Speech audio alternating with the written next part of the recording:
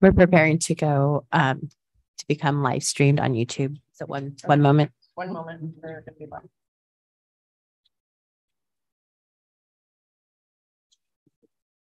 Okay, Chair Helova, we are live. So we're just coming out of executive session and we are back in public session. So our next item on the agenda is item 7, public comment. And this is the part of the agenda is open for comments on topics not scheduled elsewhere in the agenda. And I wanted to, looking over at Esther to see if we have anybody signed up for public comment. So we do not have anybody signed up for public comment. And so I was thinking our next item of the day is our morning break. And I think we'll be going to that earlier. And so we'll take our morning break, return at 10 o'clock with agenda item 8, master plan communities, middle housing rulemaking. For break.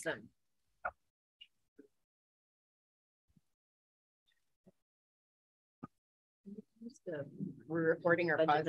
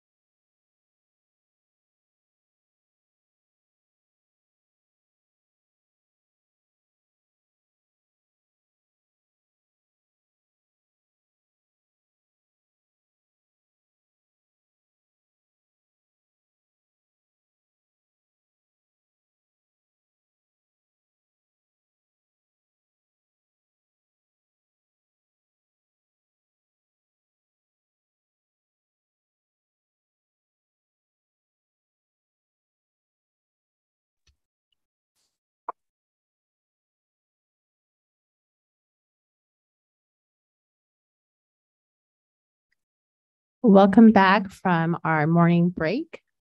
We will begin with item 8, Master Plan Communities Middle Housing Rulemaking with Ethan Stuckmeyer, Senior Housing Planner.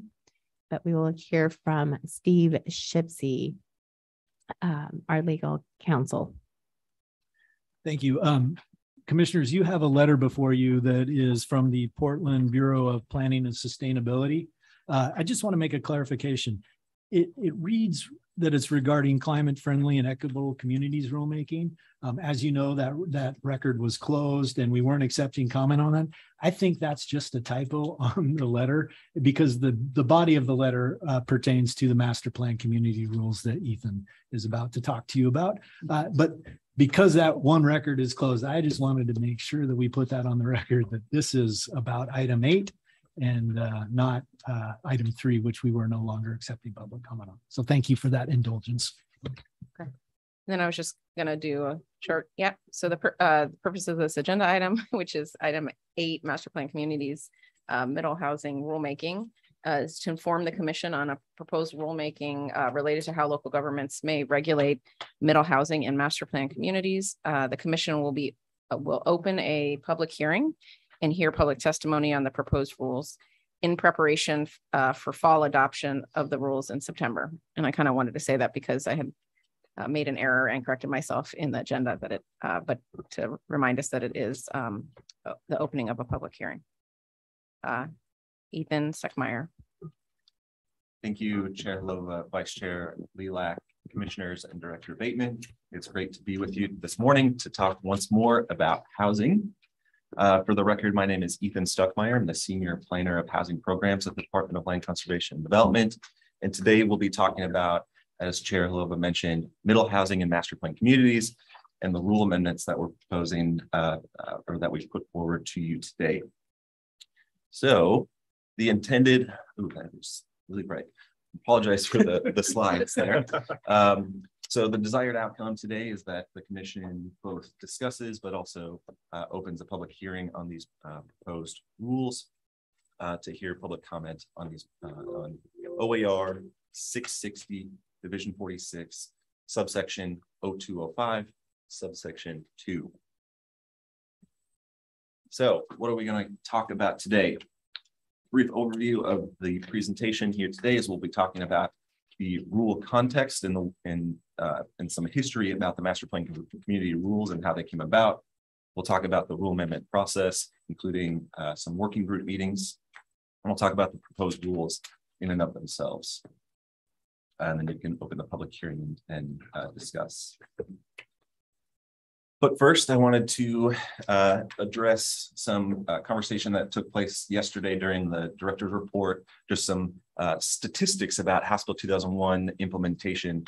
Director Bateman did a good job summarizing those, but there were some additional questions that I was not here to address, so I apologize. I'll address those right now. So in summary, as of June 30th, we have a total of 37 large cities in the state. 36 of those 37 cities have submitted a post-acknowledgement plan amendment to the department, and 35 of those 36 cities have taken action to adopt their development codes to be compliant with House Bill 2001. There's some kind of sub-statistics here. Some cities had those in place prior to the deadline. Some had those codes go into effect on the deadline, June 30th, and some cities also had those codes go into effect post the deadline with a little bit of overlap of their codes with the state's model code. There's one city of that 36, that group of 36 that had their proposed codes remanded back to their planning commission by their city council. That was Grants Pass. And then the kind of outlier there, the only city that has not yet submitted a post-acknowledgement plan amendment is the city of Fairview. Both the city of Fairview and Grants Pass are planning to adopt their local codes soon. And it's just really a matter of kind of going through the process and it's basically just kind of a timing and staff capacity issue. It's not a reluctance to adopt middle housing codes.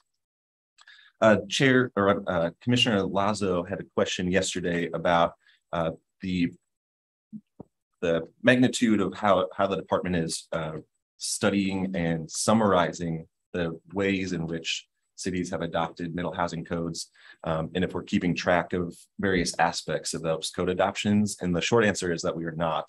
And mostly that's because the unique context within which those individual decisions are made is really hard to summarize in any kind of meaningful manner. So you might imagine the parking requirements in local governments really vary and depend on other elements of development codes, and it's really hard to summarize those on a statewide level. So we have not gone to that level of detail in summarizing those code amendments. However, we are planning to kind of track those outcomes over time through things like the permitted and produced reporting that's required by local governments through House Bill 4006. Commissioner Sandoval. Thanks. Do you know if any academics are interested in doing research on that? I imagine some would be interested in tracking that information. Yeah, we've had some interest in folks, especially at the University of Oregon in particular, who have been kind of following along with that more very closely. Professor Sarah Adam Shane is one of those in particular. But yeah, I think over time we'll see more and more interest in as we're kind of evaluating those outcomes and how that's been progressing and how many building permits and applications we're actually receiving of middle housing. So I will anticipate that will increase over time, that interest. Right. Okay, so departing from the middle housing program and the status of that, generally let's talk about some more detailed elements of that program in particular. So I'll caveat this by saying some of this will be pretty technical in terms of subsections within Division 46. So if you do have questions, feel free to raise them and I'm happy to clarify as I can. So you may have seen this slide, or the slide may look familiar, but I think it's important to kind of go back to this historical context of the master plan communities set of rules and why it's important and why we're here today revising them. So as we were going through the rulemaking process in 2020 for House Bill 2001, one of the major questions was about where middle housing will actually be developed and what happens to the economics of middle housing development, especially in new urban growth expansion areas of cities. Those areas have been previously undeveloped. They don't have existing infrastructure. And as cities are receiving applications for residential development in those master plan communities, those new expansion areas, they have this conundrum of how much infrastructure should we be planning for now that an individual lot or parcel could be developed with more than one unit on that particular lot. Do we have to plan for the infrastructure to accommodate 4 times the original amount, or do we fall somewhere in between? And so the master plan communities rules were intended to address that question head on. It's got some definitions in administrative rule about what constitutes a master plan community. Really, that boils down to undeveloped areas within a UGB greater than 20 acres in size. The process by which the rule making advisory committee and LCDC went to address that was to focus on infrastructure planning based on density, dwelling units per acre in those master plan communities. This was intended to focus on providing infrastructure at the time when it is the least expensive, at the time when it's being initially constructed, and not kind of cementing in the development potential in those master plan communities by underdeveloping infrastructure at that initial moment in time. So the current rule establishes an infrastructure planning expectation that cities outside of the Portland metro boundary and also subject to House Bill 2001 plan for 15 dwelling units per acre in those master plan communities for purposes of infrastructure capacity, and then cities inside the Portland metro, that expectation is 20 dwelling units per acre. In the adoption in December of 2020, the commission also directed staff to come back to this rule, knowing that that 15 dwelling units per acre or 20 dwelling units per acre metric may or may not be correct. And there was kind of an expectation that we would test that out with local governments as they went through the implementation and local adoption process, which we have done. One key note here to make is that this is an option available to local governments, this infrastructure planning expectation. The other option that currently exists in rules would be the city to kind of basically allow middle housing in the same manner that they would anywhere else in the local government. I would describe this current rule as possibly a carve out to that or an off ramp, I guess, to that existing set of rules where a city could treat middle housing planning in those master plan communities somewhat differently than they do the rest of the city. So what are the adjustments that are necessary to this rule? So as we've talked about with you all in the past, over the past couple of meetings, there are some, we've kind of called this an imperfect rule, right? There's some elements of this rule that make it really difficult and impractical for implementation. First is that using unit density to plan for infrastructure is a really difficult tool. It's a really blunt tool because you're treating all of those units the exact same, regardless of the size of those units, the number of bedrooms, the number of people expected to be living in those units. And also, as a result of that process, that blanket per unit infrastructure assumption really frustrates those fair and equitable housing outcomes that we're striving for in this rulemaking process. If you're treating smaller units that are typically more affordable, the same as you're treating those larger units in terms of how cities are planning for that infrastructure capacity, that disincentivizes the development of the smaller units. And the expectation is that private property owners would be maximizing the development potential of those lots. And then also, of course, that creates really difficult conversations for our local government partners. And we're hoping to remedy that through these amendments. So as a part of this process, the department has kind of established these, I guess, principles of this rule amendment process, which are to balance, of course, the House Bill 2001 intent and purpose with actual rules that administer and implement that program. Also to facilitate that mix of middle housing and housing choice in those new greenfield areas so that we aren't making policy and planning decisions that would limit the potential development of those middle housing types within those greenfield areas. So the department's convened a working group of about a dozen folks to help us or guide us and advise us in this rule amendment process. That group met 3 times, once in January, once in April, and once in June, to refine and kind of go through the policy refinement process and rule refinement process with the agency. So here's a list of those folks on this working group. I wanted to give a special thanks to these folks because the amount of information and experience that these folks brought to this conversation was incredibly valuable.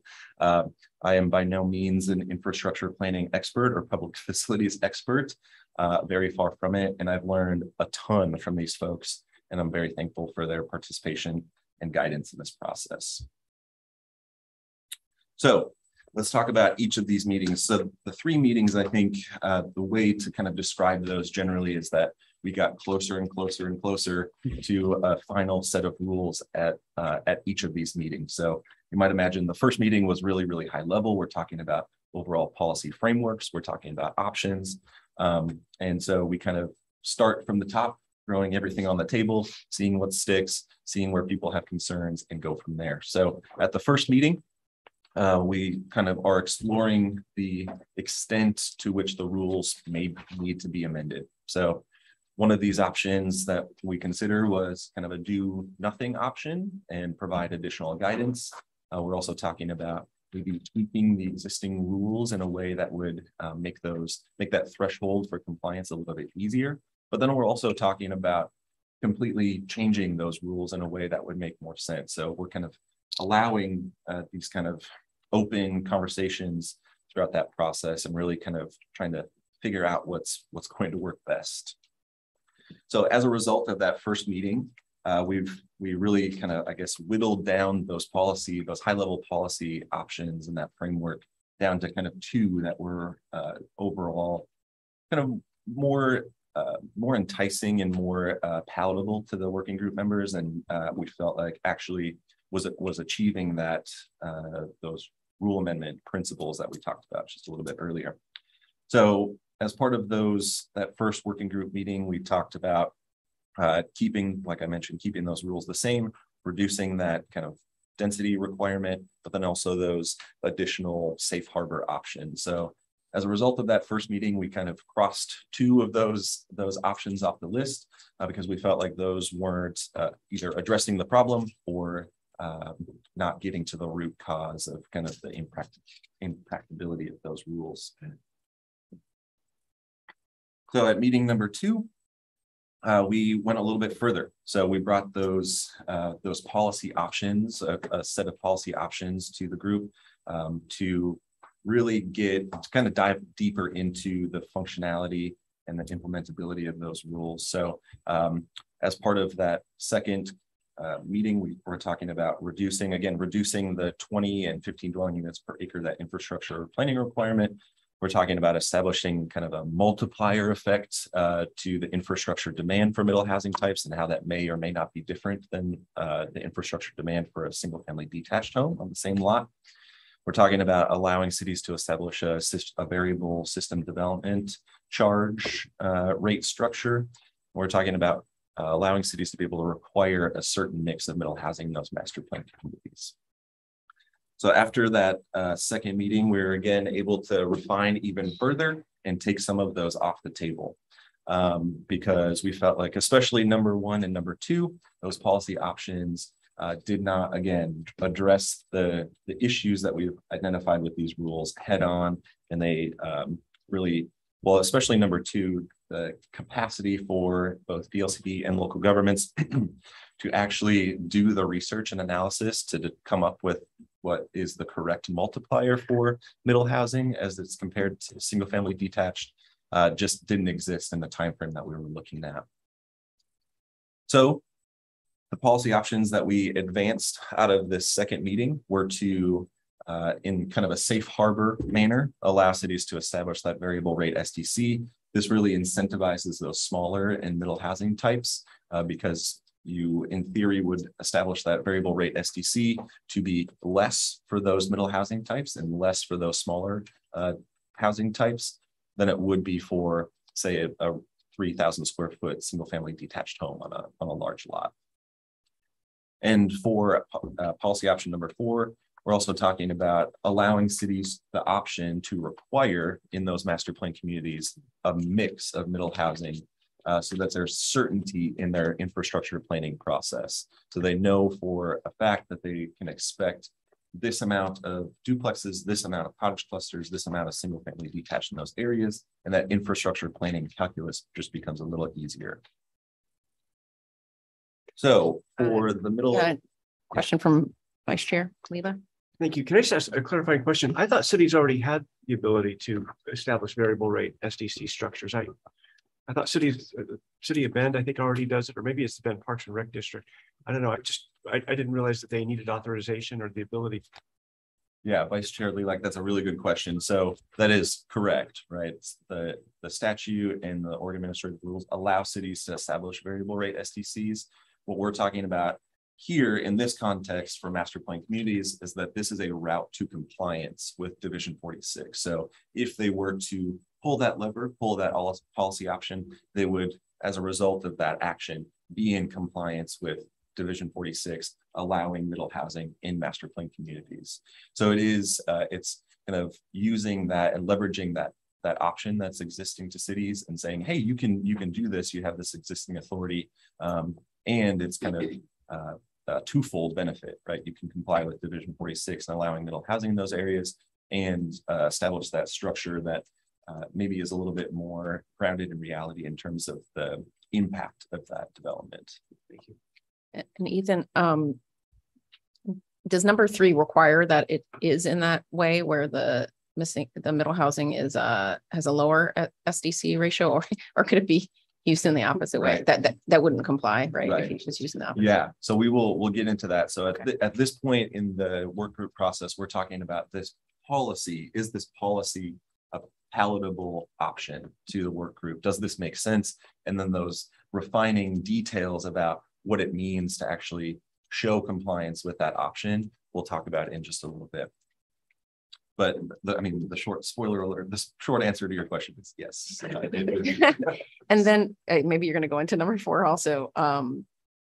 It reminds me, it's taking me back to the conversation about requiring middle housing in areas. That's right. Right. And so just, I want to clarify for my sake, that they're not required currently to say that this is one of their areas, but under this option, they would pick to say, yes, this is one of the areas we will require ourselves to put. Yeah, I think, Chair Lova, that's a good way to put it. I think when we're talking about balancing the intent of House Bill 2001, which states that cities should be allowing middle housing in areas, and then we use the term here require. We felt comfortable with using that terminology because this is an option within an option within an option. And so at the end of the day, the cities could, in theory, require those middle housing types in those master plan communities and still be meeting that intent and purpose of House Bill 2001. Right. Any other questions? Just to make sure that's really clear for any community watching, if they are watching, that we're not saying we're going to force them to require middle housing. That's right. That's right. Yeah, if I could, Chair. Because I was going to say the same thing. I think it can be confusing because I think there was a lot of discussion about allowed and required. This is very different because what you're providing is actually, I think both of these are like safe harbors where if you define the mix of middle housing in your master plan communities, that allows you then to have certainty around the infrastructure planning. So right. it's pretty far removed from that original statement about where you allow it in your city. It's a much different process. That's right. That's accurate. All right. So this diagram may look familiar to other presentations I've given on this topic. This is, I would say, kind of the interim process flow that we were thinking about as we were kind of coming out of meeting number 2 with the working group. So initially, cities have the option, they come to this fork in the road, right? How are we going to regulate middle housing in master plan communities? We can either regulate it the way the rest of Division 46 dictates in saying we're using minimum lot size, we're using setbacks, building heights, or in master plan communities that are defined, that meet the criteria as defined in Division 46, they could apply different standards to those middle housing types in those master plan communities for all of the reasons we've talked about, right? The economics are just different. And so to be responsive to that, they do have these options available to them. If they take that kind of ladder path and the path here on the left, there are, after kind of meeting number 2, we were thinking about 2 pathways, right? We would maintain that minimum density of 15 and 20 dwelling units per acre because some cities have gone through the development process of their codes to comply with that. We didn't want to just eliminate that and have all of these kind of non-conforming codes, so to speak. And so we left that intact, but then also having a conversation with the working group, considering one of these 2 options, either the variable rate SDC option or the required mix of middle housing. And that's kind of where we were in after meeting number 2. That's kind of either the minimum planned density or one of those 2 options and not all 3 of them. That changed as we were working with the working group in kind of meeting number 3 into thinking of these variable rate SDC and the requiring mix of middle housing as additional safe harbors that cities could use and kind of play around with to be responsive to their own city context. And cities could potentially use one of those different safe harbors in other places of their community. So they could be using variable rate SDCs in one, or requiring a mix of middle housing in another, or a combination of both of those options. And so a quick question to clarify. So you're saying like within a city, you might have a zoned area where you would decide in this area, we want to do the minimum planned density in this area, and in this area, we want to do the variable, that they don't have to decide for the whole entire city. That's right. Okay. Yeah. So a really good example came from the planning staff at the city of Wilsonville about a local improvement district that they have for one of their master plan community areas, and that the calculation of how they do those system development charges is just different in that area because they have these unique circumstances that require specialized infrastructure in those areas. And so they didn't want to be, they didn't want to go the route of requiring a mix of middle housing in the entire city and then lose that opportunity at applying that local improvement district. Commissioner Lazo. Thank you, Chair Halava. Ethan, I wanted to, this is going to be a kind of a technical point, but in the, and maybe you said that this is going to change as you all went into the next group. Okay. That's right. But well, let me ask my question. Tell me if it changes. Sure. In the arm where it goes down to the minimum plan density, by leaving that option open, does it actually still solve the infrastructure and SDC formula issue with regard to middle housing? Because wasn't that the original problem? Right. Okay, so is that going to go away? No, so we've left that intact in the proposed draft because there are some cities, City of Bend as an example, that has taken action to adopt their middle housing codes under the existing rules as they are drafted today.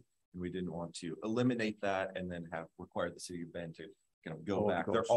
We think in the adoption, there are ways to make that work. Okay. It just requires a little bit of additional care and attention at the local government level. So I think folks like the City of Bend, cities like the City of Bend can make that initial option work. It is just a little bit more effort, I would say. And I had a question, mainly because I haven't done greenfield development. And so we were talking about this before. In these cities that have been talking about this as a topic, are they requiring the developers to pay and build that infrastructure, or are they building it themselves? Well, that was one of the key critiques, I would say, in part of this process, is because who's on the hook for that, right? The city is planning for this increased level of density in these master plan communities.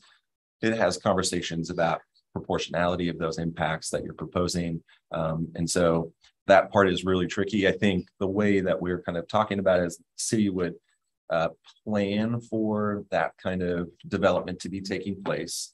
Once they get a proposal submitted, they would review kind of the difference between what they've been planning and what the actual proposal is. And the city would be kind of expected to still provide the infrastructure to accommodate that higher level of density, but the developer would be on the hook for their proportion of that development.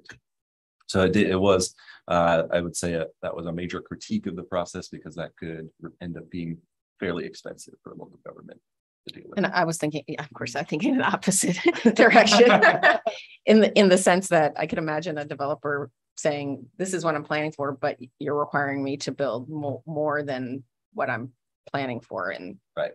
Well, and that argument being, I think too, it would incentivize that property owner to build to that density, because the cost per infrastructure is there. Okay. Right. Okay.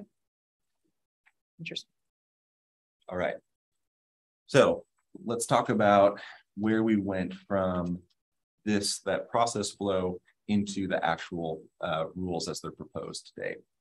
So at meeting number 3, we talked about those options and separating those kind of 2 safe harbors out into a range of kind of a 3-pronged set of safe harbors. You could either require or plan for that 2015 dwelling units per acre. You could also apply a variable rate SDC. You could also choose to require a minimum mix of middle housing. And you had all 3 of those options available to you.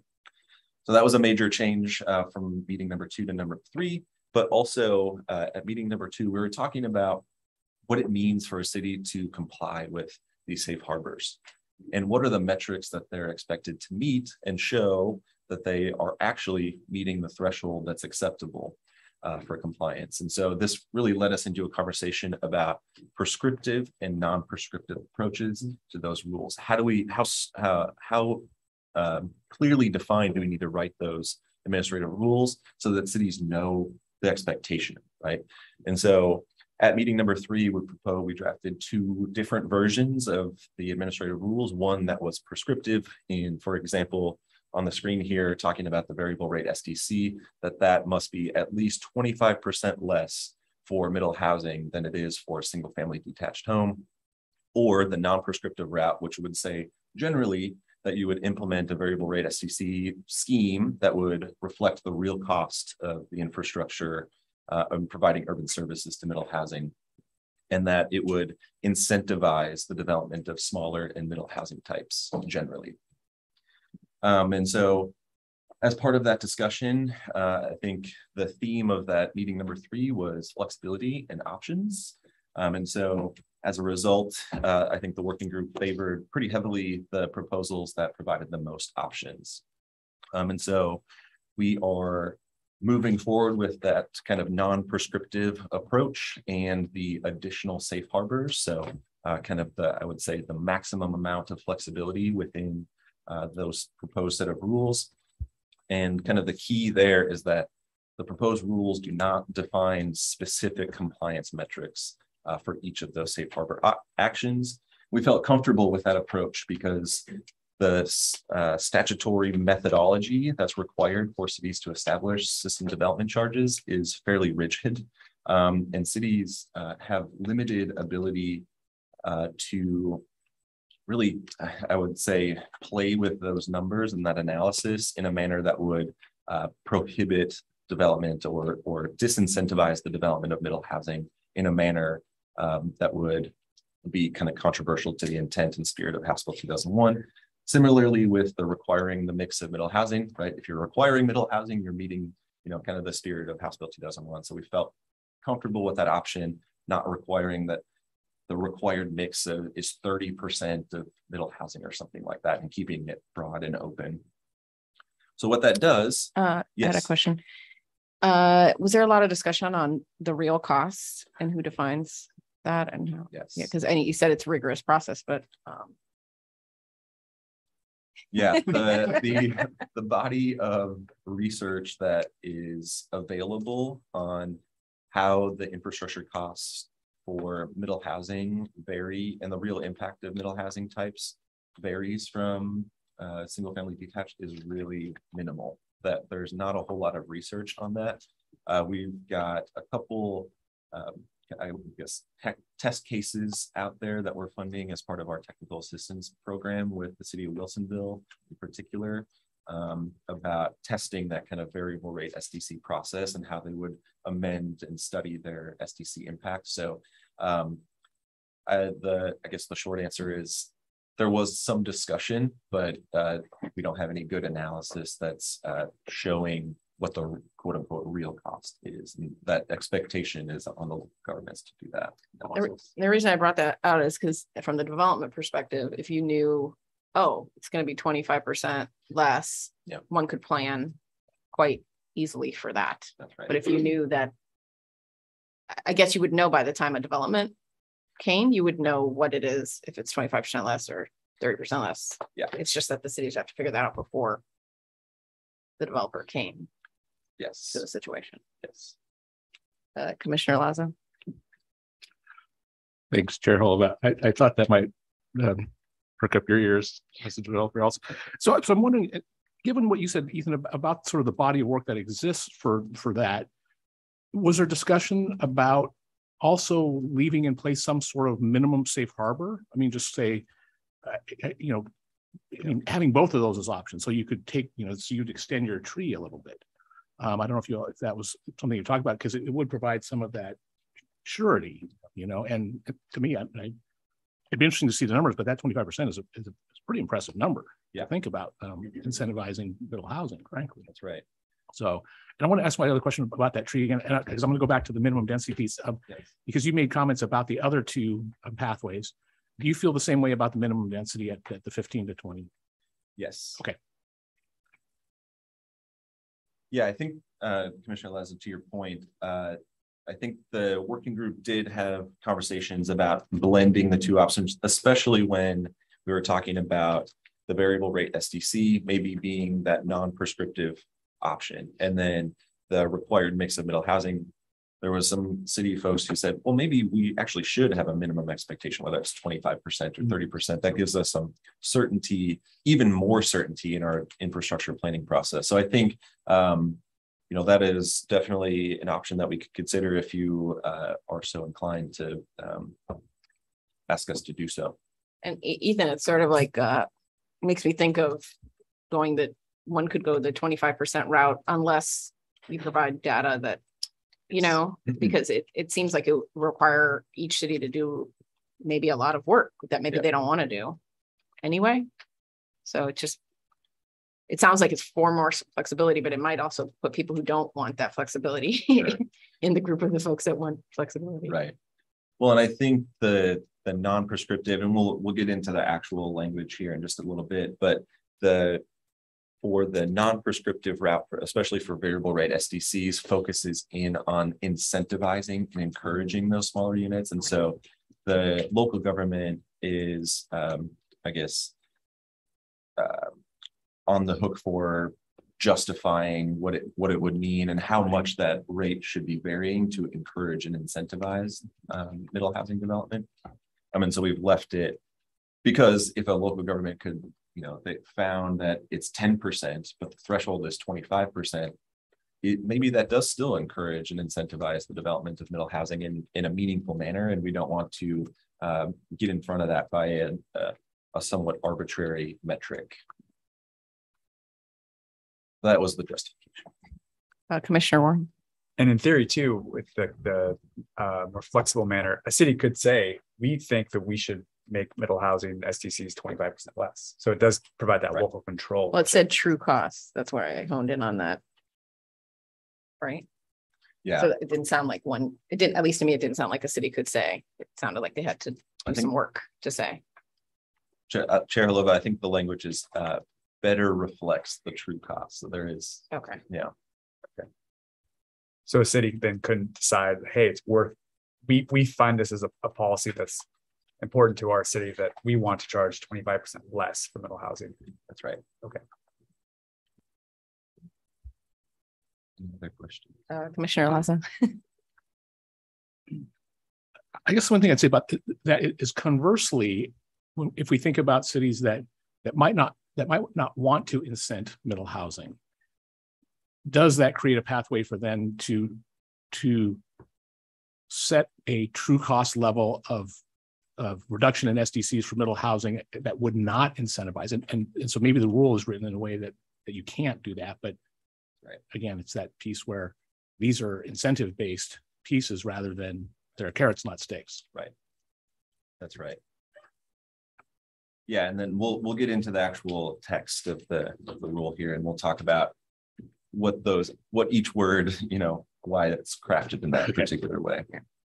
So I did want to put this up, and it's been up here talking about those kind of safe harbor options. So basically the major change here between the last diagram that you saw was that we've broken out those kind of variable rate SCC options and the required mix as both options. You could do either or, and you're not kind of having to choose only one of those, or the option isn't only limited to one. So any other questions about kind of the higher level policy implications of those conversations? Okay, so I'm going to move into the actual proposed rules here, and I wasn't quite sure how to best do this, so I'm going to ask you if you wanted something in your hand to look at attachment A in agenda item 8. This is the proposed, with all of the track changes, the proposed rules for your own reference. So I've got a set of 4 individual pieces that I'm calling out here. The proposed rule amendments amount to about 3 or 4 paragraphs of rules. So they're not super long, but we'll talk through some of those individual pieces here. So first, kind of right at the beginning, basically there was a change to the preamble, I guess, of this section to talk about how cities can choose one or more of the following actions, which is basically establishing that safe harbor approach and that you can use any or all of these options. So moving into, and I think that one is fairly straightforward, moving into the variable rate SDC portion of this. Remember, we're going with the the proposed rules include the non-prescriptive approach.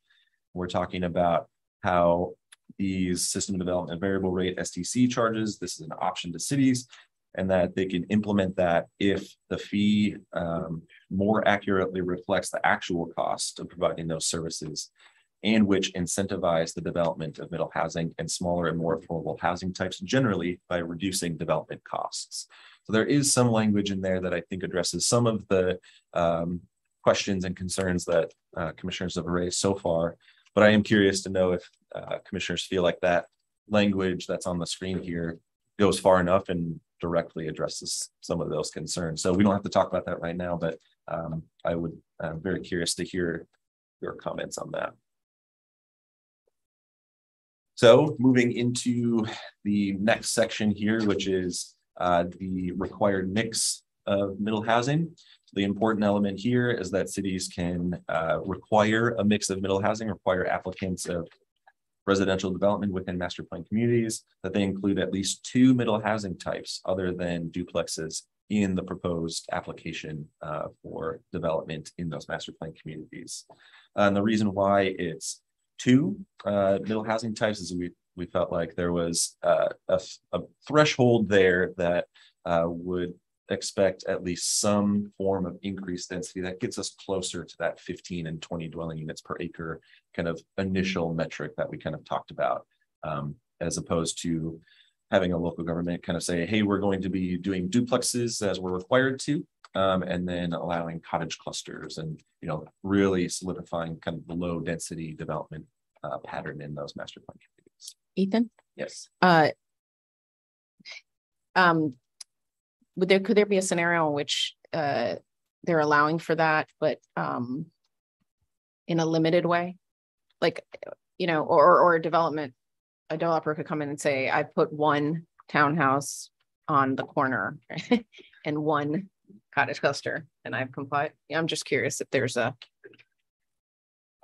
Yes, I guess in theory that is possible. I think the way that local governments would implement this kind of administrative rule would be either establishing their own minimum threshold, whether that's 20%, or saying, hey, we have these townhouse standards, and we're expecting the property owner, the applicant, to show that these are on this many lots, or we're expecting this minimum density amount in those master plan communities. So I think there is a possibility there, certainly.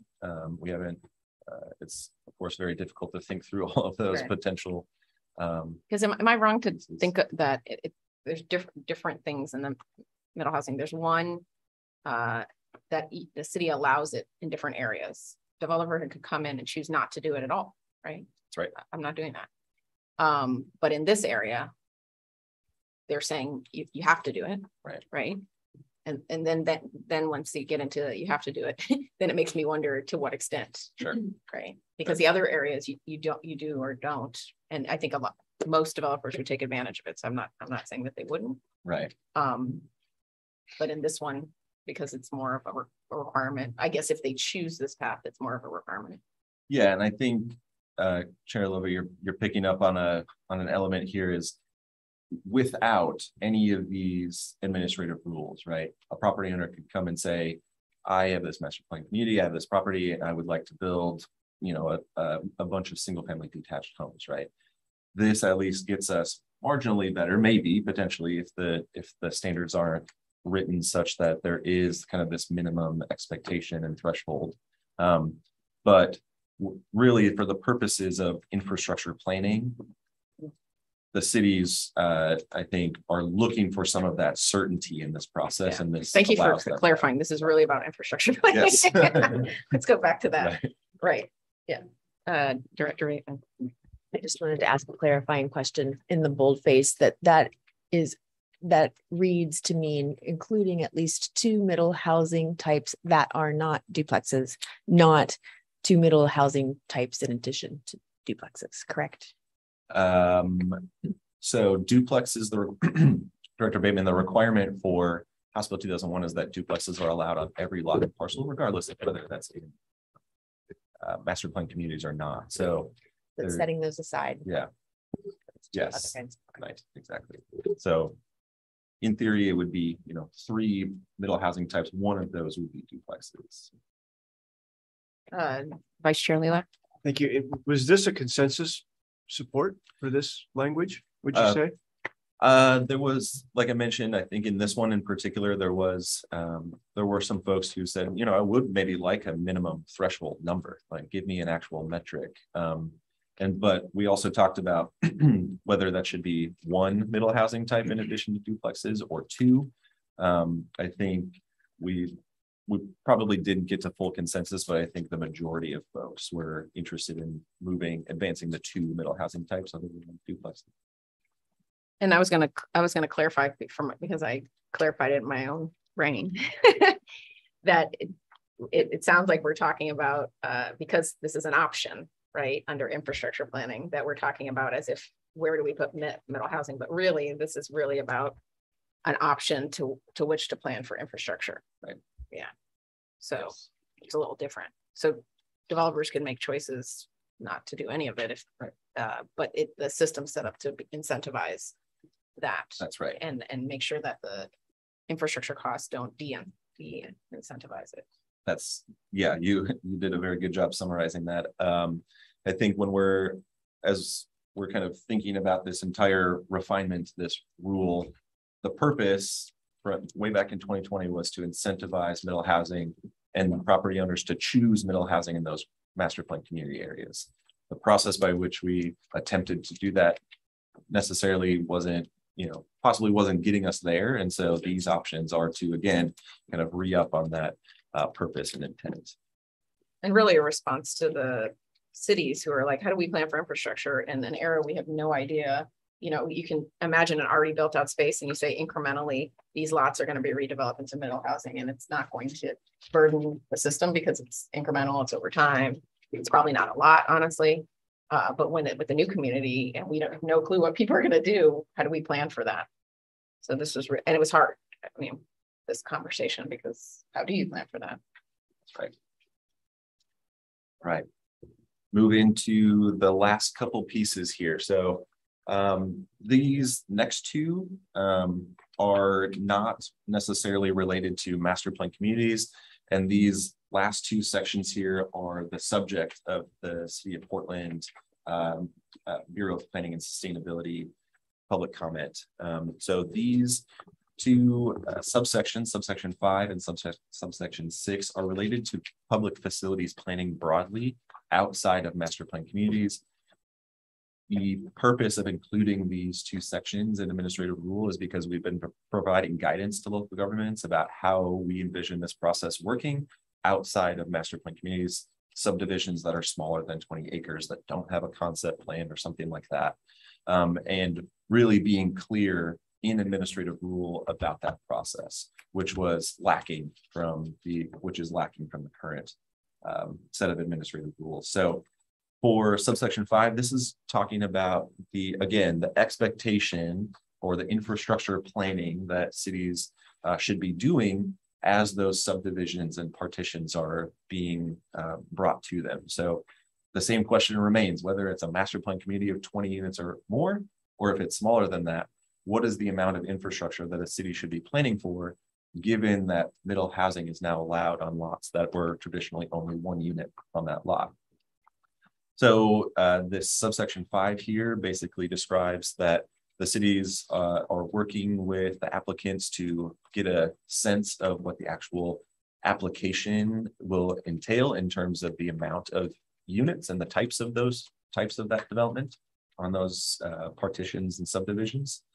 And that there's an additional piece here that should an applicant then later come to the city and say, hey, I would like to build something different than what we talked about initially, and that is going to be now exceeding what the city has planned for in terms of public facilities, that the city may withhold the building permit issuance for that proposal until that deficiency of infrastructure or that margin of or that delta between what has been kind of already planned for and what is being proposed is remedied. So basically this is a process that currently exists in the city planning or the land use sphere. And so we're kind of just formalizing that process, especially as it relates to middle housing in Division 46. So basically this is allowing cities to say, hey, wait a minute, we're changing what we planned for, and we need to have some assurance that that is going to be remedied before we move forward with the building permits. Ethan, is this meant to be like for pre-approve projects prior to the passing of this, or is this the idea for the future? Because I don't know if I should be concerned. I don't know. It feels a little concerning to me. Yeah. That you think you have the ability to do a project and then they'll now say, no, you can't do it. Yeah, Chair Lova, I think it's good to speak in examples in this kind of instance. So imagine a scenario where somebody comes to the city and subdivides a lot, multiple acres. They're subdividing into smaller individual lots, getting it ready for future development. That conversation between the developer and the city includes things like, we are expecting to build this many units and we're allowed to build duplexes or triplexes on all of these lots that we're creating, right? And so the city's planning for that expected development potential. Then at a later time, if that property owner would come and say, hey, actually, I'm going to build all quadplexes on this development, there's that gap there between what was initially planned for and what the development proposal is actually going to be demanding. And so the city, basically what this says is the city could withhold those building permits for those quadplexes until that infrastructure deficiency is remedied that's proportionate to that new development proposal. So it's a somewhat existing process, but I think there was just some confusion and lack of clarity on how cities go about that process, especially under the new middle housing paradigm. Commissioner Sandoval? Yeah, I had a question about, I'm trying to understand how communities that were destroyed by wildfires, because some of those are pretty large areas. So when they're redeveloping, how does this kind of play out in that regard? Is it, yeah. Commissioner Sandoval, that's a good question. So the subdivision process is one that is for, I would say, newer land, previously undeveloped or underdeveloped lots, right? And so there's and land use actions that's taking place to get that property ready for future development. And so there could be scenarios where there are lots within cities that have been impacted by wildfire that are redeveloping now, and the property owner is subdividing those lands to build new units on that property. And this process would be would be woven into that land use process in total. So it could be, it's an interesting question that I guess I would need to sit down and formulate a full response to, but this would be part of that process, that redevelopment process in total. All right. So one last item here, which is, I think, the majority of the concerns that have been addressed by the city of Portland. This is a portion of administrative rule that we intended to address a particular question from, I guess, mostly out of Washington County, about their concern that the rules were drafted in Division 46 in a way that led them to be concerned that they weren't going to be able to require things like connectivity standards, sidewalk improvements, frontage improvements, right-of-way dedications for middle housing developments in larger subdivisions. And so basically the intent of this kind of subsection 6 is to say cities can require applications for middle housing to provide those right-of-way dedications, provide those sidewalk improvements, provide those connectivity standards, or require those connectivity standards, but that those requirements and those kind of dedications can't be greater than what they apply to or require of middle house or single-family detached homes on the same lot or parcel. I think the conversation that I've had with the folks at the city of Portland in this particular on this particular topic mostly revolve around concerns that this has proportionality impacts, especially Nolan Dolan impacts on, say, a larger development of middle housing, and in a world where you could require potentially like right-of-way dedications for that large scale, multiple acre development for middle housing. That makes a lot of sense. And, you know, the way that this rule is written, you wouldn't, under these current rules, wouldn't be able to do that because you can't require those kind of right-of-way dedications and sidewalk improvements for a single family detached home on that same lot. And so I think there are some wordsmithing strategies that we can employ here to try to make that make sense and work a little bit better. So we're definitely planning to work with Tom and Morgan at the city of Portland and try to make that work. And so this is an element that will definitely be changing before you are taking action to adopt these in September. So I just wanted to kind of highlight this one in particular. This will definitely be different by the time you take another look at this. All right. So one final slide here before we go into the public hearing. So next steps obviously is to open that public hearing. Like I mentioned, we'll make some of those changes to the proposed rules that we've talked about today, in particular that kind of subsection 6 and anything else that we talk about after the public hearing, after that public comment period. And then of course, we're getting ready for adoption of these proposed rules in September of 2022. You'll see a revised version of these proposed rules in your packet ready just a couple weeks before that meeting. So with that, I guess I will hand it back to Chair Lobo. Thank you, Ethan. Did any of the other commissioners have any additional questions? Because I was intimately involved in this, it's really great to see how we could pass those rules and then further refine them at this point. So I'm excited about it. All the work that's been done and the input from the various stakeholders that have gone into this effort. And I think also because it's very specific, it probably took getting people who knew about the specifics about this in the room to give that input. So I'm excited. Commissioner Lazo.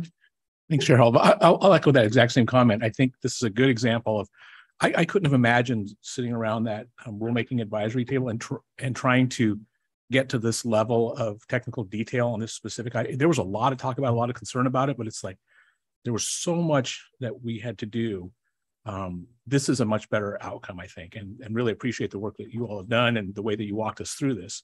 I think there are some questions about, because we don't know what will happen. The other thing is, we tend to write rules to incentivize good actors, but we also need to watch out for how a bad actor might use that rule. And I'm thinking particularly overall in the middle housing rules, the pathway to stop middle housing around the infrastructure deficiencies piece, right? So, is there a way to create an infrastructure deficiency through this planning process? Again, I know there are folks out there that want to give them ideas about how this works, but the piece where it's if you tell us one thing and then tell us another thing.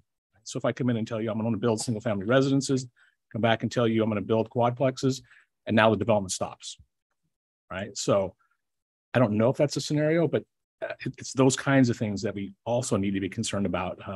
But the hope is what we are trying to do, the intent you had was to incentivize middle housing, have the proper infrastructure in place for these master plan communities, these big green fields. And the hope is it doesn't open up other opportunities to create barriers. But yeah, thanks for your work on it. And I wanted to add on that. Yeah, the hope is that they're written in a way that this is about the planning of the infrastructure, not the infrastructure to fuel NIMBYism to stop the development. That it's really about just the planning of infrastructure. Because that could completely happen on the development side. One could completely decide this is what I plan to do, and then the market changes and everything turns upside down. And then you're like, it only works if it's now this. And if we don't want anything like neighbors are opposed to middle housing, and then they use this as a way to stop it. Especially because we need these large developments to happen. Any other feedback, comments? I think we're good. All right. we have anybody? Uh, signed up for- There's, I was gonna say, anybody signed up for public testimony? We do not. We do not. Yeah, do I need to officially open the public hearing? I said it at the beginning of the session. Okay, so I'm good there. Thank you for your presentation and good work. Chair, I'm wondering if I could go back real quick to one piece here, and I apologize.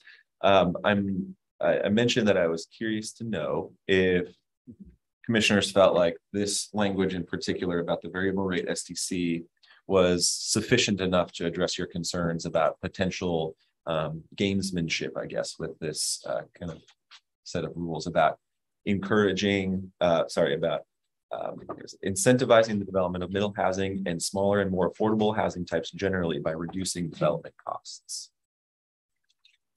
For me, I feel like it's getting there. I think I have to sit on it longer. Okay. Personally, but it's better than the abbreviated version of it. Sure. So, Commissioner Lazo. Yeah, I brought that up also.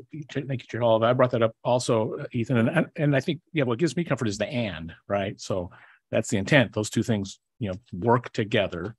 And so if I don't know how it would get interpreted or tried over time, but that's what I would look for. Is the intent is those two things need to work together. Okay.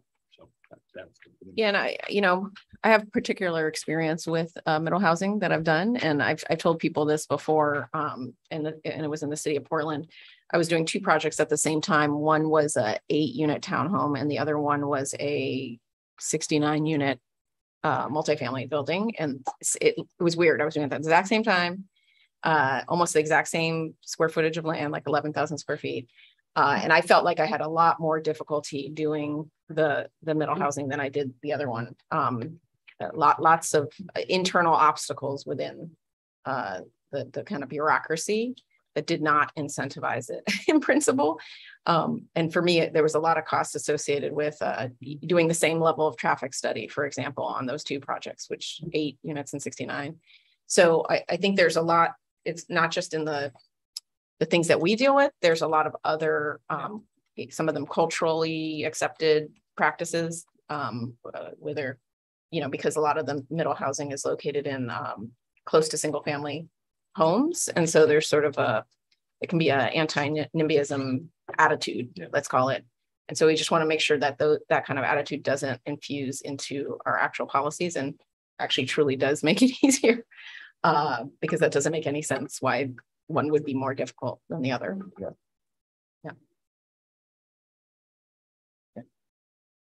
All right.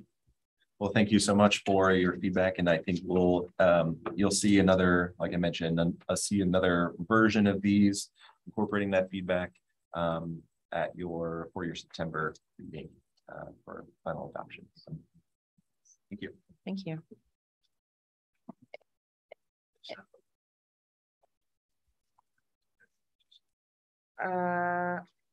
Well, great. Yes. Next agenda item, is that what you're looking at? Yeah. If I could just Yes. add, we have an extended break for lunch as our guests who will be joining us for the wildfire presentation are not available until 1. So apologize for the. Oh, Could we move it up? I think so, actually. okay. So we're currently discussing whether it makes sense to move up agenda item 11, which is the appeal of North Plains Economic Opportunity Analysis, to now instead of the end of the day. Yes. So we're going to take a 5-minute break to think about that, and then we'll come back after 5 minutes and decide. Thank you. I think they're both available, but I think they're both on vacation.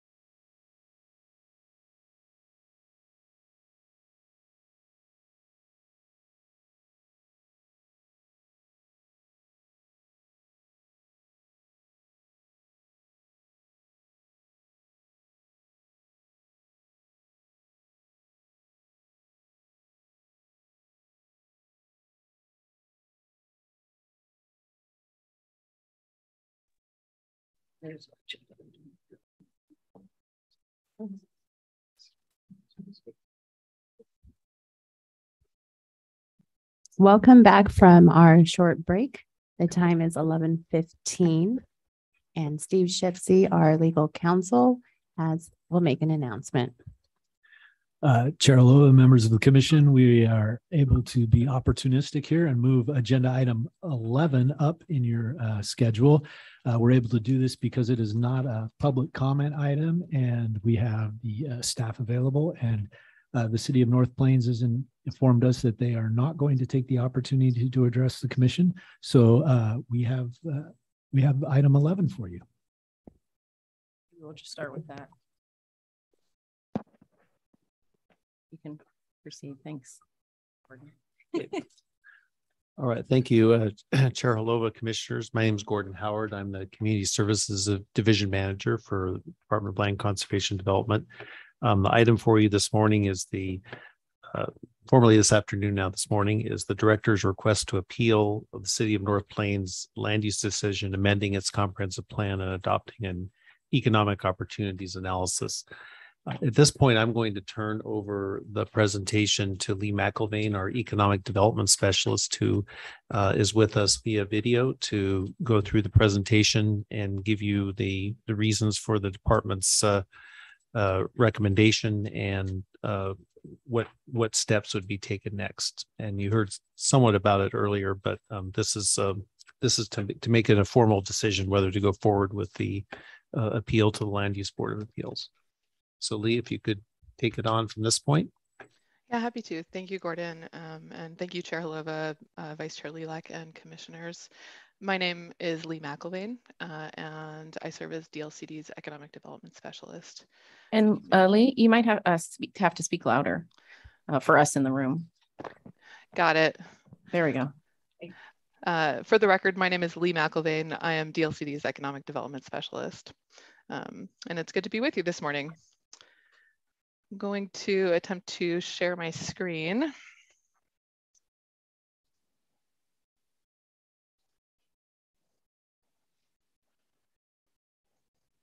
Let's see here.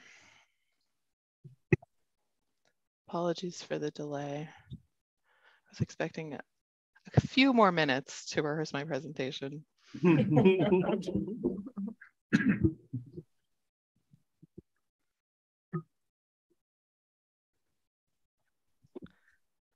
Let's see here. And if someone could please confirm that you have the slideshow available for viewing? Yes, we can see it. Outstanding. Are you able to see my notes? Yes. Oh, that's disappointing. Let me try that one more time. There you go. It's fine. We can no longer see your notes. Okay, good to hear. Well, as I mentioned, my name is Lee McIlvaine, and I am here today to share a short presentation with you. Yeah, we can see your notes. Sorry. Still? We can see your notes. Yes. If you on the bottom. Lee, if you don't mind just running the show from beginning, I think that should help. I think it's sharing the wrong screen of my presentation. Lee, this is Esther. I'm happy to share the presentation. Just give me just a moment. Thank you, Esther. I appreciate that. And members of the commission, I apologize for the inconvenience. I was going to say, how dare you have notes? Normally I print them up in advance, but unfortunately it takes my printer about 10 minutes to warm up, and I did not have that time before meeting with you this morning. You're doing just fine. Thank you. Great.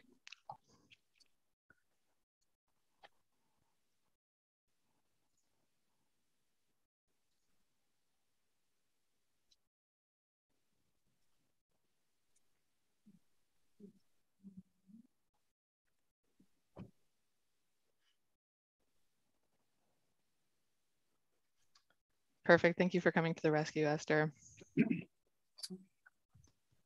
Okay, Lee, if you'll let me know when to click, I'm happy to assist.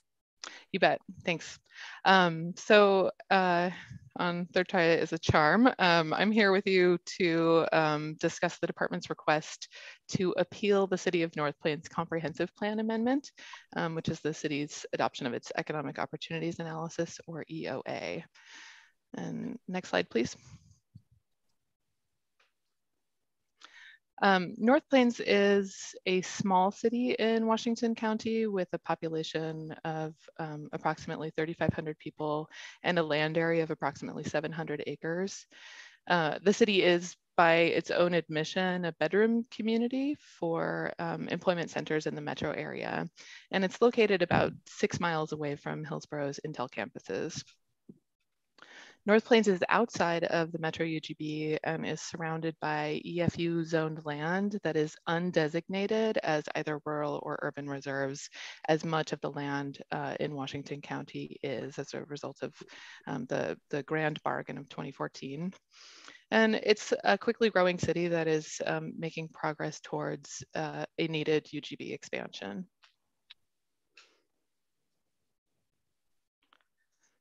North Plains engaged Johnson Economics, oh thanks Esther, I appreciate that, to conduct an economic opportunities analysis, which was adopted by City Council on June 6th.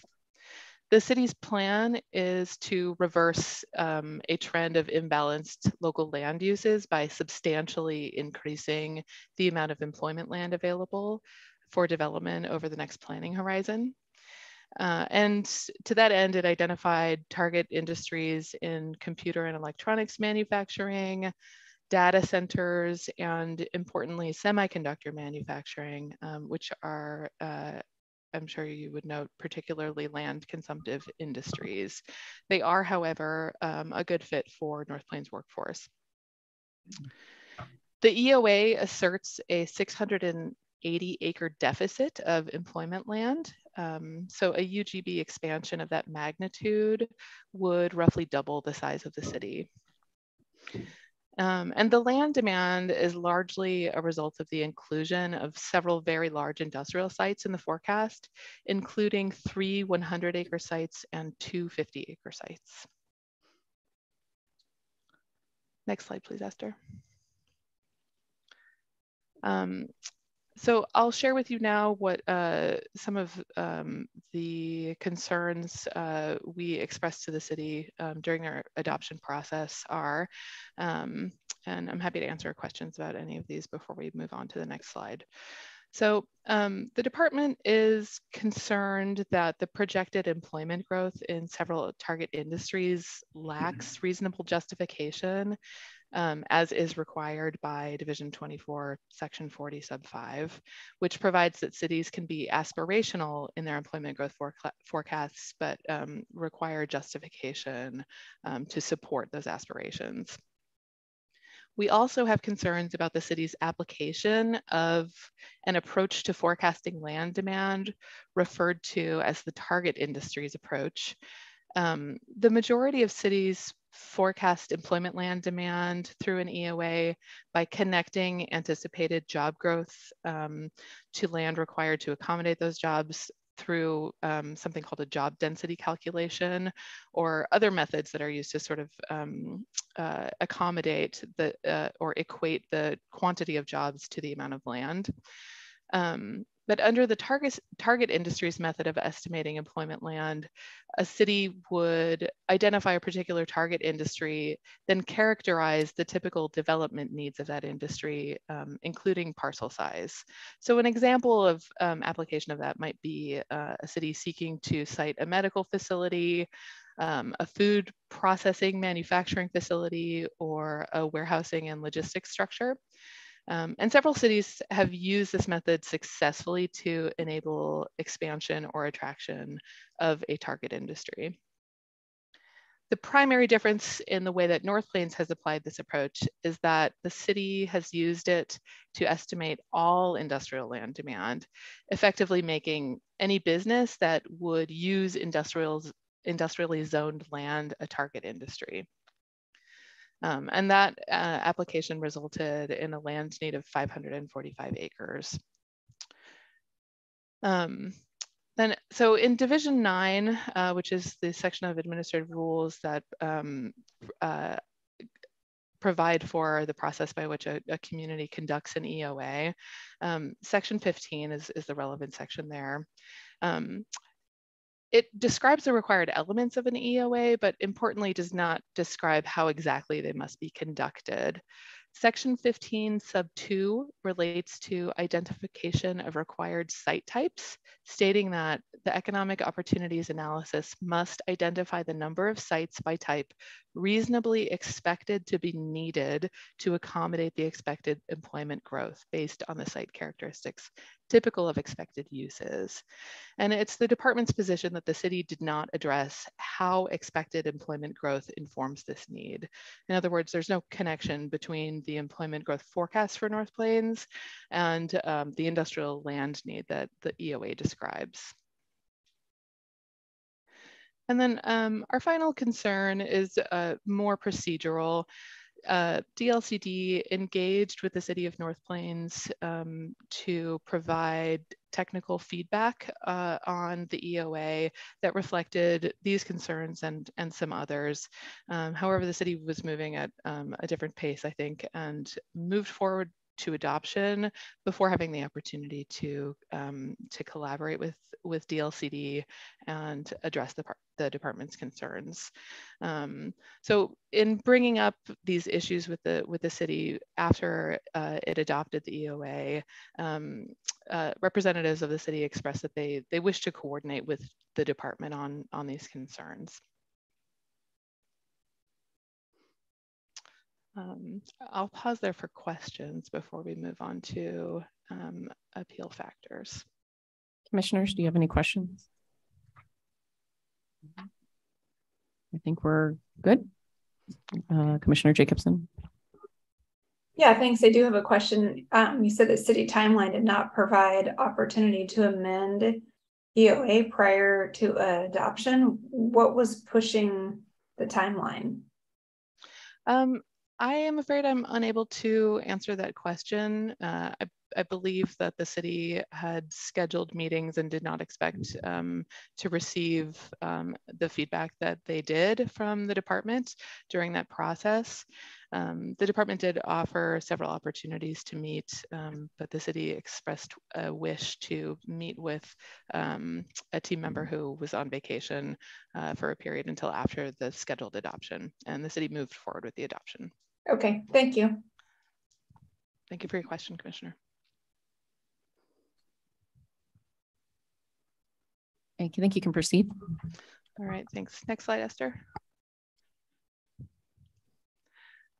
So this slide addresses the appeal factors that are identified in the staff report. We believe the relevant factors are that the case requires interpretation of 2 administrative rules in Division 24, Section 40 sub 5, which addresses employment growth projections, and in Division 9, Section 15 sub 2, which addresses connecting expected employment growth to land need.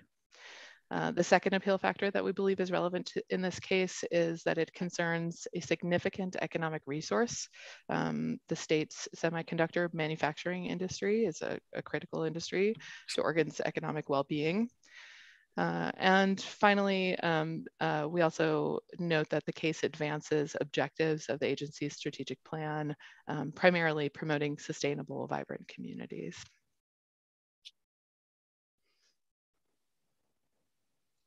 Next slide, please, Esther. I believe you have already had a briefing with AAG Steve Shipsey regarding the legal status of the department's notice of intent to appeal. But just to recap, the department provided notice of intent to appeal to the city on July 5th. In response to this, the city and department jointly filed a motion to suspend the appeal on July 12th, which allows more time for the city and department to work together to address concerns. And the commission's approval of the appeal this morning would preserve the department's legal position while the city and department work together to improve the EOA. And that concludes my presentation. Thank you. Deputy Director Green. Thank you, Chair, Vice Chair Lilac, and members of the Commission. Gordon, this is Kirsten Green, Deputy Director Lee. Nice to see you. Thanks for the overview. We had understood that the city was not planning to appear today. We had understood that Bill Reed, their finance director, and Andy Varner, their city manager, were both on vacation. Tried to call the city a break, and I sent them an email, but Andy did respond. Their city manager has responded and said, thank you, Kirsten. Sounds like it's already happened. I'm in a board meeting momentarily. We'd also plan to submit a letter from the city into the record today. So I'm just conferring with Steve about that. I think, yeah, so just please stay tuned a little bit. If you have any questions for Lee, they're welcome on kind of the process or the substance or anything while we check that on the background. Thank you. Commissioners, do you have any questions? Vice Chair Leland. Well, thank you. I was just going to say, I mean, maybe one option is to continue the hearing until this afternoon, something of that nature. I don't want to get into the procedures, but I was just going to suggest perhaps after that. I know it was either Kirsten or was it our deputy director or director mentioned that this is a bigger issue that may deserve some discussion. So I'm interested in the department's perspectives on that, but I don't know if it falls neatly within this agenda item or that's a subsequent discussion. Thank you for your question. DLCD is currently in the process of reviewing and providing feedback to the city of Hillsborough on an economic opportunities analysis that is also addressing a shortage of industrial land in the metro region for the purposes of expansion of the semiconductor industry. And I should note also that Deputy Director Green is an ex officio member of the Semiconductor Task Force, which is a work group convened by Governor Brown to address potential expansion opportunities for semiconductor manufacturing, primarily in the metro area, although there are some participants from around the state. It is very much an ongoing process where DLCD is providing feedback into the work of this group, but also working hard to make sure that the EOAs that we are receiving for review are technically sufficient in order to withstand any legal challenge to continue to support expansion of the semiconductor industry in the state. It's a very important economic goal, and we see ourselves as allies to this process, making sure that technical findings are strong enough to be able to contribute through the land use process towards this expansion. I imagine that Deputy Director Green probably has some thoughts to share on this as well. We just sort of, thank you, Lee. Chair Halova, if I could, go ahead, please. Yeah, Chair Halova. No, I was gonna say that for you. To be closer to the microphone, thank you. Yeah, sort of just the greater landscape. It's related to interagency coordination with respect to this appeal. But the emerging recommendations of the Semiconductor Task Force are, I mentioned it earlier, but 2 sites of approximately 500 acres to accommodate large-scale semiconductor R&D and or production fabrication operations. 4 development ready sites of 50 to 100 acres of suitable for independent device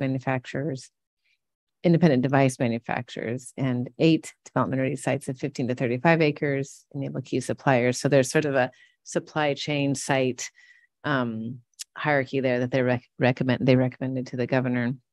Governor, as Lee has correctly said, the governor's considering these recommendations.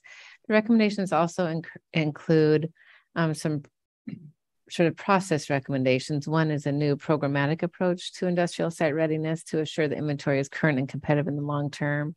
Certainly no objections there. A site readiness toolkit funding, implementation for sites deemed strategic to semiconductor expansion, and public developer acquisition and assembly program focused on significance for major expansions and investments. One that we're a little concerned about is policy recommendations necessary for expedited permitting, entitlements, and land use approach. And then the final recommendation is outreach and with jurisdictions and key stakeholders. So that's what we've been trying to advocate for too, is this sort of robust conversation. You know, we believe the land use system works, and we'd like to use the system rather than seeing any kind of legislative workaround for this this industry. So that's why we're very interested in supporting North Plains expansion, Hillsborough's needs as well through the land use process, and would hope to avoid any special kind of legislative direction on this regard. So currently working with the governor's office on that. And again, one of the reasons why we really want to help North Plains findings be as robust as they can to withstand appeal and make sure there is some land supply to support this truly growing industry that provides, you know, great jobs for our state. We've also concerned just generally, of course, about, you know, complete communities. This does, you know, Lee's mentioned it, but this is a residential community. So providing more jobs locally there should reduce trips overall. I think everyone's familiar with the constraints on Highway 26 in terms of congestion, but, you know, just thinking of kind of that sub-regional jobs and housing balance in that area is on our mind as well. So as former Director Rue and then Director Bateman has kind of guided us, we want to make sure that the solutions to the semiconductor needs are discussed locally rather than the state legislature. And then also that it be, you know, that we're mindful of complete communities and greenhouse gas reduction overall. So those have been our guiding principles in participating at that level. So that, you know, we might, if we could reopen this afternoon, I would like to make it possible for City Manager Varner to address the commission this afternoon. Could we reopen this afternoon? Can I continue? Good. Yeah. I know it is a change. We sort of weren't expecting that they were going to appear.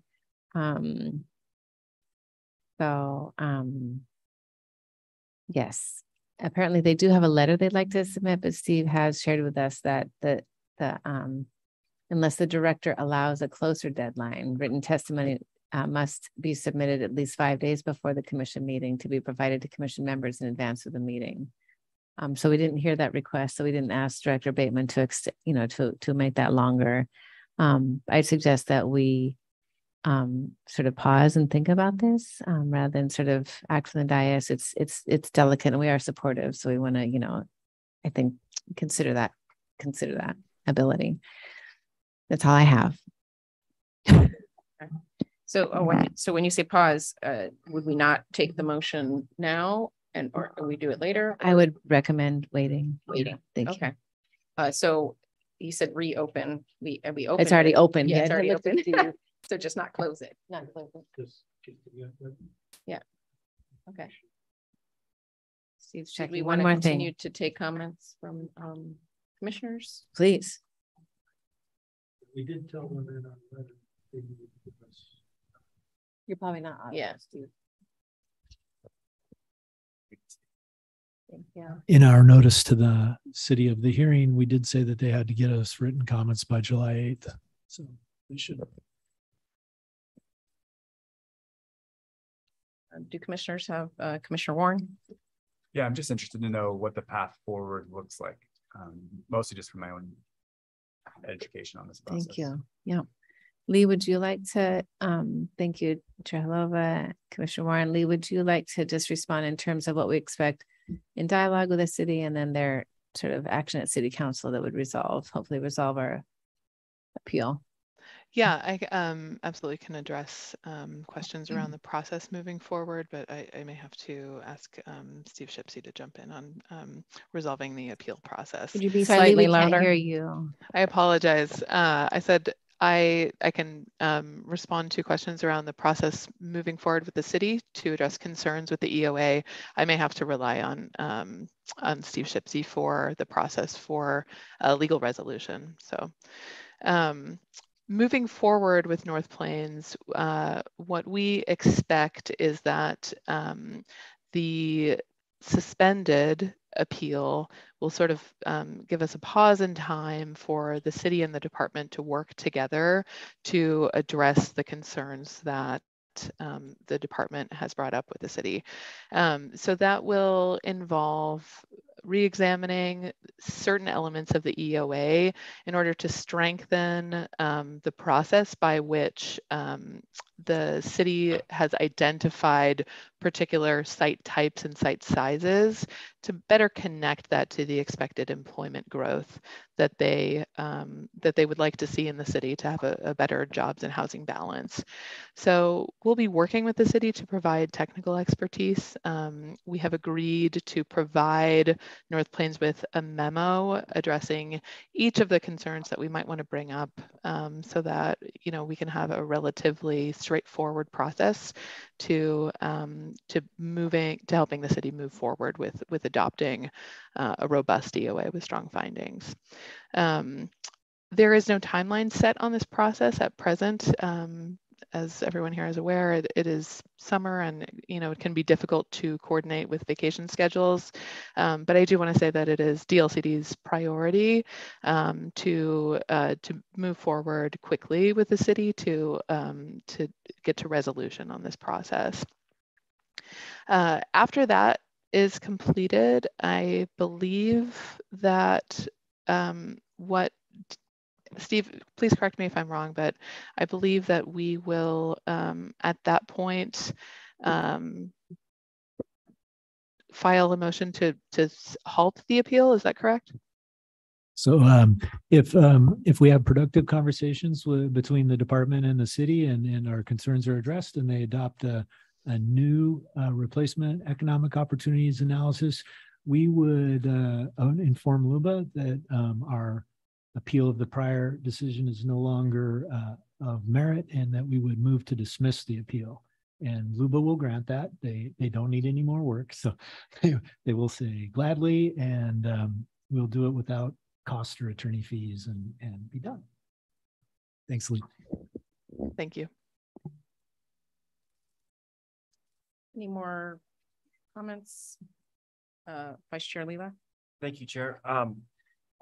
I just want to say I have just read the EOA pretty quickly, and I just Johnson Economics, they do just great work, and I really appreciate the graphics, and it really illustrates what Deputy Director Green was talking about, the jobs housing balance, particularly on page 21. The graphic, if you haven't seen it, it's really informative of people that travel to North Plains to work, and then how many people actually work and live in North Plains, which is very, very few, and then how many actually leave. So really great work. And I just appreciate the department and the city working together to hopefully resolve the appeal.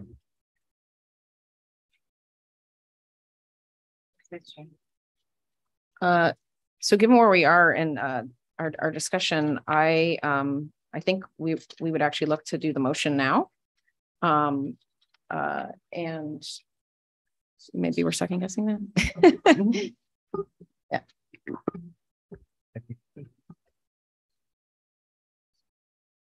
Oh, I'm sorry.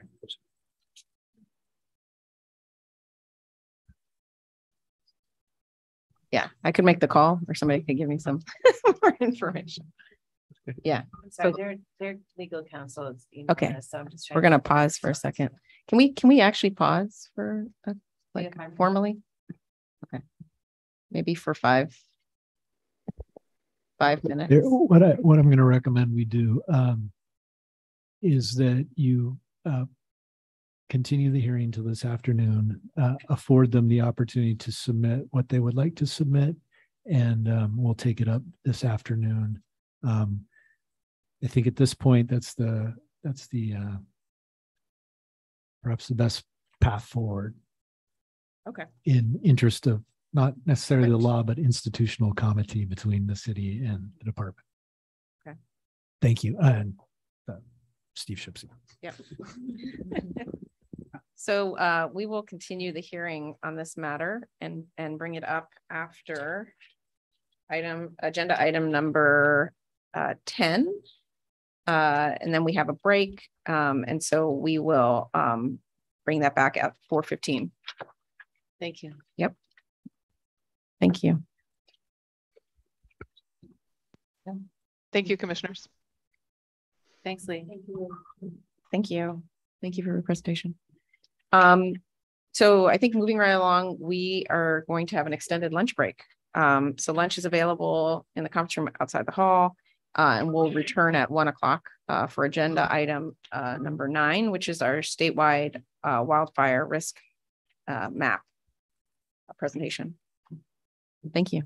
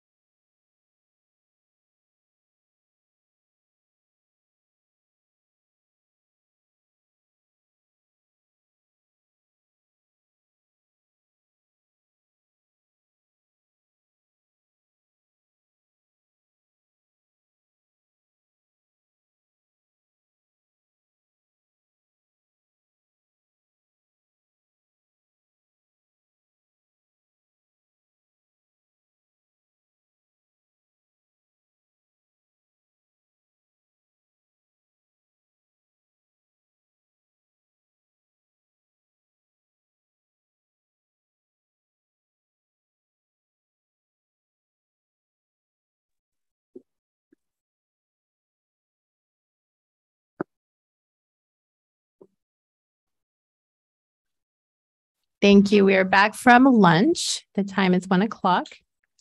We'd like to introduce Susan Millhauser, Natural Hazards Planner, to introduce our next agenda item, item 9, statewide wildfire risk map. Introduce our guest from Oregon State University and Oregon Department of Forestry, who will present the statewide wildfire risk map so that the commission may become familiar with the map's development, features, functionality, and purpose. Thank you, Susan. Great. Thank you, Esther. Good afternoon, Chair Holova and Vice Chair Lelak and members of the commission. My name is Susan Millhauser, and I'm a natural hazards planner focused on wildfire with DLCD. And going to introduce our guests today. We have Dr. Chris Dunn from Oregon State University and Tim Holschbach from Oregon Department of Forestry, who are going to give you a presentation and have plenty of time for questions as well. And I'm going to also let them introduce themselves with their full titles, but I'm going to turn it over, I think, to Tim. Thank you, Susan. Good afternoon, Chair Holova, Vice Chair Lelak, members of the commission. For the record, my name is Tim Holschbach. I serve as Deputy Chief of Policy and Planning with the Oregon Department of Forestry. And with me is Dr. Chris Dunn to talk through the wildfire risk map that was just launched at the end of June here. We're gonna I'm gonna talk through briefly the what was required with Senate Bill 762, the rulemaking process, some highlights there, and then we'll dive into details with Dr. Dunn here on the how the map was created, the methodologies, and what it looks like and how we got to that place. And I'll wrap up at the end with our implementation plan for introducing the map to the public, as well as feedback of the appeals process.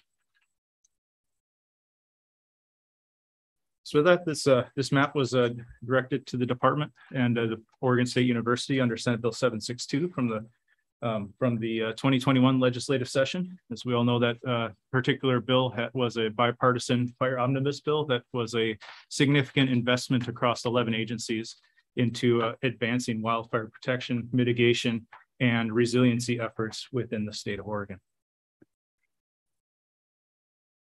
There's two aspects in particular that created of this map that sets up the regulatory framework downstream. Primarily, the first one is the wildland urban interface. That language is those additions and amendments to the statutes are found in Section 33 of Senate Bill 762. And what it did is it significantly amended what was previously the previous version of the wildland urban interface within the state of Oregon. It was ORS 477015 through 064. In the mid-90s, the state legislature and the governor's office passed the Oregon Forest Land Urban Interface Wildfire Protection Act. And that at that time was groundbreaking legislation to identify the forest land urban interface within this state of Oregon, as well as the administrative rules development, and the counties partnered with the Department of Forestry in identifying those areas within that. But it was limited to just within the ODF's protection districts, which are about 16 million acres of forest land within the state, but did not take the whole state into account. Through this, there was the amendments to that those section statutes. It also directed the board to establish a definition of the wildland urban interface within 100 days. So that was completed initially on October 20th, as well as additionally rules to establish criteria to further identify and classify the wildland urban interface itself. And throughout this process, the department assembled a rules advisory committee to help us with that significant level of work to go into that. And we continually thank them for their efforts and dedication to that process as we work through developing those rules and making sure they reach the target of what the legislation intended. In tandem with that wildland urban interface identifications, we also, the department was required to establish a statewide map of wildfire risk or oversee the development of that. That was in Section 7 of the bill. And with that, to include the wildland urban interface boundaries and risk classes, and have it all done by June 30th of 2022. So have the rulemaking done, have Oregon State University have the map ready to go by June 30th. And I'm proud to say we've met that goal with that for have it live.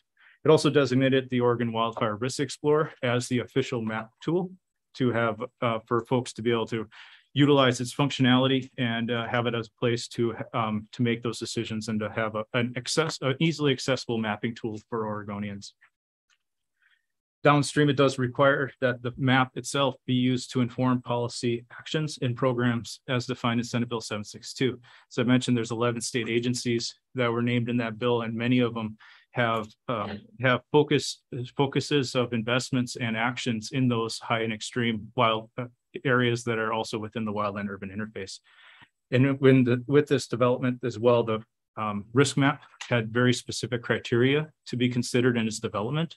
It was climate, weather, fuels, and vegetation and topography. Those were the 4 factors that with the Rules Advisory Committee and through the rulemaking with the Board of Forestry were within our bounds to use to create the map itself.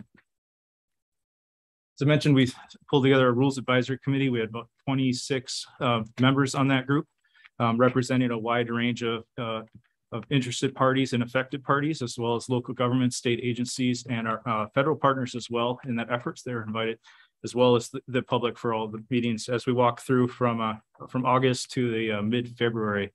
So we met 13 times over that time period. The focus and goal was to use objective, scientific, and quantifiable data in our recommendation and decision-making process, and through that to have sound rules to propose to the Board of Forestry for adoption. So that was the guiding principle as we were having our discussions. With understanding wildfire risk, did take a bit of work to bring folks all on the same page with that. It's a complex subject, and OSU led us through that process, as well as a review of concept recommendations from both from the department, state agencies, from the Rules Advisory Committee, and from the public on what to consider for some proposals. And those proposals later turned into a developed rule language that we worked on this spring, coming out of winter here in the new year, and where we really got into the draft rule language itself before it went to the board. I'm going to close up. The board adopted the final rules after a public hearing process in June. And then those rules are implemented by and to help guide the development of the map for Oregon State University. And with that, I'm going to turn it over to Dr. Dunn. Thanks, Tim. Thanks, Chair Holova, Vice Chair Lelak, the rest of the commission for having me here today. For the record, I'm Chris Dunn, Assistant Professor in Wildfire Risk Science at Oregon State University's College of Forestry. Been working in tandem with ODF, the Rules Advisory Committee, the Board of Forestry, in developing these final maps. We were charged specifically with mapping the wildland urban interface, assessing wildfire risk specific to structures within the wildland urban interface, and then looking at social vulnerability as well and mapping that for the state of Oregon. And we have done so, as Tim has told you now.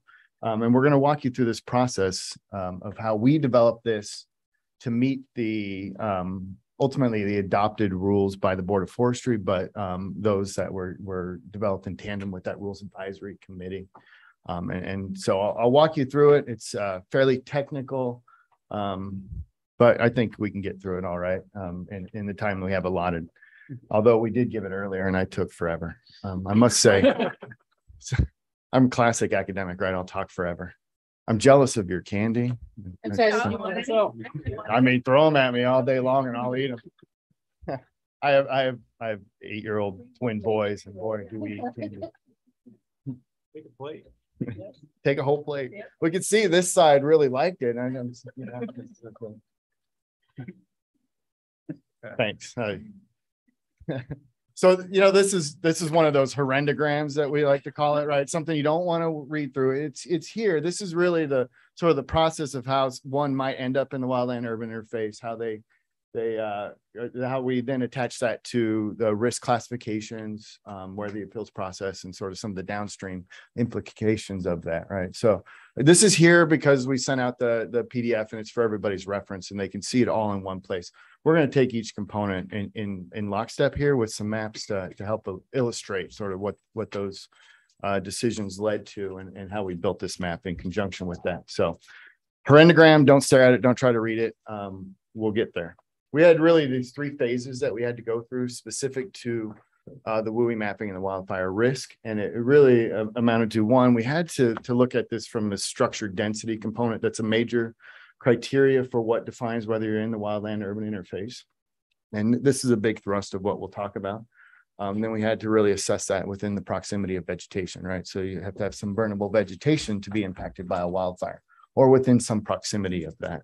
Because we do see ember showers being one of the primary ignition, primary ways homes are ignited or structures are ignited is these ember showers that are coming in, getting up under eaves and that sort of thing. So we've taken that into account, but you have to be within some proximity of vegetation to be impacted by that. And then really get into this assessing wildfire risk. Specific to structures. So you're going to, in the end, see some maps that look at wildfire risk across the state. And it's really a vision of if there was a home everywhere. We're looking at it through the lens of the susceptibility of structures to wildfire. Now, we know that there aren't homes everywhere, right? So that's why we have that WUI definition to really pare it back. But you will see statewide maps that show wildfire risk. I just like to state up front that that's not a comprehensive risk assessment as we would typically do when we take into consideration many, many more values that we place across landscapes beyond just structures and other human development. So keep that in mind. And those kind of maps and that assessment is coming out later down the road. We're working on that at this point, and we'll see. And it will be different. It will provide a different perspective to the state of Oregon when we get there. So the first thing we really had to start with really is this structure density. And fortunately, here in the state of Oregon, we have some really high quality data on the location of structures in the state of Oregon. And that's due largely to DOGAMI and many of our counties as well that track these actual building footprints across the state of Oregon. And you can see the distribution of several data sources that are, state building footprints of Oregon data set was generated from last year. And so this was timely in that we were able to use this data set that DOGAMI really vetted and worked through significantly to create a very refined and strong data set to build that density estimate off of. And you can see the varied data sources, whether it's county level data, where they're very, very accurate, to DOGAMI's augmented data set, to what Microsoft has on the nation as a whole, a building footprints data set that does exist for the nation. And you can see the distribution of where those locations across the state of Oregon. Again, we're very fortunate to have this, and they did a very strong accuracy assessment to work through that for us. And so, you can see down here, our estimate is roughly 2.2 million structures in the state of Oregon as estimated by this. Many of those are multiple structures on single tax lots. One of the interests is we're trying to really narrow this down to these structures that are occupied by humans. We would love it if we knew the exact location of the homes that were occupied, because that's really where I think the state fire marshal would like to target their efforts. These buildings with certificates of occupancy and that sort of thing. We don't have that level of data, so we have to make some adjustments to try to narrow it into that scope where we're getting as close as we can to addressing that specificity. And so one of the first interests was to remove small structures, right? And so let's just get rid of 400 square foot or lower. I know we're getting into the tiny home market, but so those are starting to become occupied buildings, but in general, the majority of them really are sheds and that sort of thing. And so we could easily remove those based on the size of those polygons that were generated for structures. And you can see that in this image here. The left has an aerial image, and you can see the actual structures on this single property. And on the right, you can see the blue versus the red being those 400 square foot structures. And we're able to just identify those and remove those straight out of the data set to at least narrow the scope a bit. And in this case, you can just see the one that ends up being removed. And we did that, and it was roughly 220,000 structures that came out of that data set. More importantly, though, was this interest to similarly, this is the same property that you see here that we were just looking at in the last image. It's a single property. There's one house on it with multiple outbuildings, right? And so when we think about density of structures, obviously this is pretty high density at a very small scale. And it in essence, if you took the 1 per 40 acre structure density that we're targeting here, if you estimated that, even a single structure gets you there, but multiple structures certainly get you there. And so this leads to this consequence that somebody with a bunch of outbuildings, or a ranch operation that's trying to function, or a farming operation that has multiple outbuildings that are used for various purposes, ended up self-identifying as the wildland urban interface, even though it's just their single property. And that was a concern for the Rules Advisory Committee and others. And so we wanted to really ratchet that back. And so we were able to do that. The consequence is that we had to select either the smallest or largest building out of that data set as the one that we build our density estimate off of when we start to map this wildland urban interface in a contiguous sense. We chose the largest building off most lots. I don't think it has a huge consequence on the boundary of the wildland urban interface, but there's a little wiggle room, as you can see here. You know, it's going to select this biggest barn here, even though the home might be this one, or I don't know in this case which the home would be. It's not easily identifiable.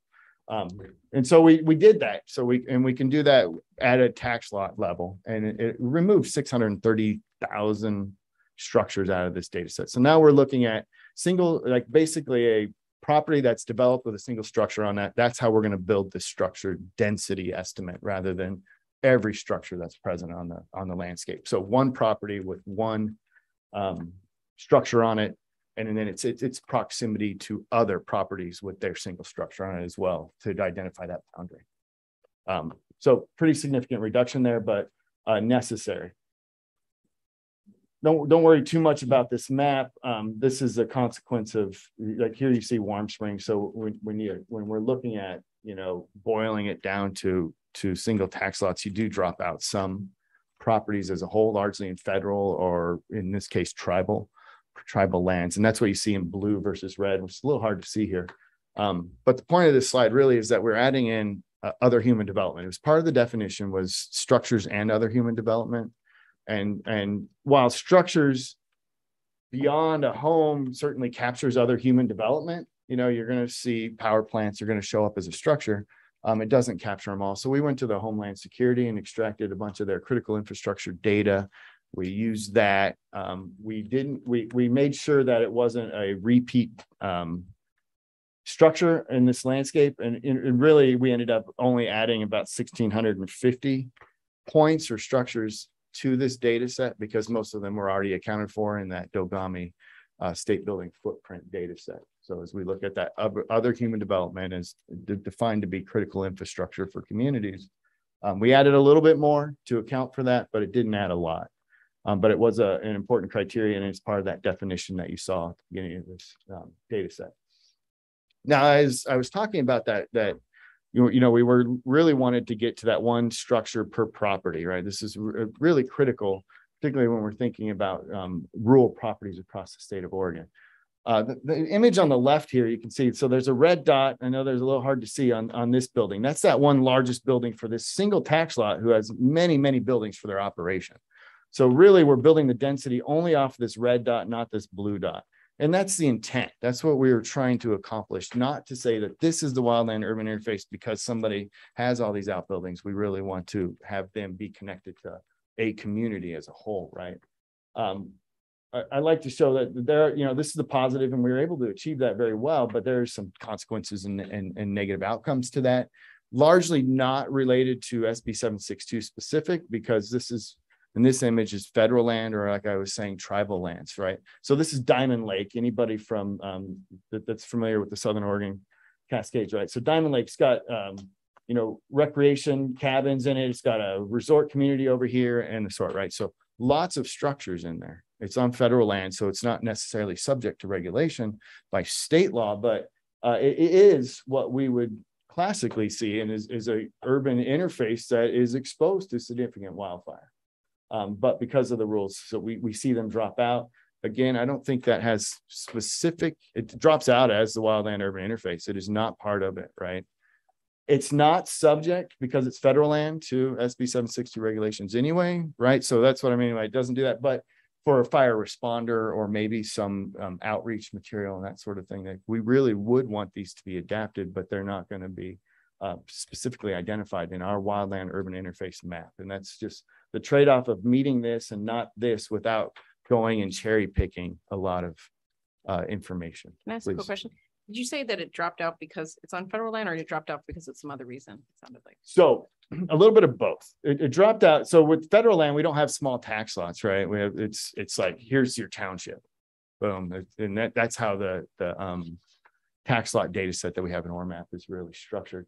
And so this ends up being one big tax lot in that data set. This ends up being one, and this ends up being one. So we end up with 3 points, these three little red points, right? And then their proximity to each other is not enough to make them become a contiguous wildland urban interface. So we see that, and like I said, we see that on the Warm Springs and elsewhere. And you can actually, that you can see it here.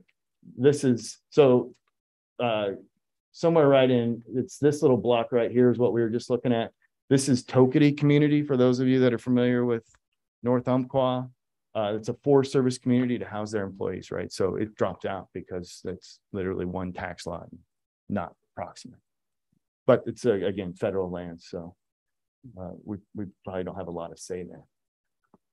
More consequential probably than even that is now we can boil this down to making adjustments for properties that are basically very rural or living in the wildlands, if you will, as we're sort of defining it now because we have this WUI definition.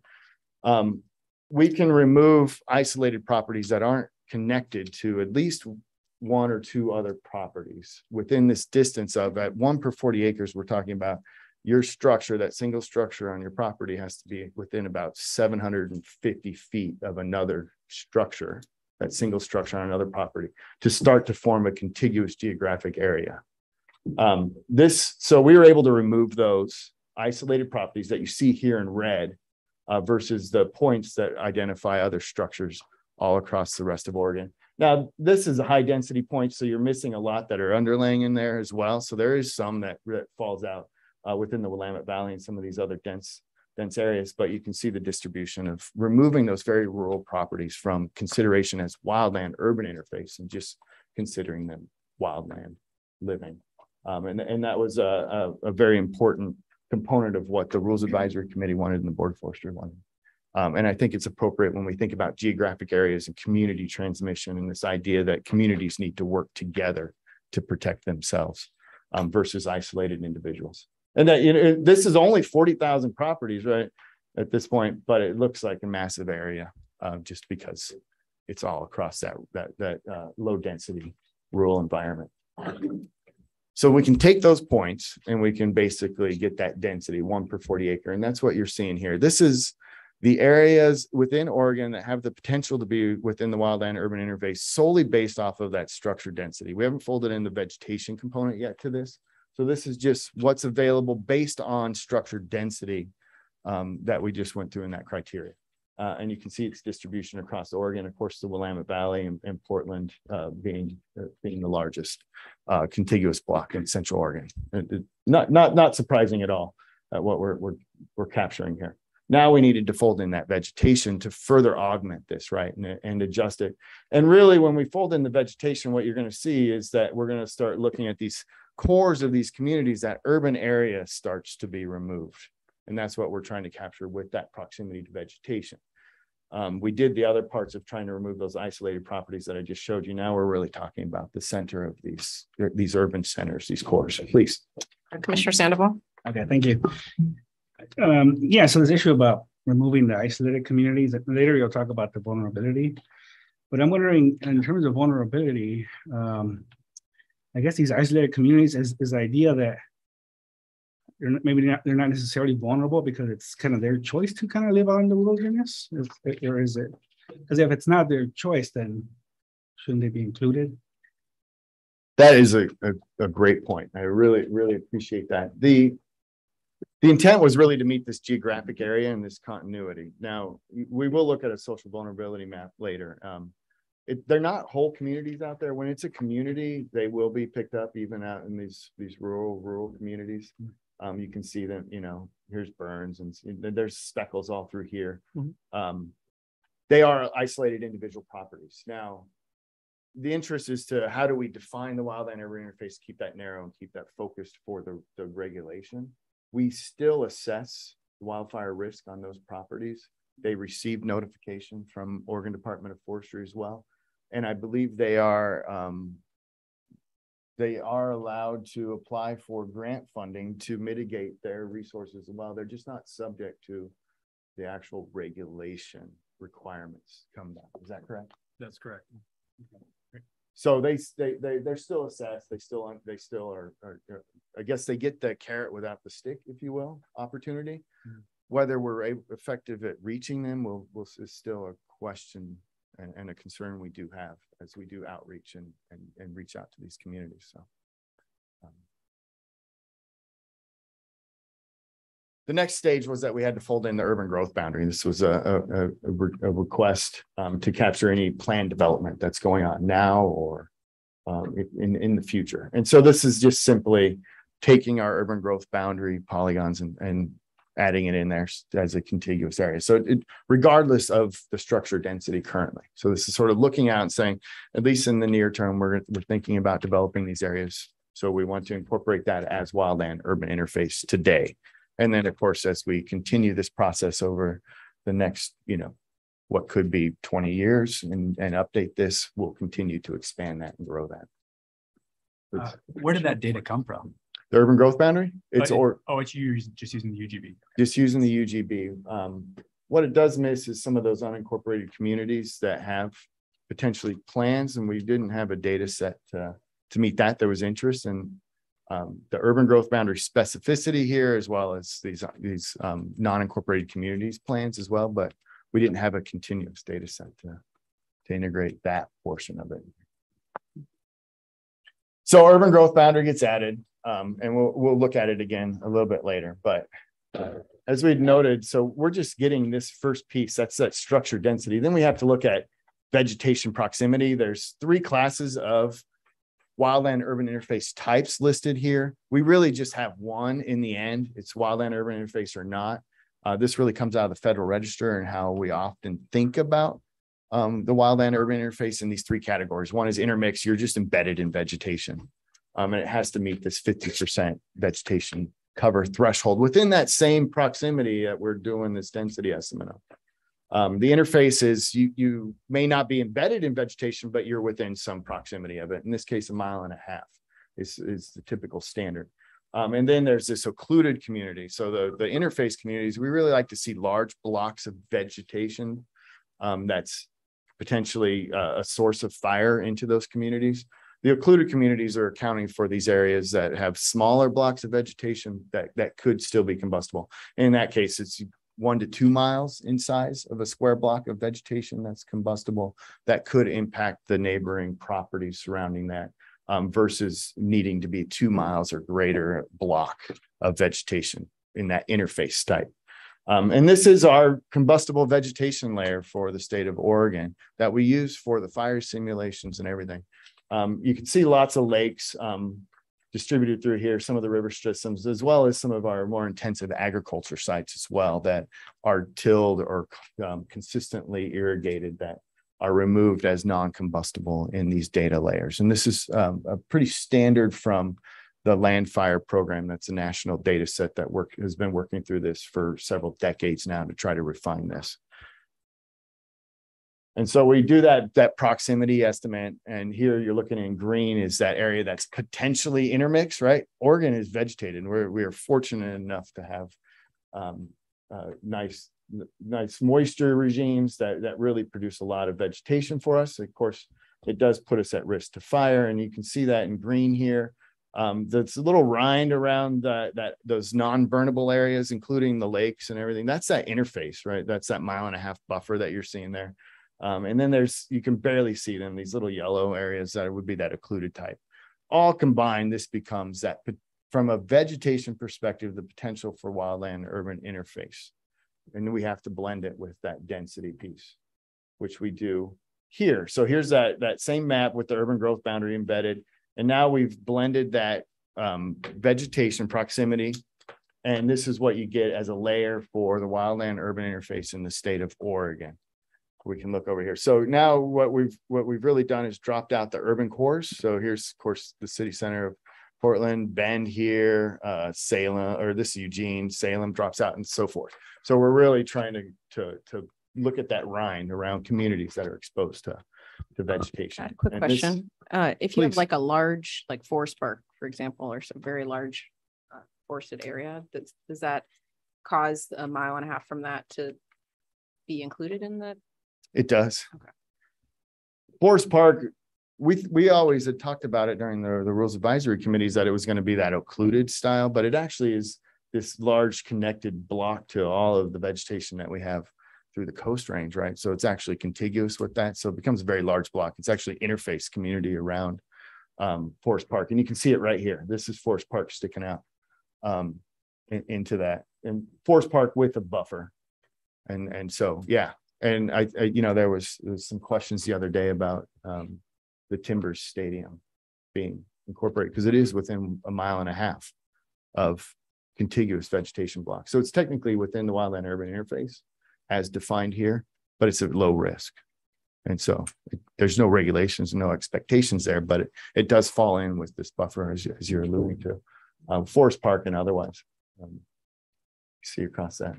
This is just an example of, you know, working through this process of just a comparison of two different methodologies and how somebody might go about defining the wildland urban interface. The red that you see here is the previous version of the wildland urban interface for the state of Oregon. The black is how we narrowed it down here specific to this regulation.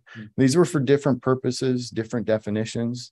A lot of this has buffers on it to really look at that source of where fires are coming into communities. We're really trying to narrow into where is that wildland urban interface exists, not so much the source of fire, but where it exists, the receptor side of fire. And that's some of the differences that you see here. But we really tried to take a scalpel to this to really narrow it down and get a finer definition and a finer map of wildland urban interface. And this is just Commissioner Lazo. Excuse me. Yeah. Commissioner Lazo. Thank you, Chair. And this is a question I've been thinking about as you've been presenting, Doctor. And especially seeing the changes in the previous map to this map and where we're headed with the SB 762 map, particularly around agency use of allocating resources. So I don't know that I've thought all the way through it, but I'm wondering about potential equity considerations in the map methodology for eliminating, you know, by using that building density methodology, right? And we can see some of that here where some of those places were eliminated. And I guess the one thing I would think about are communities that are you know, that don't meet that building density level, that might be lower income because, you know, for various reasons, right? And this, they get potentially eliminated from something that might be a resource allocation piece. It's just, so I haven't fully developed that, but it just kind of, as you're talking and then seeing this, it really prompted for me. And then looking ahead to see that, you know, the resource allocation is be part of this, that it becomes a concern to me to some degree. But I just want to express it. I don't know if I have a solution to it. Yep. That's an excellent question. Thank you for that one. The difference primarily between the two is the initial one is within the previous wildland urban interface map. That was the purpose of it was utilized as is in the identifying that wildfire risk to applications for grants for certain areas to secure funding, but as well as an educational tool for communities. We're looking at from a whole community view on that, and that's why you see what some of those extra blocks in there and that educational aspect. The difference with the SB 762 WUI map is the context of applying regulations for the first time within this areas, which added a different scope to it, and really also the requirement of bringing it down to the property ownership level as specified by the bill, and that creates some different contexts and some nuances with where we focus the apply. Where's that line between having the target of resources that are identified in the bill to have a focus area, as well as where you're applying those regulations, are they going to meet the intent? So it was a little bit of a balancing act as we went through this process. And this map previously was defined as we walked through even the legislative process to bring folks up to the different purposes of what these mapping tools can do and their intended effects. Thanks, Tim. Yeah, it's a really important point to carry forward. You know, these are decision support tools, right? We're supporting a legislative intent here, but they have limitations, and we need to be certain how we use them and be careful that we don't miss. Yeah, this is maybe I'll talk about this later, but it's more of an interpretation question. Is there anything that surprised you between both maps? That's something that surprised you about the new map that's maybe not shown in the old map? I don't know that that's such a great question. I didn't develop the previous map, so this is a comparison. Some of these regions right here that you see down here that are very large and blocky surprised me a lot. I don't know what the intent there was or you know, the exact methodology that got there. But why is it so broad versus disparate? Because this is a big block, you know, so you see some of those large blocks, and I think it captures a lot of farm lands and that sort of thing, which is an important utility of a decision support tool, so that you're allocating resources to protect those. So that surprises me a bit, and that's to you know, some of the questions that are being asked is, you know, we need to be equitable and ensure that we use these appropriately as decision support tools. It's one thing to use it for the legislation and meet that intent, but these things sort of have a life of their own. Right now, it's going to be out there, and it's going to be maybe Oregon's official WUI map, and it could lead to all of this allocation of resources.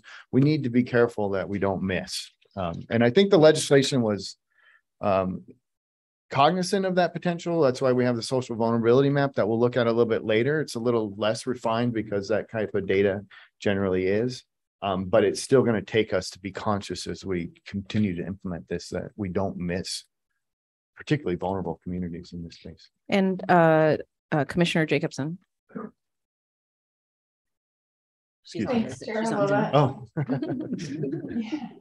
Snuck up on you there. Yeah, I guess I have a similar concern about the inputs going into the data set, and specifically one of the first slides you showed was automatically removing, you know, buildings or structures that were 400 square feet and under, you know, because they were outbuildings and people are not living there. And I will just say there is a lot of people living in those buildings. I'm from Lincoln County and a county commissioner here. And of course we had the Echo Mountain fire in September of 2020, and we lost 300 structures in that fire. And we have a lot of people that are living in outbuildings all throughout the county, because the housing here is so unaffordable and unavailable that a lot of people are renting shops and sheds and those types of buildings, unlicensed tiny homes, if you will, RVs and those types of structures, and putting them on someone's property. So to me, automatically removing those and not figuring in that there's at least some degree of people living in them across the state. And I know this is a similar issue for other fires in September of 2020 as well. The fact that we all think people don't live in those structures has a lot of implications for recovery work with FEMA and other agencies when we do have people living in those buildings. And so, you know, the automatically removal of those, saying people aren't living there, gives me a lot of heartburn, because people are living in those, at least to some degree.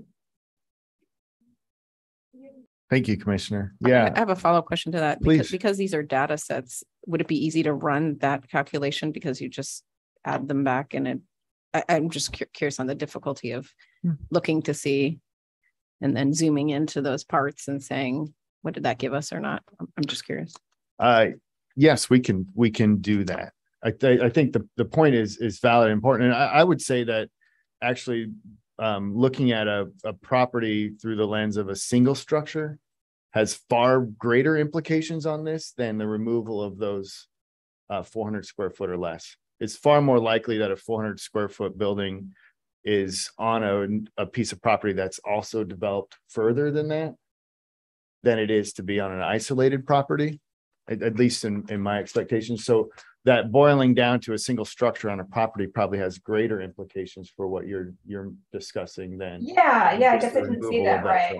Yeah. What I'm concerned about is when you see one structure and you keep it, that's over 400 square feet, you take away the other ones, because what we're seeing is a lot of like a primary home that would be over 400 square feet in most cases, and then several outbuildings on that same property that people are living in that would be under 400 square feet in most cases. Yes, but keep in mind though, no matter what, we retain that 750-foot buffer around that single structure.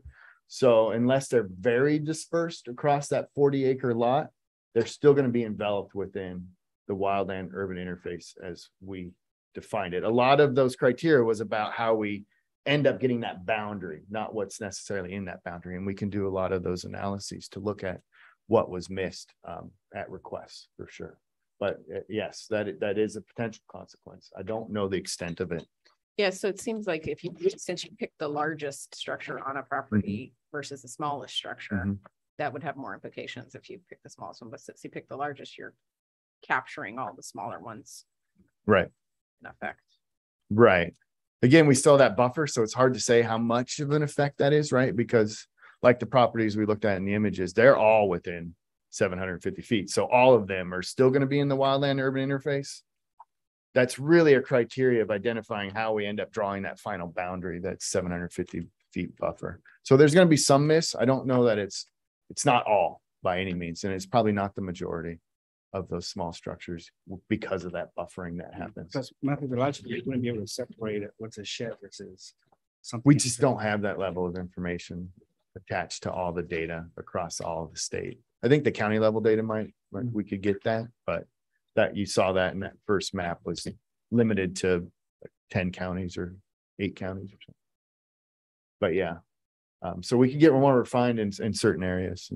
And we can certainly run this in different scenarios now. We couldn't do that up front because we are on such a crunch timeline to get to that 1 year, to really look at all of the implications that transpire from these decisions. But now we have a little more latitude as we sort of work past that deadline. So how are we doing on time? I told you I'd talk forever. I'm just fascinated, so I wasn't even looking at Okay. the one supposed to be looking. As long as everybody's okay, and I haven't lost everybody yet. So we're going to move into the wildfire risk piece to this. Then there's a lot of technical components to this. I don't go into great detail, but we can explore it in great detail together if you like. The map you see here is really just the same burnable vegetation map. I just classified it in dominant life form to make it look different and maybe a little bit better. But this is just our burnable landscape, the blue being the non-burnable. And what we're really, so this is what we use to start to simulate our fires on. And that this fire simulation process is intended to get both burn probability and then an estimate of fire intensity. And we typically use flame length for that because we can understand those numbers much easier than some number of BTUs per square foot of land. Like nobody understands what that is. I barely do as an expert in it. It's sort of, they're just numbers, right? So we use flame length because we can see that. We all sat around a campfire at some point in our lives and we can do that. So you'll see flame length is a surrogate for fire intensity in this case. But this is our landscape that we simulate on. It's broken up into what we call these fire occurrence areas that are really driven by an ecoregion and a fire, and then fire occurrence associated with that. Sort of adjust these ecotype boundaries so that we're capturing climate differences across the state of Oregon, and we're looking at the fire history trends there, and we're calibrating these models to what's been happening with fire over the recent period. So the last couple decades is what we ended up looking at to get that fire history that says this large of fires are happening this often. And then we constrain those ignitions of those large fires that end up simulating across the landscape to areas where historical ignitions have occurred. So we get ignition density maps, and you can partition your starts of these fires to those locations where they're most likely to occur, which tend to be everywhere in this state. But there are some higher density areas. And then the fires are allowed to spread based on fire weather, and the consequences come out with fire weather, with the fuels that are present, and with the topographic conditions that are intersected. We use 2 models. One is the large fire simulator for burn probability, and that's the process I was describing. The second model is it's called Wildest, but it really is using 4-kilometer square grids across the state of Oregon. So a much smaller picture. A fire occurrence area might be all of this region over here in the Coast Range, right? Fairly large. And then you get the Klamath ecoregion as one fire occurrence area. When we do the fire intensity estimates, we're at much finer scales all across this area. So, and then we blend those two together. And by going with that's finer scale fire intensity estimates, we can modify wind conditions based on the topographic conditions using our models to get just a better estimate than comes out of the large fire simulator. So it's a little more refined in that sense. But we get the best burn probability estimates using the large fire simulator. That was developed by the Fire Lab in Missoula. It's the Rocky Mountain Research Station's Fire Lab. So has a long history of utility, and this is really our second sort of iteration here in Oregon of using this methodology and data just for a bigger picture risk, not so much focused on what we are doing. And this is what we get in general for those estimates of burn probability. This burn probability map, so I was describing the process of how large fires start and they grow, and then they stop when the weather changes enough to where we would expect firefighters to be successful. And then you simulate 10,000, 20,000 fire seasons. And that's how you start to accumulate these intersections and this probability that a place on the landscape is going to experience fire.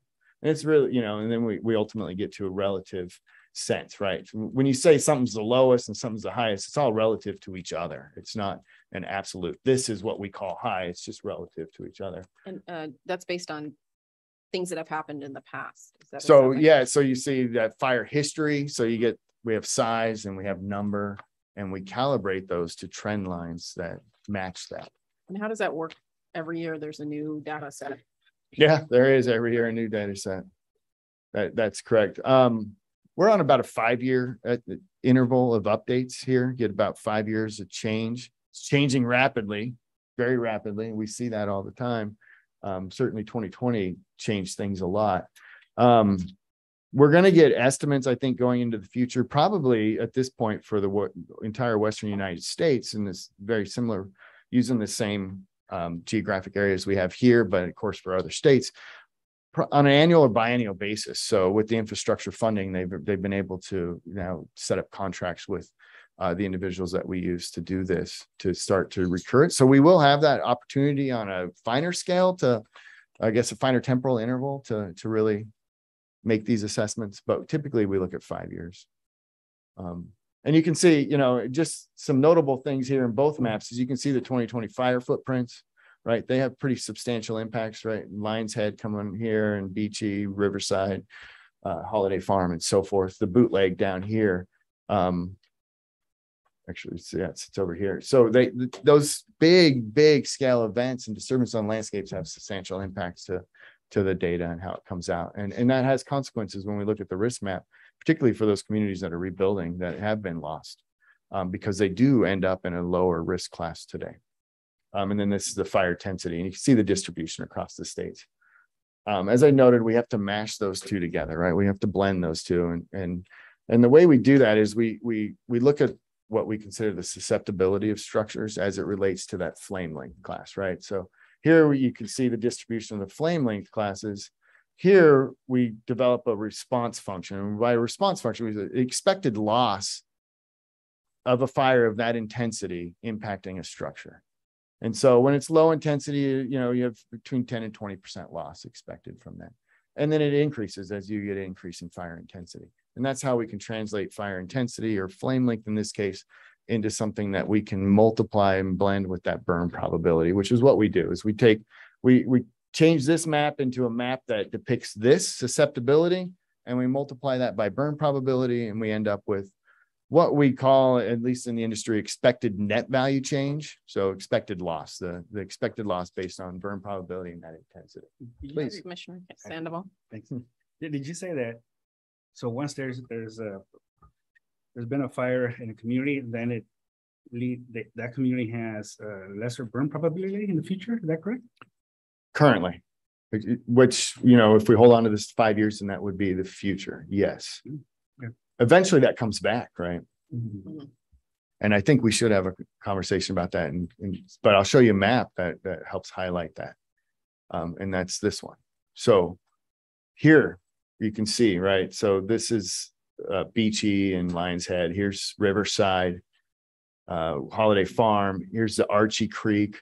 Here's Chetco Bar and Klondike fires down here. Here's that bootleg fire from last year, right? And if you can, you know, sort of fuzzy look at this and think about what that likely was, it's going to be another red zone, right? Each of these, we're going to just be like it's adjacent landscapes. They would be at high or extreme risk. And of course, they realize that risk.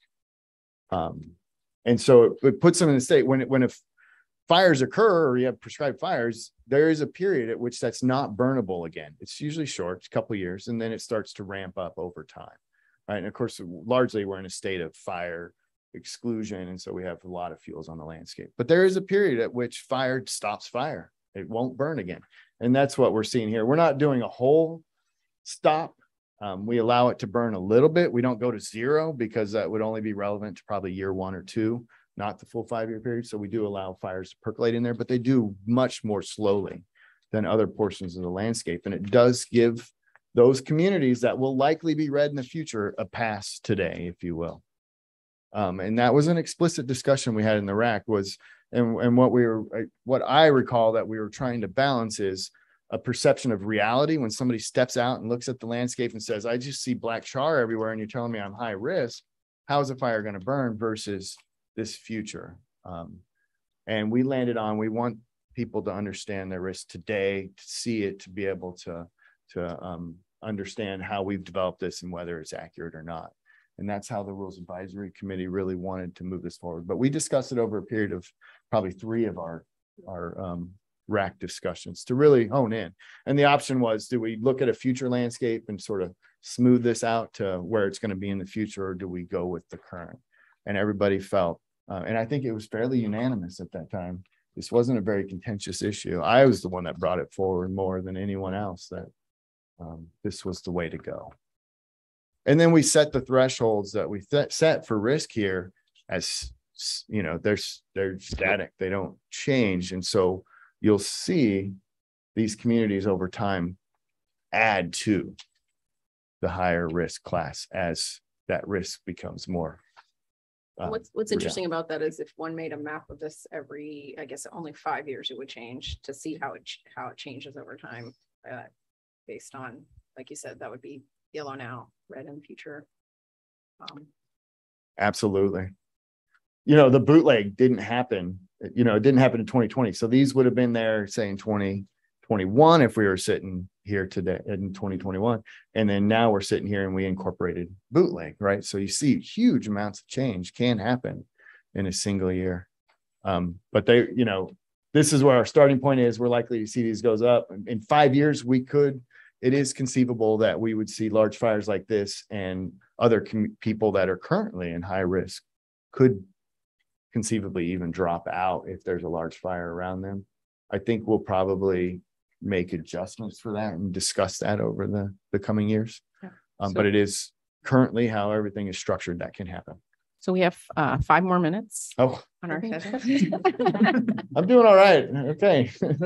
I don't have the rest of your, I don't know how many. Yeah, I'll just go a little faster and thank you for that update. When you look here, just this, you know, we ended up with 57% in higher extreme risk. The target for when we were setting these thresholds, because you could set thresholds almost anywhere you want, and we really wanted to be objective, and Tim and I are working at, and we were talking to the RAC about it. What should it be? And we were targeting, you know, roughly 25% of the wildland urban interface area as being higher extreme risk, to sort of partition it out as those thresholds. We landed at about 23%. When that scales to the state, it's 57%, but most of that is these federal land, forest lands that won't be developed. And so that's where a lot of that risk would harbor if we had structures out there. When we look at it, we're only at 23% in these very narrow windows in these particular regions that are known to be at high risk across the state. And that really amounts to 10% of the current structures within the wildland urban interface are at higher extreme risk. So we're really looking at the 90th percentile of existing structures and their risk, and above being subject to the regulation. And these are the numbers, you know, and we'll just leave it there. There's the numbers I just told you, and I mentioned earlier, 4.4% of Oregon's landscape. We're roughly around 80,000 tax lots that have a structure on it will be subject to this regulation. And that's out of 800,000 that are developed, and roughly 1.5 million in the state that exist. So a fairly narrow in scope look. This is just a look at our only one large fire this year landed right in this high extreme risk area and burned right up to the edges of what as we had expected with these irrigated croplands. And then this is the Oregon Wildfire Risk Explorer process, which you can look at, and you can go maybe have gone on the website to look at this map and typing in your address and getting homeowners reports like you see here. all available and getting a lot of traffic these days. You can download data, overlay different data layers like you see here to just play with it and look at where that actual boundary of the wildland urban interface landed relevant to the rest of the landscape. Again, zooming in on these individual land parcels. And then this is that social vulnerability map that we won't have a lot of time to spend on. This is really driven by the CDC, and we can discuss this in detail as you want. I want to get this handed over to Tim. This is really the best data set that exists for assessing this. They're pretty large scale, much larger than our WUI scale by the nature of how the surveys are conducted and the level of detail that they can actually attribute. And so it's a lot of this as indicators, really poverty drives most of this because everything else is so associated with that. But you can see the distribution across Oregon. This is not blended with fire occurrence yet. You would see a lot of, if we looked at it in a prioritization framework with which ones are also susceptible to fire, not just socially vulnerable, you see a lot of the Coast Range ends up dropping out because the burn probabilities are so much lower in the Coast Range than they are elsewhere. And we do have an example of that that's available. Is the intent, what is the intent of the social vulnerability map in relation to the other map? So this is a requirement in that section 7 of the bill to include a social vulnerability map. There's references to it in sections of the bill that OHA and DEQ carry out for clean air shelters, as well as directing where some of the Office of State Fire Marshals resources are to provide focus to have the overlay. So it does cross over into some other state agencies' focus areas to have that information. Okay. And then I think we'll give you 15 more minutes because we're into this topic.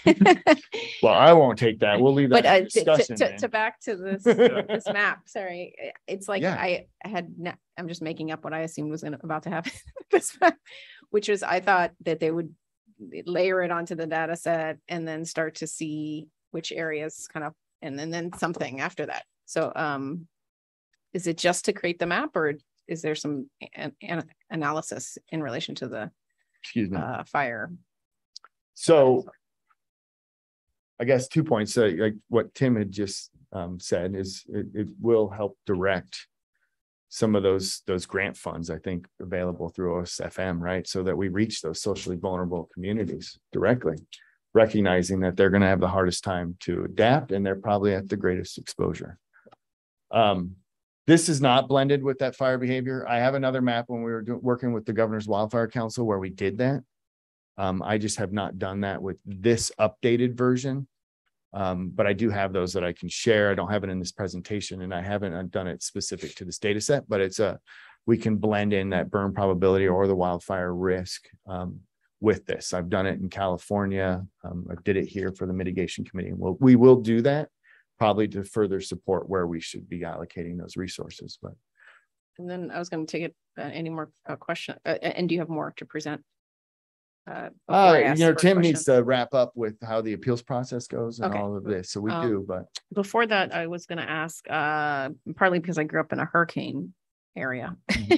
So I just think of like insurance and with mapping, is there thoughts on how this plays into that? I'm just curious because you're saying people are looking up their properties and maybe I missed the part about the regulations that would be layered onto this, or maybe we're going to hear more about that later. Sort of thinking about what are the regulations and then what are the implications of the regulation. I can take a swing at that one now, and then I'll just cut it out of what I was going to talk about at the end here. Is so the Division of Financial Regulation does have a compilation of information regarding how the insurance industry reacts to the map. So that is when we get into our public information meetings that we are supplying that to Oregonians who are hearing things from their insurance companies if they are being impacted. This insurance companies as a whole have been looking at fire insurance well before this map was created.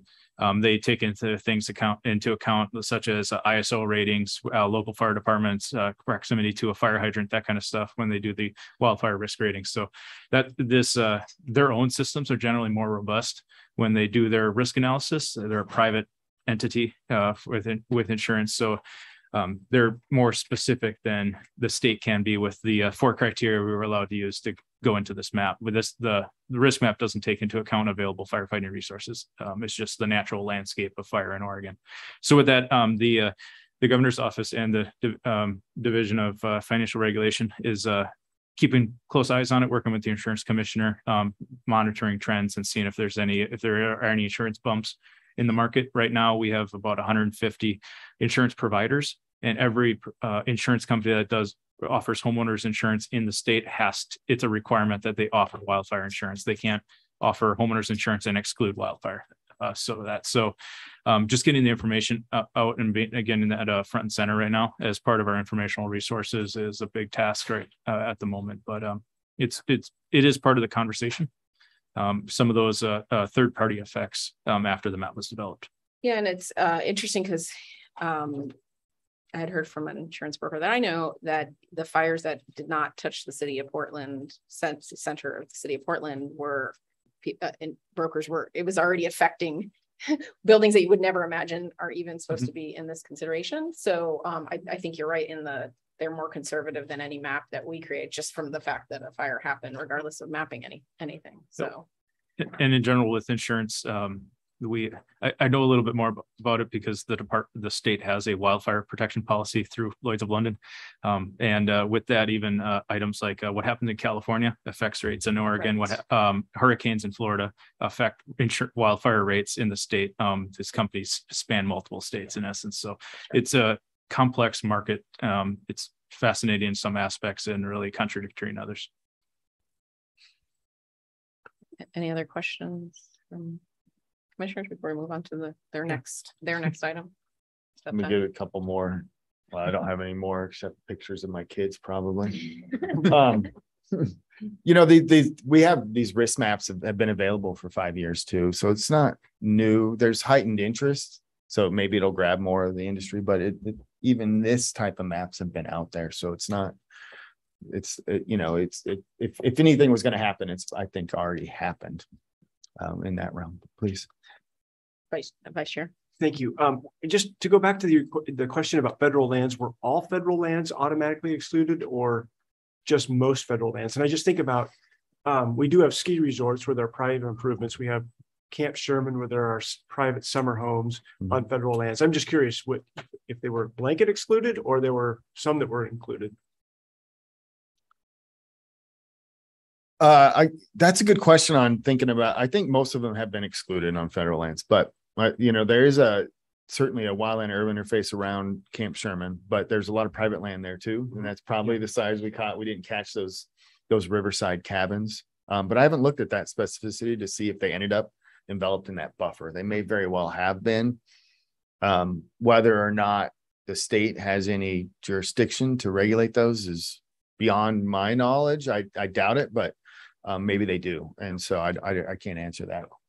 There's a lot of homes on these 99-year leases as well, and again, those are leased federal property, so that's still under ultimately federal ownership as well. So that creates some nuances where it looks like there's private homes on federal land that are private homes on private land amongst federal land that may be federal land in the end as well, and those would have been removed just due to their property ownership. That's helpful. I work for Deschutes County, for example, and we do exercise building jurisdiction on federal lands if it's private development, not if it's not like Cultus Lake cabins or things of that nature. We don't. That's federal development on federal land, but private development on federal land. Hence, I was just curious. And of course, Camp Sherman's in Jefferson County. I was just curious. Yeah, and if you do come across any of those discrepancies, and we need to augment this map or that's different, and we're sort of bound by our rules now, or we may change them in the future. But if anybody ever sees any need for anything else, we can accommodate that through other analyses and add it in. I know the Warm Springs is certainly interested in, as an example, because they look like they don't have any structures out there, but they do. So. And that's important. It's important for fire response and other things. Just a big list of collaborators just from the OSU team, let alone the broader team. Commissioner Warren. Excuse me. I was going to let you kind of finish. Oh yeah, I have a couple questions there. And then like I said, there's going to be pictures of my kids to make me stop talking. And so want to highlight a few, being cognizant of the outreach tools. Currently, the homeowners report right now is where folks anyone in Oregon can go log in, type in a property address, get detailed information about that particular tax lot. All they got to do is type their address into the Explorer. It puts out all the information regarding how their fire risk was assigned, as well as links to the Office of State Fire Marshal, DCBS with billing codes. And as those processes, the next steps in the implementation are adopted, those homeowners reports will be updated with more information as it comes available. But we're trying to have it as a one-stop shop clearinghouse for information tailored to that particular property. Written notice was required for everyone who is designated as high or extreme, and those have been sent out this week. So we're answering a bunch of phone calls, and a bunch of other state agencies are fielding some of them as well currently. So there's about 150,000 letters that went out to folks that were working through the process and had the information as well. There's 2 letters, one for if you're higher extreme and you're not in the wildland urban interface, here's some good resources for you to have to improve your fire safety. The other was if you're in high and extreme and you are in the wildland urban interface, here's information on what the next steps in the process for implementation, references to the Office of State Fire Marshal building codes. Both letters had information in there of how to appeal their wildfire risk class as well, and information how to access the homeowners report in the Oregon Explorer. If they got asking folks who do lease their properties to reach out with their tenants, let them know that they received the letter, what their risk may mean to them, and information on how to appeal that risk class, how to find the homeowners report. And finally, there are information sessions regarding the map. We'll be down in Grants Pass next week on Tuesday. We'll be in Medford on Wednesday. Those are the first 2. There'll be more announcements coming up for as we finalize locations for LeGrand, the Dalles, and Bend. We'll be hosting some. So those are the largest areas that are both in that high and extreme and in the wildland urban interface. We'll be getting out in front of folks, find some larger venues to host, to answer questions, to walk through similar to what you've seen today, as well as provide the informational materials so they have something tangible to walk away with from those. They'll all be recorded and posted on the department's YouTube page for folks to who couldn't make it to watch afterwards, and also with information on where to address questions and get those answered. And we're responding to folks as frantically as we can right now, making sure they get their information. Right now, the main focus is with the wildfire risk designations, folks to review those for how it affects them, and then also to take a look at them. And if they don't agree with that, or if they think it's an error or some anomalies, to let us know through that appeals process. Send the form. We have a form on the website. Send that in with the information, and we're using that to help guide those adjustments that Chris has been talking about. So, with that,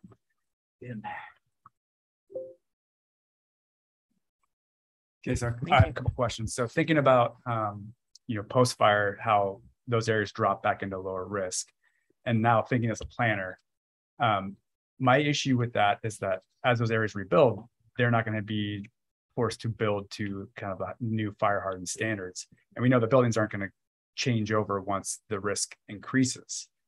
So how do we address that?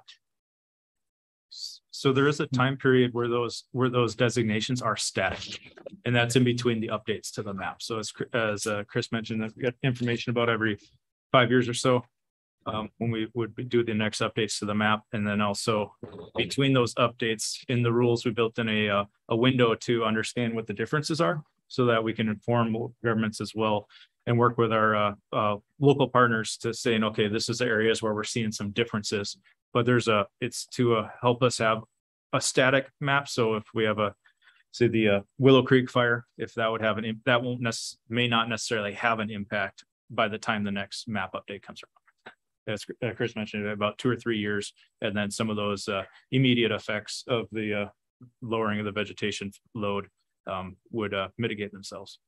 Okay. And my next question is about the SKI map. I'm sorry. Oh, I can go on more about that. Yeah, it's a challenge. I see what you're saying. And we talked about it, and it is where we set, and we will have an estimate of what we call a 2032 landscape. So 10 years of fuel growth. So we get sort of beyond the window of where we see heavy impacts. It won't be full recovery. So we can at least provide information of where you're likely to be going forward. That's coming. It wasn't required, but we do have that and we can share that and you can use that for at least educating, if not planning decisions, if that's desired. But it is something that can happen. There are some little avenues that people can game the system or get around things now. Then it's just a consequence of the specificity of the rules and what we're doing. And I think that probably happens all the time. I don't know. But good to identify those and know that they're there. I would just caution, the messaging around it has to be really important. So in my work with wildfire, it seems like not being in the high or extreme risk gives people maybe a false sense of security. And that's what we saw with the Alameda fire. We weren't even ranked as, I don't think, high. Maybe we were high, but because the fire started kind of in the wildland urban interface and then came into town, all of a sudden areas that aren't even in the WUI at all have been scorched. And, of course, it went from a wildland into an urban fire, but it gave it, people had kind of this false sense of security that, oh, I'm living in the city, it's fine. So I think just the messaging around that has to be really, spot on, especially coming from your department and ours too. And my next question is about the SVI stuff. What level census data do you use for that? Block group. Okay. Do you know the reliability? Well, it's different for each of those block groups. And we do have those estimates. I don't have them in front of me, but yeah. As I'd mentioned, Dr. Crandall, and I mentioned that earlier, I guess. So Dr. Mindy Crandall from the College of Forestry, rural economist, and a student that her and I are advising, worked through this, worked through all available data sets, settled on that. And we have specific estimates for each of those block groups on how reliable, not only the overall SVI ranking, but each of the individual components within that are. And so we have that level of data. It's much more, it's poor quality data in general, and it's coarse. And that's just the nature of survey data that comes out of the census. It's just a bit poor because you don't get a lot of responses. A lot of people don't bother responding. So yeah, but we do have those estimates, so you can take a look at those. I see that being really useful for, especially in like community wildfire protection plans, how we prioritize projects and where we do those projects first. It'd be great if we could come up with some method. I don't know what it is. I have no idea what would be a better answer for the data to utilize in order to get a more finer grained picture of where those communities live, so we can do a better job of prioritizing projects around those communities. Absolutely. Encourage you still. Yeah, spot on. And one of Caitlin's master's chapters is a full evaluation of the quality of the data, of the different data sources, and the recommendations as to how we could move forward in a better stance. Right now, we're sort of stuck with this as the best we can do, and it lacks. It's unfortunate because we may see, individual neighborhoods being extremely important. And I know the governor, we have what's that new bill that was passed recently on equity and environmental equity. Is that what they're calling it? Something a little bit more fine scale that's looking at, trees within communities and a much finer scale of the overall social justice component that's not necessarily related to fire, but overall environment that people are living in. Hopefully that will generate a lot better data going forward and more refined and focused to really get into neighborhoods scale, which is really where we need to be at. Well, thank you, Chris and Tim, for your presentation, and I found it fascinating. Thank you. In the essence of getting ahead, maybe, of some of these issues. So, thank you. Thank you. So we'd like to have Susan Millhauser, Natural Hazard Planner, back for agenda item number 10, Wildfire Adapted Community Considerations for Recommendations, where we'll learn about the work to implement Senate Bill 762 and look at recent developments in community and stakeholder engagement. Thank you. Chair. Good afternoon, Chair Holova, members of the commission. I'm Matt Kroll, Planning Services Division Manager here at Department of Land Conservation Development. Yesterday I sat in front of you with a team here looking with a very well-developed set of regulations that were polished and ready to adopt. And we had gone through and even worked on hyphens and commas in there to get it right. I'm coming at you today really quite on the other end of the spectrum in the policy development process. We're here for some early discussion, trying to talk about what should we recommend? What are the ideas that are out there?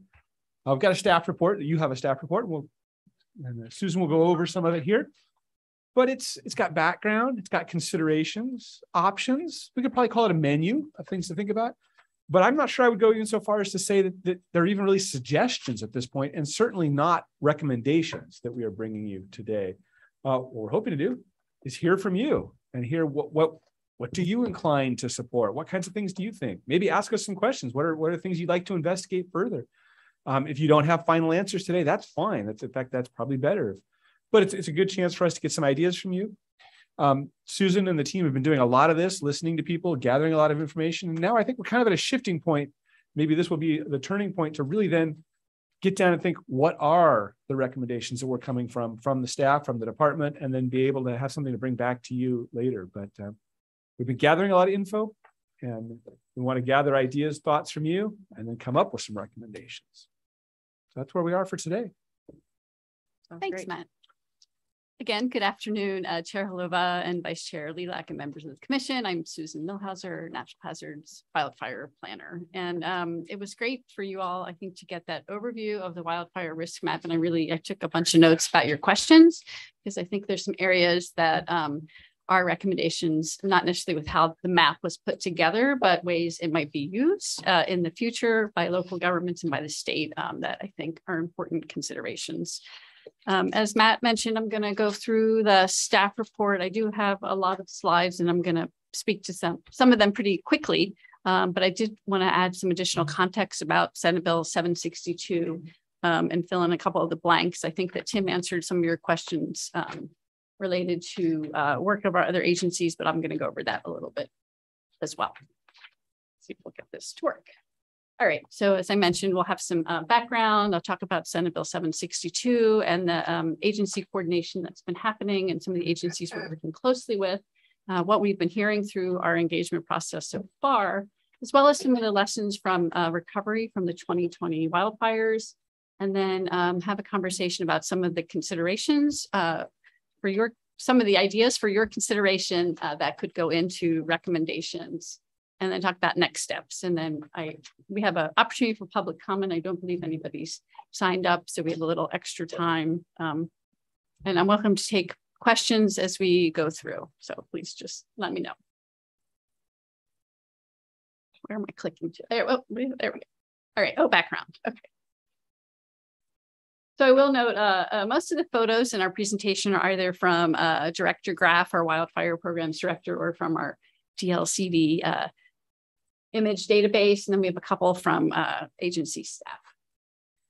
So I did want to note just again, some of the context, why wildfire is being considered in Oregon. Certainly wildfires have been happening across the West, in many places for many years, but I have a couple of slides here that are from Wildfire Programs Director Graff, where we can see the change over the last 3 decades with these larger fires across Oregon, and how they've increased not only in size, but the geographic area.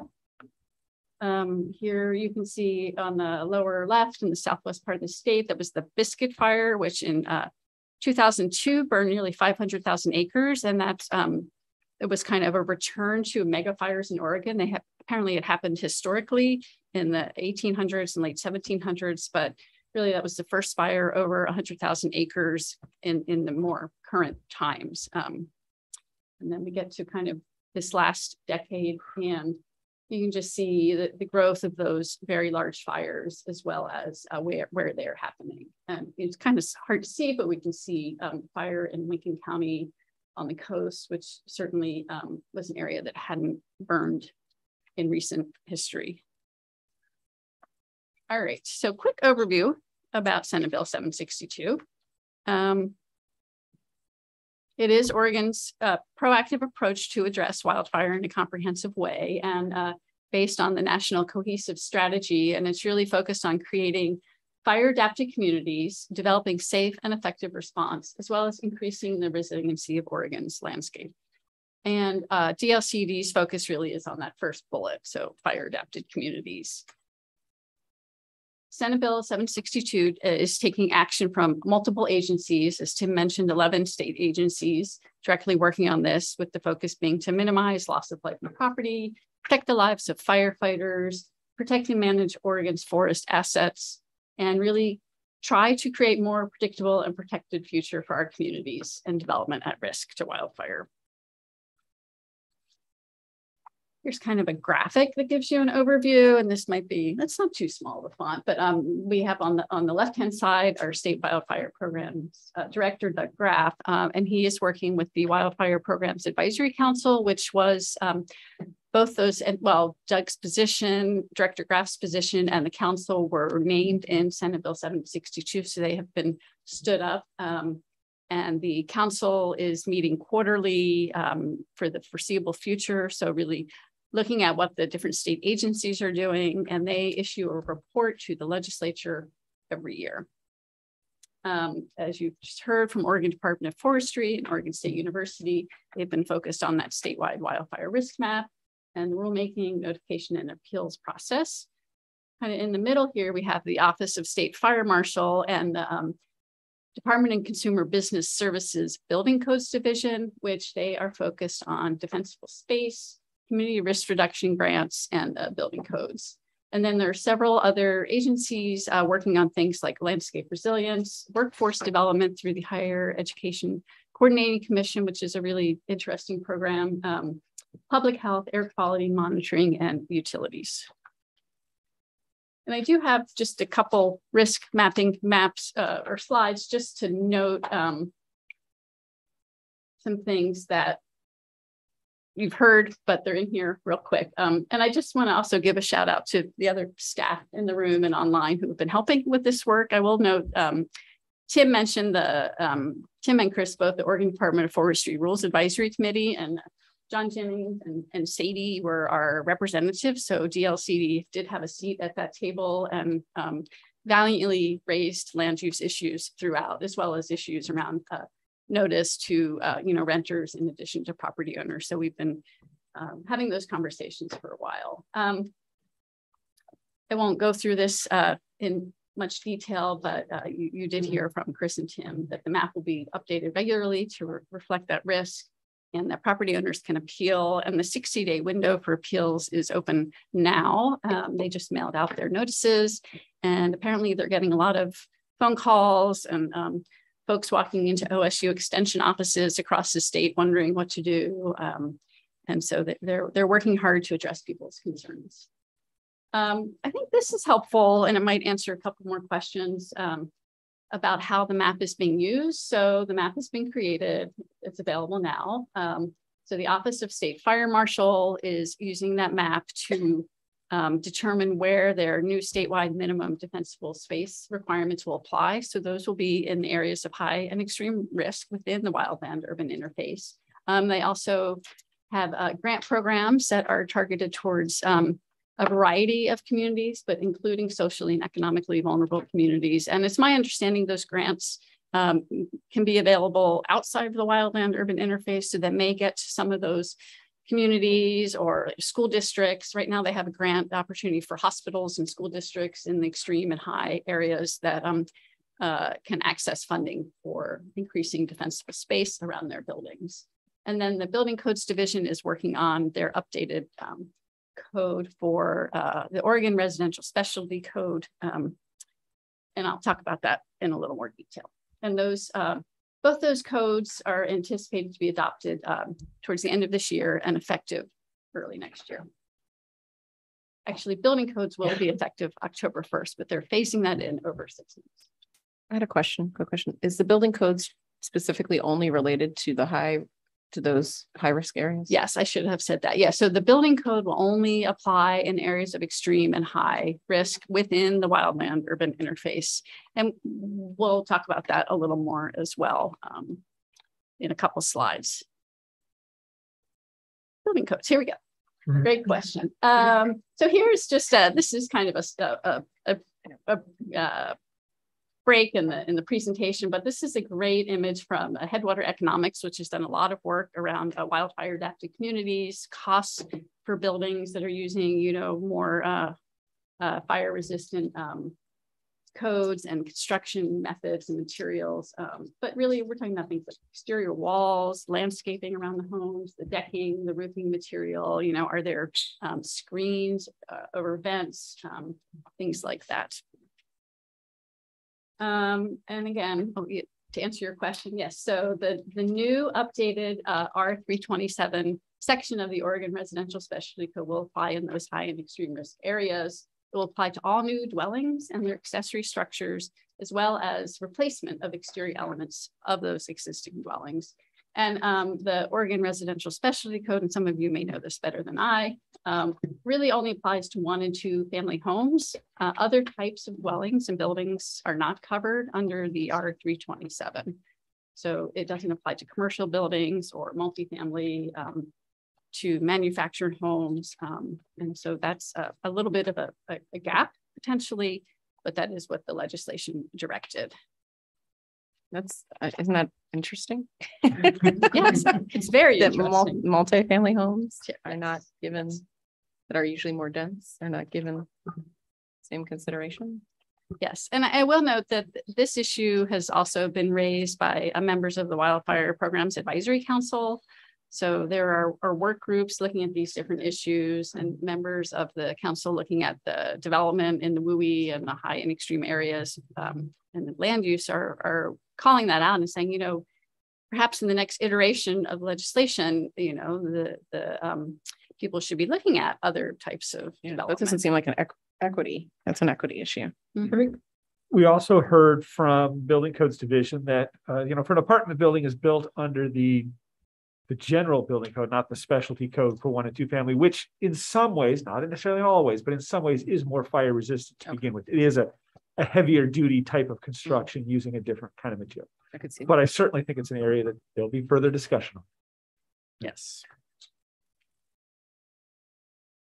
So, and I will note that the building code in Oregon is a minimum maximum code, and that means there is a minimum standard that applies across the state. Someone may go beyond, voluntarily go beyond that minimum standard, but a local government or municipality cannot require a building code that is beyond that minimum standard. And that's, you know, my understanding that's for predictability across the state for builders and developers. And however, we do want to note that in 2019, the Building Codes Division did adopt a voluntary standard for fire hardened homes for R327, and several local governments have adopted codes that go beyond the Oregon Residential Specialty Code. And so they, for example, the city of Ashland was able under previous state statute to designate their community as high risk. And they have applied a building code and a zoning overlay across the city that requires every new home to comply with that R327 standard. They have certain landscaping and defensible space requirements and other standards that they've adopted. And some of those will actually have to be rescinded when the new R327 becomes effective, because some of the city is not any longer mapped as extreme or high risk. And also with this new version of the code, R327 can no longer be available more broadly. So defensible space actually is a little different in terms of how that code will apply. Really the primary goal of defensible space standards is to help firefighters better protect homes. So then when they go in to fight a fire, they know that there's a clear area around the house. They can get in there and really focus on saving a structure versus dealing with, you know, burning landscaping close to the house. The state Fire Marshal's code is a minimum defensible space code that will apply across the state, and again will apply to new and existing homes in the high and extreme areas of the wildland urban interface. Yeah, there we go. That said, this code can actually, a local government could work with the Office of State Fire Marshal to adopt a code that is more stringent in their community. So more stringent than those minimum standards. And those locally adopted standards have to meet the framework set forth in the International Wildland Urban Interface Code. And that is reviewed by the Office of State Fire Marshal. And then that local government has reporting requirements, as well as they have to take on the enforcement of that defensible space code. So there's a little more opportunity there for that to apply outside the WUI, in a moderate area in other parts of a community if they determine that's important. I also will note there's a little bit of overlap with land use and the defensible space code. A local government can't currently, well, once it's adopted, they can't use that minimum defensible space code standard as a criteria for a land use decision. So for a comprehensive plan amendment or land use application. However, they could, through amending their comprehensive plan or land use regulation, include criteria that address defensible space. And once that local adoption has happened, then it could be something that is used to review a land use application for decision making. So there's a little more opportunity, again, for a local government to say, gosh, this is an area of moderate risk. It's next to a high risk. There's a new development going in. We really want to require certain defensible space standards and we want to maintain them. And so there's a little more flexibility there. And I just will note the other part of the State Fire Marshal's purview under Senate Bill 762 is, we've talked about defensible space code. They also, their community risk reduction unit is offering grants and educational webinars. And we've spoken to that a little bit.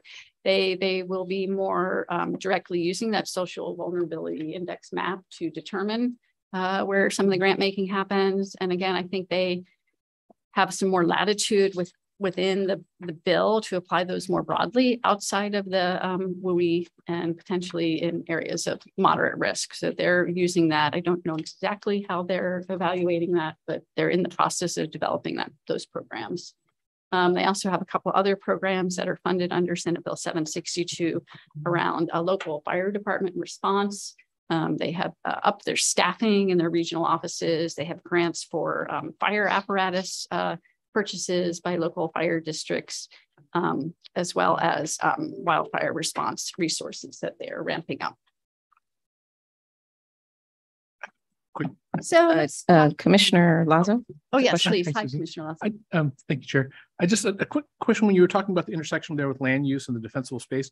So are those defensible space standards, are they typically implemented then in building codes rather than land use regulations? Or because this is the section on the State Fire Marshal, but is that how they're usually implemented? Actually, they several counties in Oregon actually have them currently in their land use code. Okay. So in their development code or zoning ordinance. Yeah. Yeah, that seems like it does make sense. Yeah. Okay, thanks.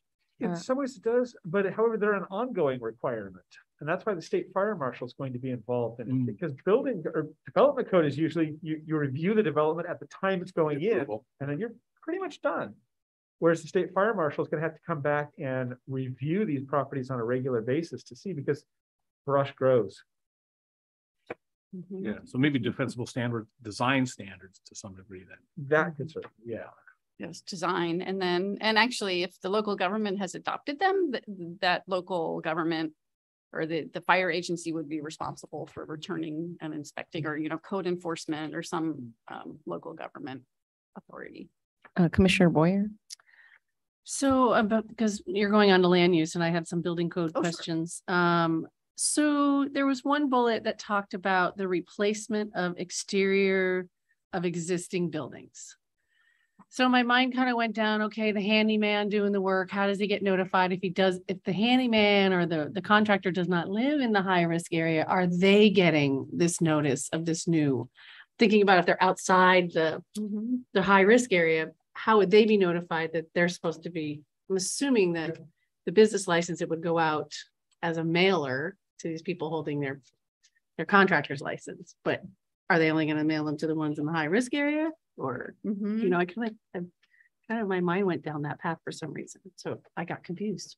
Thank you, Commissioner Boyer. That is a great question. It's my understanding that the Building Codes Division is working with the Office of State Fire Marshal in terms of doing outreach and notice in those communities that are impacted. So that should be something, again, if it doesn't, and this is, I'm not super strong in this area, if they don't require a building permit, there may be a gap there. But if they're going into, you know, city or county to get a building permit, if it's siding, probably doesn't need a building permit, but it might be for windows. Like there are some nuances there that I'd have to look at the updated code to see what might trigger building code, a building permit. But I do understand that fire marshal and building codes are working together, kind of a public education campaign. The Office of State Fire Marshal is really well-versed in community outreach, and they've been doing a lot already. So they're partnering with the Building Codes Division to try and get these messages out together.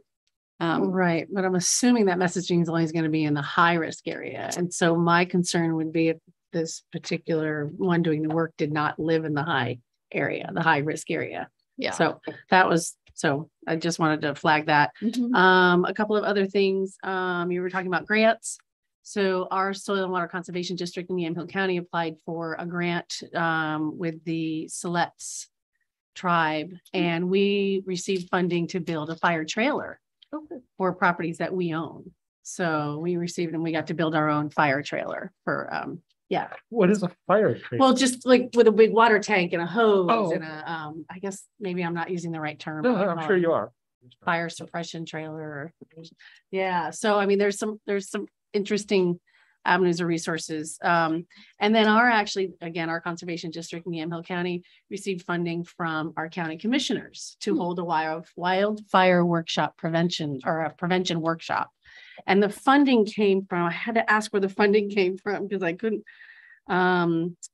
it's actually, let's see, it's funding that comes in from BLM who have managed lands within the timber receipts, who received the timber receipts from BLM. So we received $10,000 to throw these workshops. And we had, I think we had 500 people attend 4 different workshops. So there's some really creative ways to be thinking about some of this. So just wanted to flag those. Great. Yeah, those are really great examples because I think there's state money, but as you mentioned, there's federal money. There's also, we'll get into it if we're looking at FEMA, hazard mitigation grant money as well for projects. And it's my understanding too, and we'll talk about this in a little bit, like community wildfire protection plans, when those are developed by, that might be more of a neighborhood scale or community scale that allows the community to receive Forest Service, USDA grant money as well for fuels reduction. So I think there's some good opportunities to bundle these grants together. All right. Any other? No. All right, move on to land use.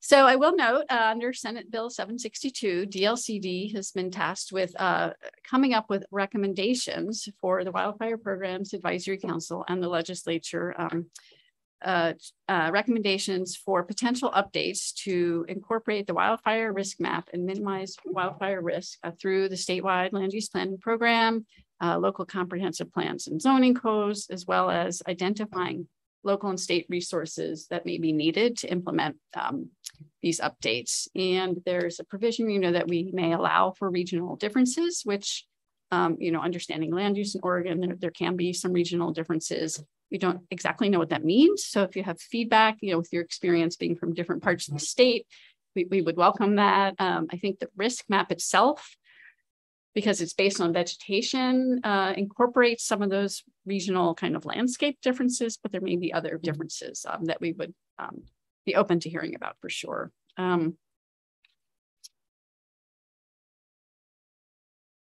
So again, from Senate Bill 762, our recommendations may include, but don't have to be limited to, provisions regarding sufficient defensible space, building codes, safe evacuations, and development considerations in areas of extreme or high wildfire risk.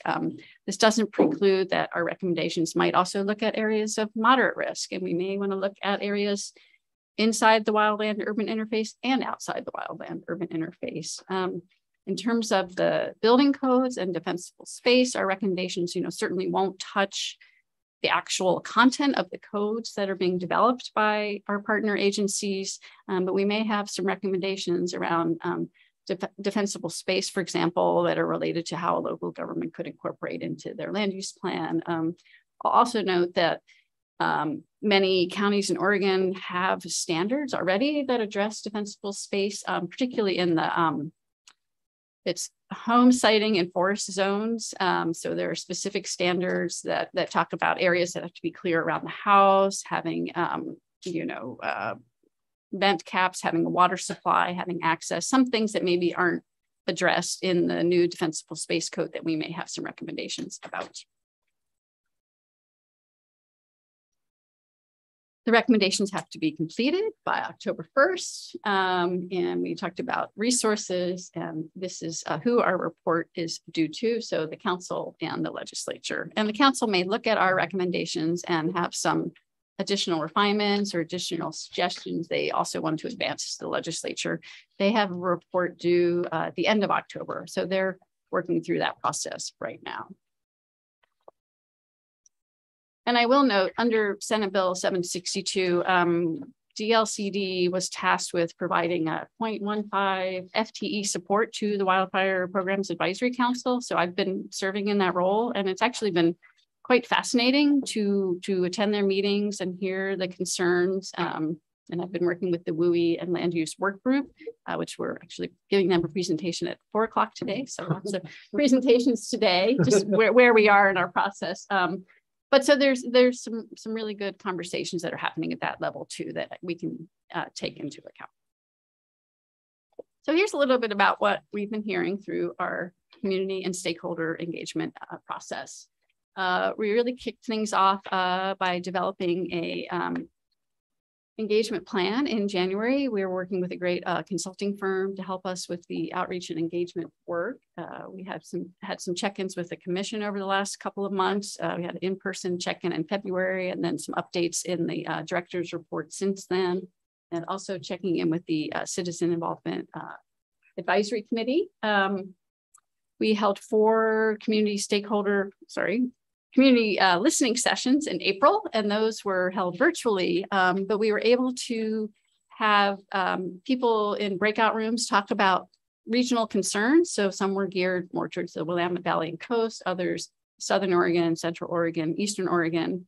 And we had some really robust conversations in those listening sessions. And I have a little more information I'll share in a few minutes. I also want to note we have convened a stakeholder group. So this is not initially an advisory group, but this is a group of about 30 stakeholders who are helping us think about different recommendations, providing different perspectives that will go into formulating our recommendations for reports. And of course, check-ins with the commission like today to hear your feedback. We have a survey and an online open house that are open through August 8th, and that's been going since April. And that's available in both English and Spanish. So we've really been trying to get additional input from across Oregon. I'm going to tell you how many people have taken that. To date, 383 people have taken the survey, which is pretty good. And our regional listening sessions, I'm skipping ahead of myself, but so timeline, draft report, we'll be coming back to the commission in September. And also in an upcoming slide, talk a little bit about tribal consultation. Oh, here are just a couple bullets. As we've been having our conversations with stakeholders and other listening sessions, and as we're thinking through drafting the recommendations, these are some ways we've been framing the conversations, and we actually have kind of a series of questions that go with these, but how are we considering equity throughout this work? We know that adaptation to and recovery from natural disasters is much more difficult for socially and economically vulnerable households and communities.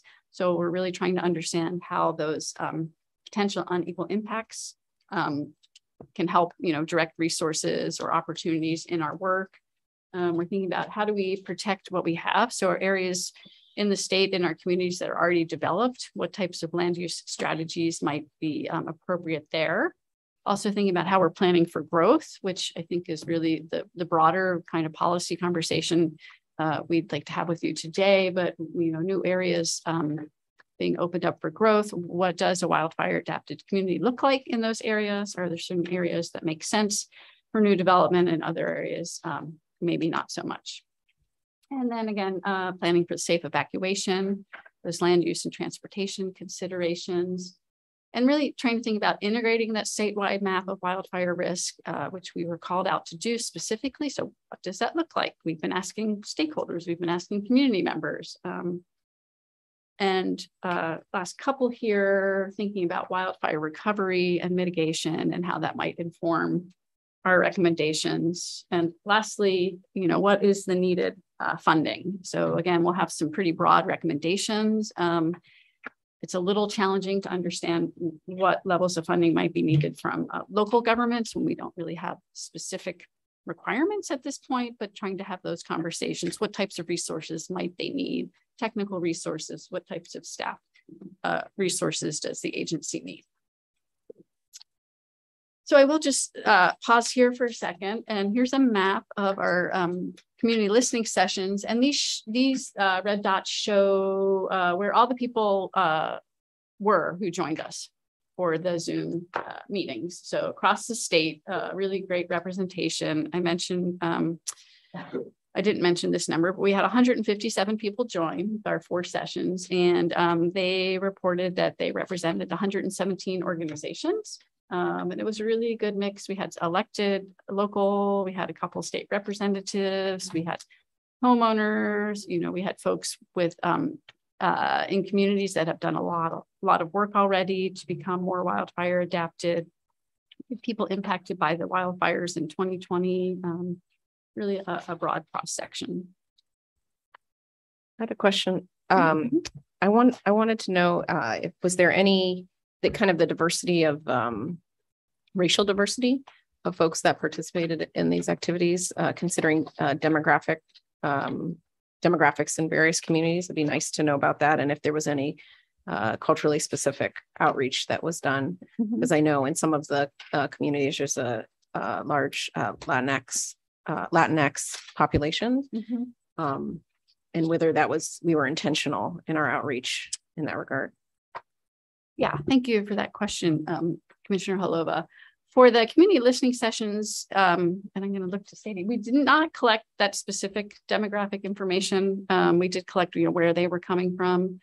For our survey, we do collect more detailed demographic information. And for our stakeholder group, we did look at the demographics, various underserved populations, disability status, renter versus owner, and income to help form up our stakeholder group. And we do have some data about how that matches up with Oregon at large. And we didn't meet the mark there, but we do have some good representation, not enough, I think, but for our survey, we're continuing to do some culturally specific outreach. We weren't getting back as many surveys from particularly Spanish speaking communities. So we are looking into right now, potentially doing a couple of focus groups and working through some community-based organizations to do that, to really understand those differing experiences. So I think partly we have done that. We've intended to, but I think there's more that we can do. And particularly if we go into any kind of rulemaking, in the future, really would have that focus at the forefront. Yeah, and I don't know how the CIC interacts or doesn't with this, but especially the focus on surveys, I think is known in communities of color that is not the best method for gaining insight and really going to the community specifically intentional and saying we're bringing this to your community. Is kind of one of the best methods. And then I was also thinking of tribal consultation in the sense that the wildfire risk map that we just learned don't have those parts in it. But it seems like the fire doesn't respect boundaries of geographic boundaries. So if there was any conversations on that with them, with the various. Yes, we have been, and I can, that's coming up. So, Okay. Yeah. Commissioner Sandoval. Yeah, I had recommended to Sadie. This was the program, right? Yeah, okay. There's someone's still going on. So yeah, with the Oregon Housing Community Services, we did some really extensive work around the federal funds that were to be allocated to people that were affected by the fires, and around the Latin American community. We had this really wonderful, like, I guess it was a kind of like it's like a town forum. 70 people attended. It was done in Spanish, and so I had provided some of my contacts to Sadie so that we could kind of build off of those efforts, because that effort took like 2 or 3 months to organize, and it really, the housing agency really worked with the community-based organizations to get people there and so forth.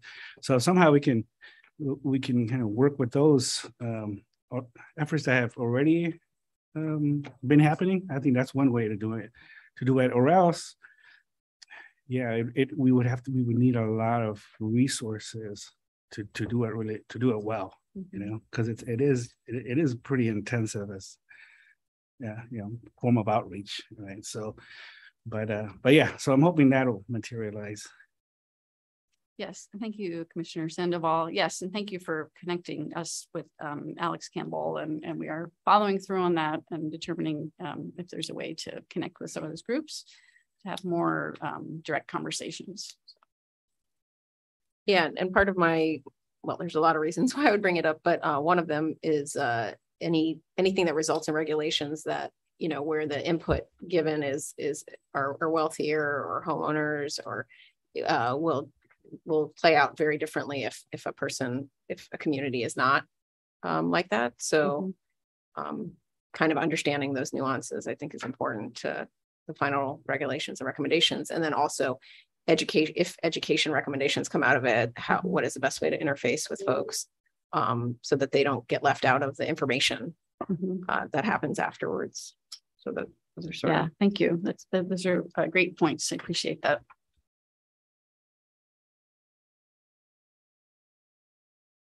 All right, before we get to the tribal consultation, these are some of the emerging themes that we have been hearing through our community listening sessions and survey, as well as from some of our stakeholder group meetings. But generally speaking, Oregonians are really concerned, eager, and motivated to take action. They want the state to take more action. They want their local governments to take action, and individually, they're already taking action. And I think so there's some momentum that can be built upon. Again, equity has risen to the top, particularly from our listening sessions, where we heard a lot from folks who were impacted in 2020 and really trying to take those ideas and move forward with them. Better agency coordination between state government, local government, communication collaboration has been called out repeatedly.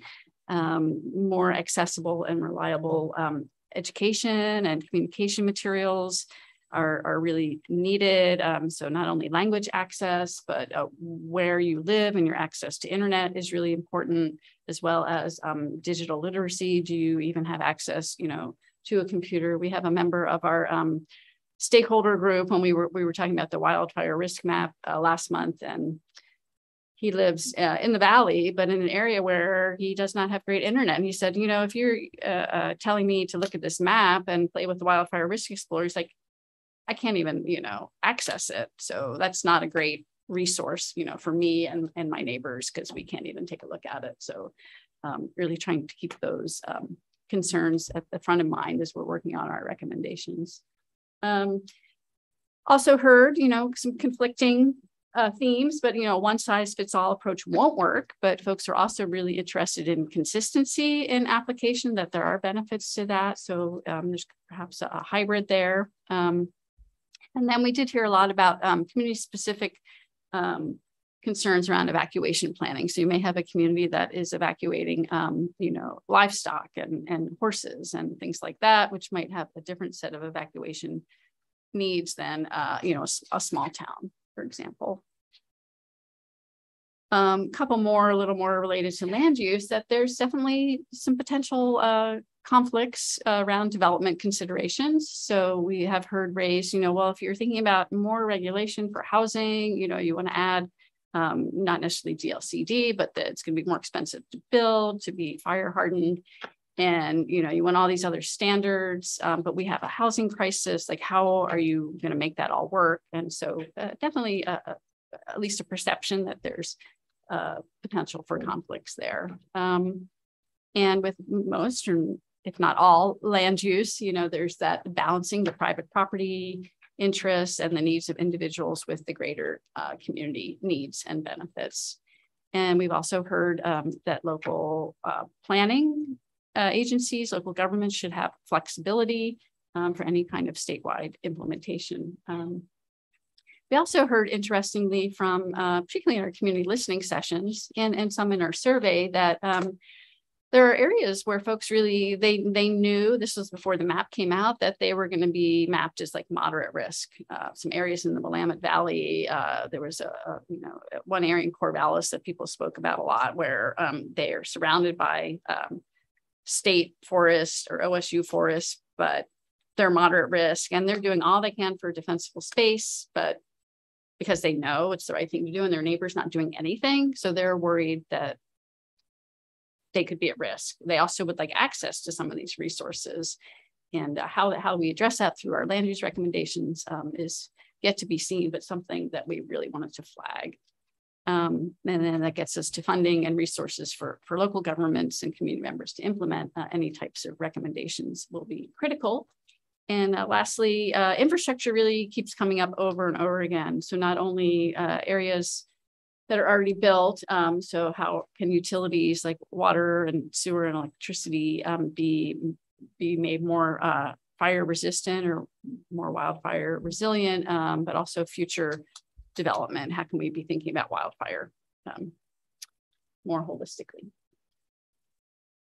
All right, I will mention just a little bit about our stakeholder group. So this group is meeting 5 times. They have their last meeting in August. We do have a super diverse membership. So we have not only individuals who were impacted by the wildfires in 2020, we have folks who represent statewide interest groups. We have planners. We have 2 county commissioners, one from Union County and the other from Curry County. So we have some good geographic distribution. And so though, those folks are really not required to come to any consensus. They're not a decision-making body. And so we've had some good healthy debates in our stakeholder group meetings. And so we'll really try to reflect that there is, some people are like, we want more regulation. Other people are like, it's too much regulation. So really trying to find a balance there and how that informs our recommendations. Question. Commissioner Sandoval? Yeah, it would be interesting to get, say, when like a American stakeholder that was directly affected by the fire, say in Southern Oregon, to be a part of the stakeholder group. That would be really something. But then I'm also thinking about, well, they don't really have time for that. Can they get compensated for it, or what? So it's, but that would be very powerful, I think. Mm-hmm. Yes. Thank you for raising that, Commissioner.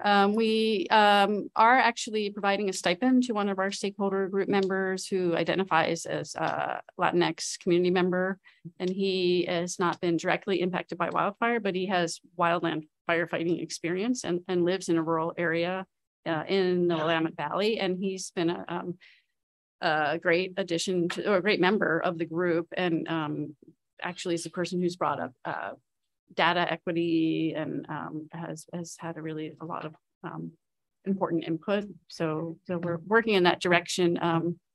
So we were able to work through our consultant to, offer stipends. We reached out to several community-based organizations as well around the state that represent different groups, so disability, culturally specific groups, renters, and folks are, as you all may know, they're very busy. And so really trying to taking the feedback from Commissioner Holova and as well as Commissioner Sandoval, like go to where people are meeting. I think moving forward is a really important strategy. No, that's great. I guess the other level would be getting someone with lived experience that was actually impacted by the fires. But that would be a lot more difficult. Chair Holova. In terms of that population. Deputy Director. If I could, thanks, Chair Holova and Commissioner Sandoval. Susan, thanks for this amazing presentation and these themes. I think that is exactly why we want to do a focus group, is because we weren't able to actually capture that lived experience yet, and we know that's missing. The wildfire group, stakeholder group just has one more meeting, if I'm not mistaken. So I think, you know, generalized outreach is sort of a hit and miss, right? And so the recruitment kind of turned up what it turned up. And as Susan described, there's really valuable perspective on it, but not folks who, you know, really had to live through that quite terrifying experience of the Labor Day fires. So we're excited to, you know, it's hard. If it was easy, it would be done. To convene a focus group of people who did have that experience with their friends and families, and then specifically on the survey questions, so that we can see the similarities and differences there, and then explore other topics too. But at this point, you know, looking to try and kind of meet people where they are and go with an existing group, culturally specific organization down in the in Jackson County. So suggestions super welcome, but I know Susan's committed to it, and we're going to try, because we really can't move forward without that. Thank you. And I don't know if I told you the story before, but when I was in planning, urban design consultant, I don't know who our client was at the time, though. I feel like it might have been FEMA, but essentially did workshops for people who had gone through Hurricane Katrina, and we were actually in Texas, even though I lived in Georgia. And it was, you know, a huge, you know, venue, and there were a lot of it was visual imagery about priorities and dots, you know, so not as the words, more visual. And it was very, very interesting to see the priorities of people who had just come out of the, you know, quite a devastating natural disaster, and what their priorities were versus what you might assume if you hadn't gone through that. And I think the thing that once they said it, it was like, oh yeah, of course, right? But it's just not on the top of your mind was air quality, because of all the mold spores and all that kind of stuff. So, you know, not having gone through that, you would think, oh, water damage, you know, certain things. And it was actually the highest thing was air quality. And so there is a lot. And in that case, it was pretty 90% African-American were the folks that participated in that exercise. So I think that's really valuable. And obviously there's trauma involved with having gone through that. So you have to be sensitive about that, but that more immediate reaction has some benefit to how to move forward from those affected by these disasters.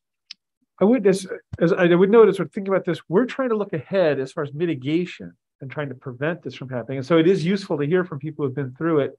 But we don't want to get too much into the question about what do they need for recovery. There's a lot of discussion that can be had and a lot that we can do to help with recovery. But our goal here is to try to understand how this won't happen next time. Exactly. Yeah, thank you. And I will note, we do have, not from the Latinx community, we do have several members on our stakeholder group who were in areas impacted by the wildfire and lost businesses, and you know, represent kind of smaller rural unincorporated parts of Oregon. So we have some different perspectives there. I had another thought that Commissioner Lazo. Oh yes, sorry. I don't know if you're done, Susan. No, oh, thank you, Chair. Yeah, I just wanted to affirm the idea about focus groups too. I think, you know, very often that we rely on the stakeholder groups or the rulemaking advisory committee. I think lots of folks just feel like they can't commit to that, even, you know, 4 or 5 meeting series, or they feel like, oh, I'm going to miss 1 or 2 of those. That's not for me. And so I think offering that can provide some very different perspectives. And I think the same thing, Matt, around what you said was, I think the folks that had been through it might also have some perspective on how we could have prevented them from going through that, and what in recovery prevention might look like for them. So I think there is value in that connection. I would like to add something, and I would just say that in working with people recovering in Lincoln County, I think one of the things that I think all of us, all agencies are guilty of, and I think the state and FEMA are really guilty of it, need to be aware, is asking survivors to tell their stories over and over again for our benefit. And survivors have told their story to the state many times through wildfire hearings and other efforts, and we're always wanting them to tell the stories again, and that's not always something they want to do. Revisiting that is trauma for them, and so I would just say, do we really need that? Yeah, do we really need to ask that of them again to tell us one more time? Is there other wildfire hearings we can go back and listen to recordings and put the effort on us to find that information and those stories already told, instead of asking people to basically re-traumatize themselves and tell it again? It's something we heard a lot from our community, is I'm tired of telling my story. I don't want to tell my story anymore. So I think before we reach out to survivors and ask for them to do it again for our benefit, even though it's potentially a really important benefit, that we pause and look at what information we already have, or what information that is public that's already been shared that we could dig through and do what we need before we ask them to share that again. Commissioner Jacobson, thank you for that. I think that's hugely important. And one reason I mentioned, folks recovering from trauma, and when I mentioned it, I wasn't even thinking about them repeating what they went through. Tell us about your story. It was more that if you've gone through something, you might have a lot of opinions about how maybe you could have not gone through. If this would have been changed, if this would be different, this, and sort of it to Commissioner Laza's point, and actually thinking of building a better future, less about revisiting the past. But I think Commissioner Jacobson has a really good point, that if there is data already out there, that we make sure that we tap into that to get information. Yes. And there are some great resources, and some of those, I don't think I've gotten to it yet. This is the third time I've given this presentation last couple of days, but no, there's some what we're learning from recovery. So there's some great state level reports that have put out the last couple of years. Governors, Environmental Council 2021 has really good information. And there's also some work actually Commissioner Jacobson was involved in. The Oregon APA did last year, working with FEMA, and they worked in 3 areas of the state with their pro bono planners, worked on a couple projects in areas where there had been the wildfires to look at potential strategies for moving forward. And there was one actually in Lane County where they were working with the disaster case manager. So they weren't re-interviewing people, but they were interviewing the disaster case managers to see what types of themes have come out of that recovery work that might inform future planning work. So it's a great reminder to look at some of those resources. A quick comment on that. So the town hall meeting that the OHCS had was recorded, actually. So that's public record somewhere. Okay, that's great. I'll look for that. Thank you. And then obviously we have lived experience on our own commission in regard to this particular topic. So in 2 completely different settings. Yes, we do. It's not something that you wish for, in the sense that that experience wasn't there prior to 2 years ago, maybe. And that I think it's just unfortunately going to be more and more of us that are experiencing things, especially that are heightened due to climate change. So yeah, it's an unfortunate part of this. All right. All right, I will spend just a couple minutes talking about our tribal government consultation. So here's just a quick overview of our process. So we did send out formal letters to Oregon's 9 federally recognized tribes, and then we heard back from 2 tribes that were interested in having staff-to-staff meetings. So we've met with the Coquille Indian tribe and the Cow Creek Band of Coquille. Coquille? Am I saying that right? Okay. No, but Coquille. Yes, not Coquille. Yes. Chair, if I and may. then the Cow Creek Band of the Yes, tribe. Deputy Director. Just I wanna quick, make sure I Chair pronounce Halova, thank you. It's Coquille is the town, Coquille is the tribe, as I've been taught. Yeah, thank you. So we had some great meetings with staff. Actually, the tribal chairman from Cow Creek joined our first meeting with his staff, and then are having follow-up meetings and engaging as we're moving through important milestones. And they're both those tribes are interested in reviewing our draft recommendations report and providing us feedback. And then we'll continue to have ongoing interactions. And then at the point, if there are regulations in the future, that might kind of level up to government to government type of consultation, but we're not at that point yet. And this is just a quick summary of the feedback we're hearing. You know, at the top of the list, really from the tribes, is concern about protecting and managing cultural resource sites. So not only in the forward-looking planning process, but when there is a wildfire and, you know, different emergency responders are coming in, the firefighters, and, you know, are there processes in place for them to contact the tribes to understand where there might be cultural resource sites, particularly in not necessarily on tribal lands, but, you know, out in the forest in the traditional areas where the tribes have been, you know, over time immemorial. So that came through loud and clear. And as with many Oregonians across the state, you know, tribal members have been impacted by wildfire through smoke and losing their homes and being displaced. You know, they're also interested in access to resources for defensible space, and also concerns about safe evacuation, particularly in areas where there is limited transportation access.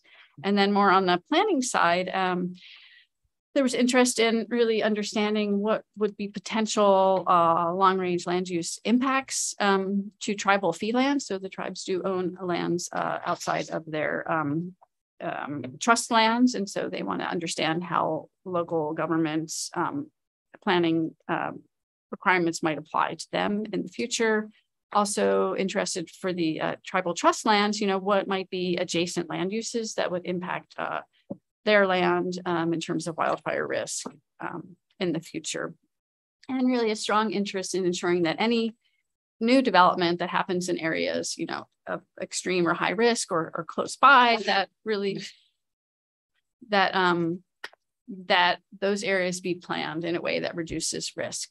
And lastly, more on the technical side, we did hear that there's interest, there were questions about you know, how the tribes might access like the state wildfire risk map and that data and be able to integrate it into their geographic information system.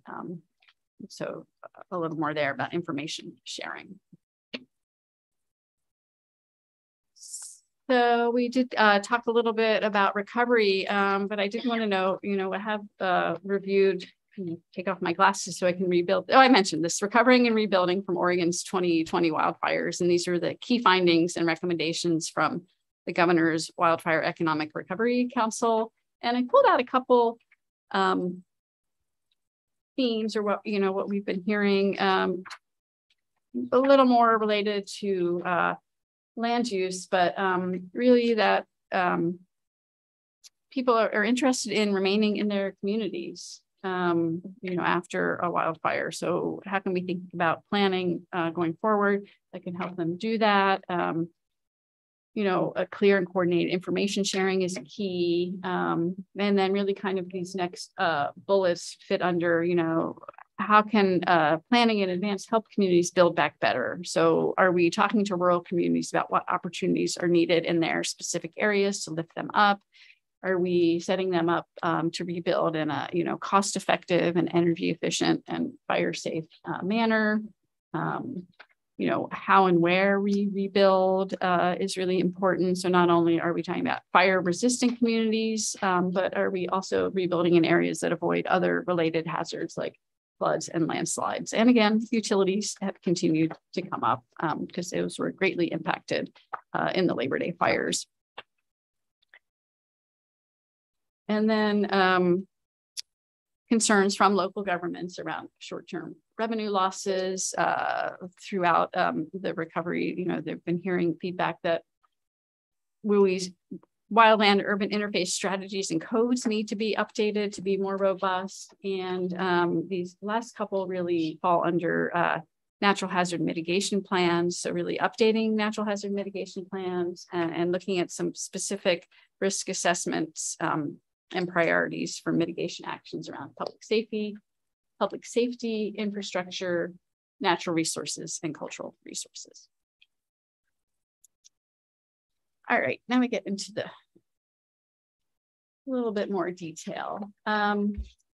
So we're doing good on time. So some of the considerations that we are bringing forward for you all to think about are kind of fall into three broad policy buckets. The first is really what are types of recommendations that we could make that would fall under goal 7, areas subject to natural hazards. And these types of recommendations are based on, what we've been hearing through our stakeholder and community engagement. They're based on, best practices nationally and locally. They're based on, expertise from DLCD staff and from other state agency staff that we've met with.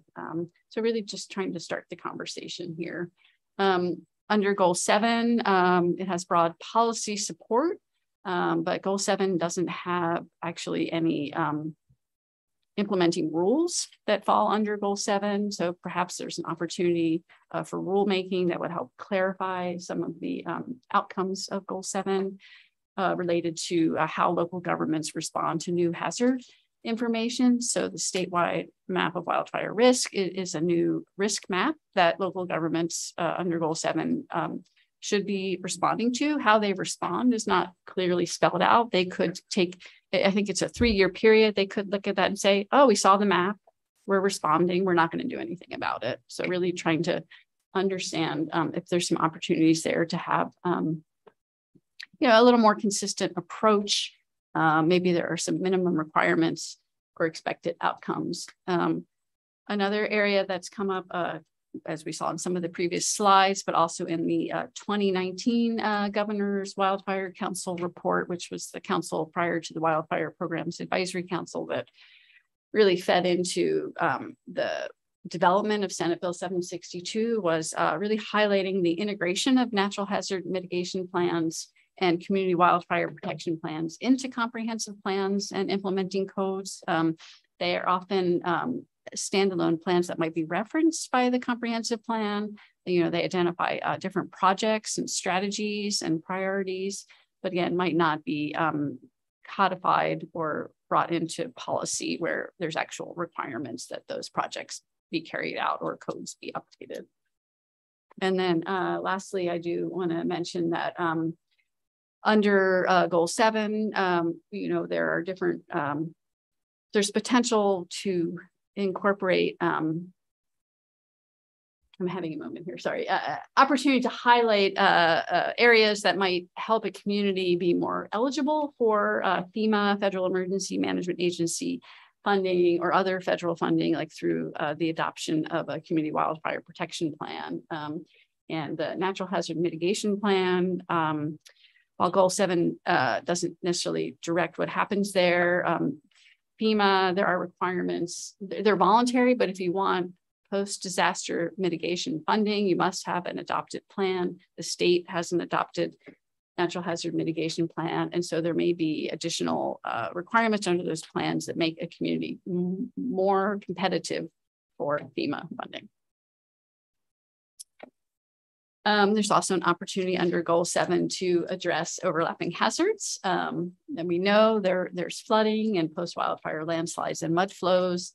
And there may be, some conversations around types of uses that perhaps shouldn't be allowed in the extreme risk area. Are we talking about critical facilities? Are we talking about, hospitals? And again, these might be areas that are less developed and those uses probably wouldn't make sense anyway, but I think a conversation that needs to be had. Maybe some of those types of uses, would want to have additional wildfire mitigation standards applied.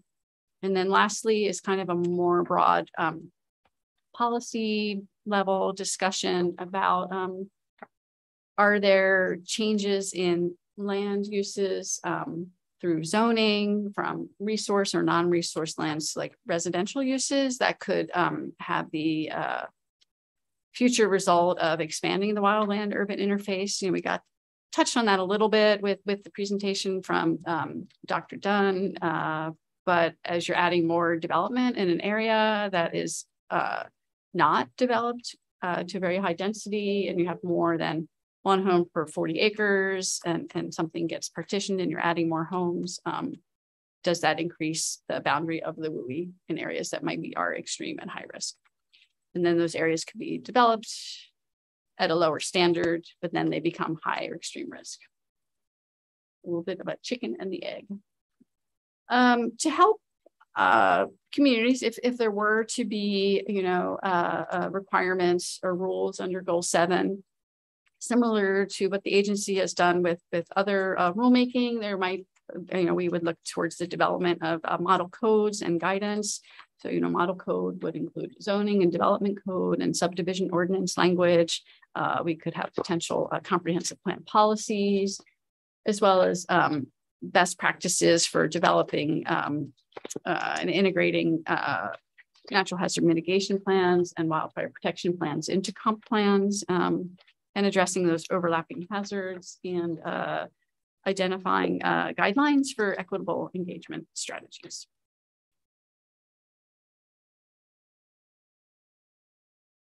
So this slide is just to give you an example of some of the types of land use planning tools that can be used to reduce wildfire risk. And this comes from the Community Planning Assistance for Wildfire, which is a program of Headwater Economics, which is a nonpartisan research and consulting organization that does work across the US. But you can see, different types of land use strategies can happen on different scales. You might have a community-wide set of standards. You might have something that's more like a neighborhood scale set of standards or requirements, and then more site specific. So that there you would get into things like the building codes, which again, we're not developing building codes, but that would be a site specific standard or defensible space. There could be subdivision design standards, that look at defensible space or access. Steep slope ordinances, which many counties already have in their codes around where a home can be built and if defensible space is needed, landscaping regulation, different things like that. And then kind of more broadly, watershed management plans, forest management projects, which are typically outside the purview of local government. Can I ask a question? Yes, please. Just on the back.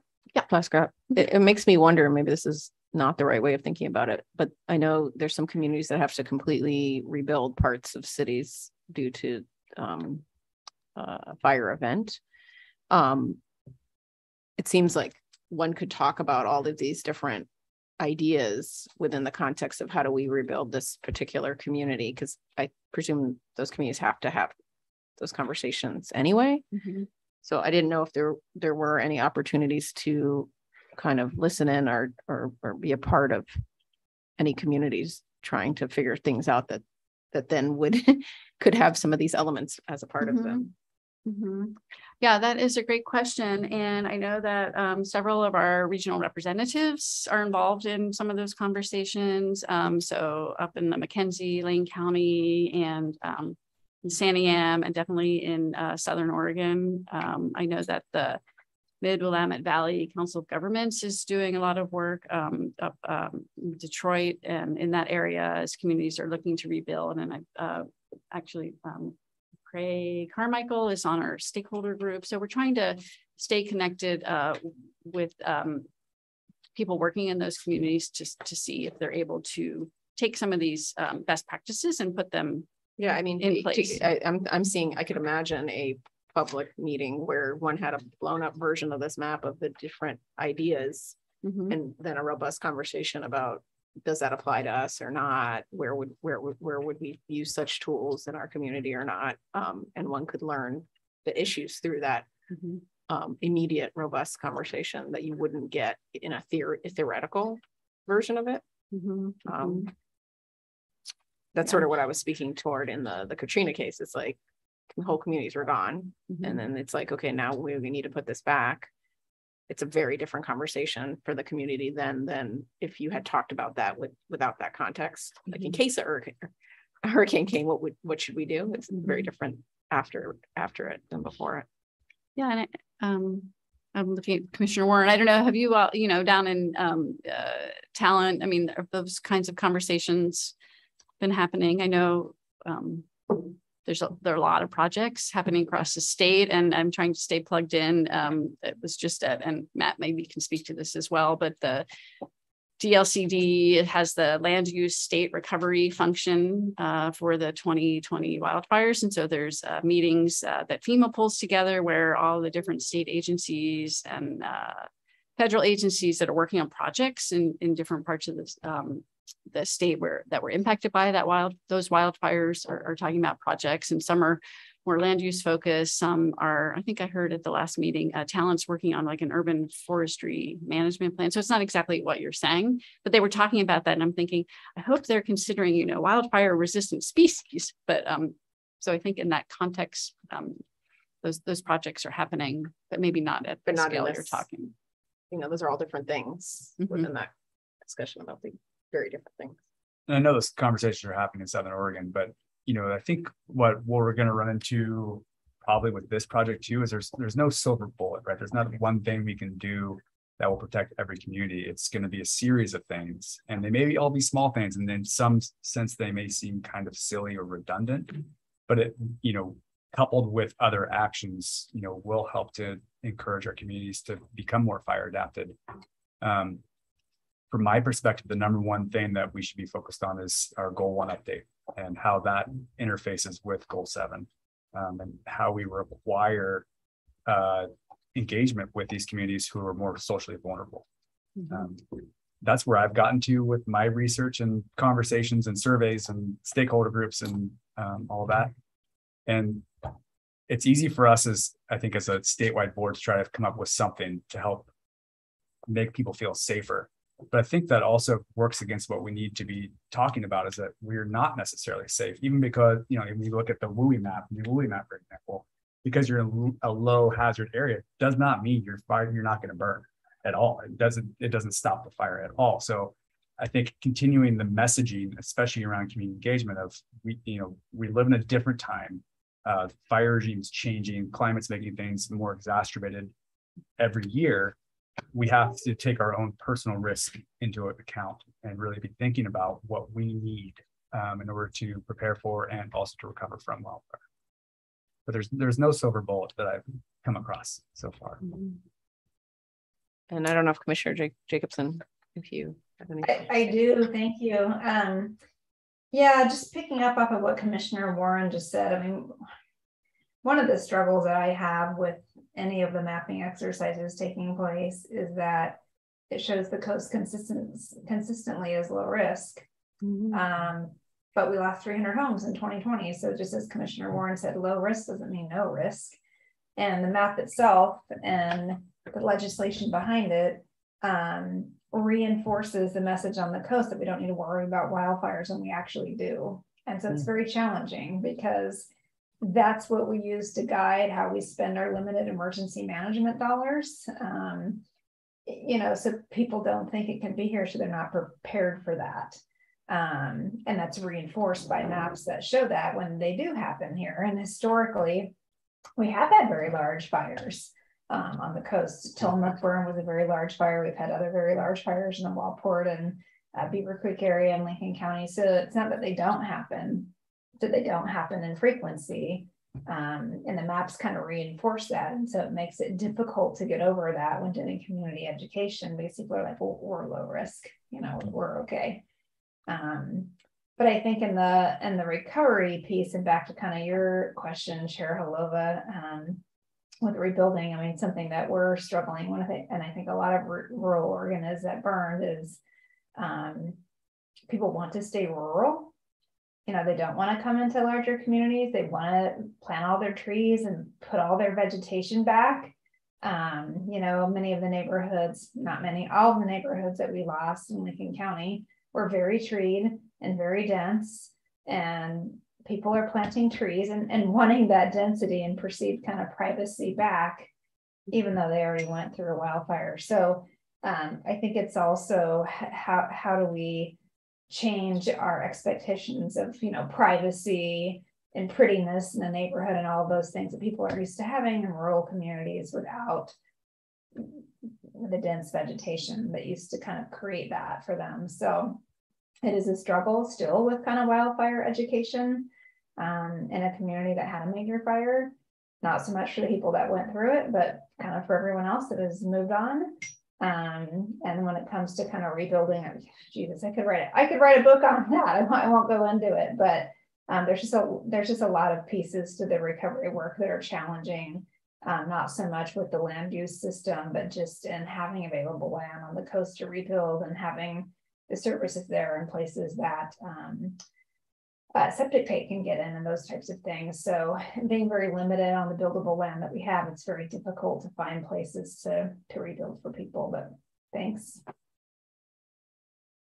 Thanks, Commissioner Jacobson. And you bring up a good point where, you know, I kind of heard it and I just was like, and now I'm thinking about it more, which was that the map is relative to itself. And it's almost like we should have picked somewhere where it barely ever has fires and said that's low, and then seen where our map was at that point, you know, and maybe with more nuances to the higher, more colors and the higher risk. So, I mean, that's a question that I should ask then, is sort of like, well, why not pick something, some other standard for what low is, and then see, because it might show the whole state is medium to high versus parts of it are low. Yeah, and I would always, I mean, the way I see that map too is where you have low risk of fire, you have more risk of issues because you have a population that's less prepared. Mm-hmm. And so to me, it almost like shows where your highest vulnerability is of trying to protect a population when you do have a fire, because they're less ready for it. So in many parts of Eastern Oregon, when there's a fire watch and you call people's homes and say you're on a red, you're on a yellow, they know what that means because they've been through it before and they have that education piece. And here, when we called them and told them that, no one knew because it wasn't an education piece they were familiar with. You know, we were preparing for the tsunami. So that's a disaster that I've heard a lot of our education resources, you know, go into, and a lot of local residents will know if they're at 100 feet or not, because that's the educational message that's been pushed for years and years and years. You know, fire, not so much, but, you know, you can drop me somewhere in my county and I'll know if I'm at 100 feet. And a lot of our locals would know that as well. But, you know, the vulnerability map, in my opinion, also shows where you have a population that's not as prepared to go through it. Commissioner Lazo. Thanks, Chair. And it reminds me of a comment that I've been thinking as we've been going through this, and particularly around the model code and the sense that what I think we're developing is this are the regulations for folks that are going to be required to put in some kind of regulations based on the map. But I wonder if one concept that we look at is even when you look at this graphic, is the model code as this piece of work that folks can opt into in communities so that they feel better and safer about being a wildfire adapted community. So not just the communities that are not just working towards the regulations that are going to be required for some communities, but as a resource for communities that may not show up on the map as moderate or high, but want some resource. You know, it's probably not the priority given the legislation, but it's one potential framework to think about. I mean, as you all are doing this work, that it becomes a resource for folks that feel vulnerable no matter what the color of the map is. Yes, thank you for that, Commissioner Lazo. I think that our recommendations don't necessarily have to be just about the extreme and high risk areas. So I think that's a really valid and important point, that it could be something where this is, you know, could be voluntary in your community. And if you're updating your development code or you're looking at your comp plan or your transportation system plan update, here are some strategies you can consider to make your community more adapted. Yeah, thank you. So we're trying to mentally do a time check. We have some more time. And how many slides? We want to see how many slides. Not too many. We've been giving some input all the way, but we didn't know if we want to have some. Yeah, like as much as we can. Okay. Yeah, about five slides. Oh, you're taking notes too. Thank you, Matt. Excellent. Yes. So a couple more slides. So the second let's see, we talked about that. Kind of the second policy bucket, where there may be some opportunities to address wildfire risk is really in the area of growth management. So when we're looking where new development might happen, or there might be more density, or are there opportunities to better address risk before development occurs or more intensity of development occurs? There might be considerations of areas of extreme and high wildfire risk or risk in general, wildfire risk more broadly when, for example, a locational analysis is being done for an urban growth boundary expansion. So there's some criteria that exist under, rules that look at floodplains and steep slopes. Should wildfire and other related natural hazards also be part of that conversation? Wouldn't necessarily be like you can't expand here, but if you're evaluating all your different options, think about wildfire risk as well.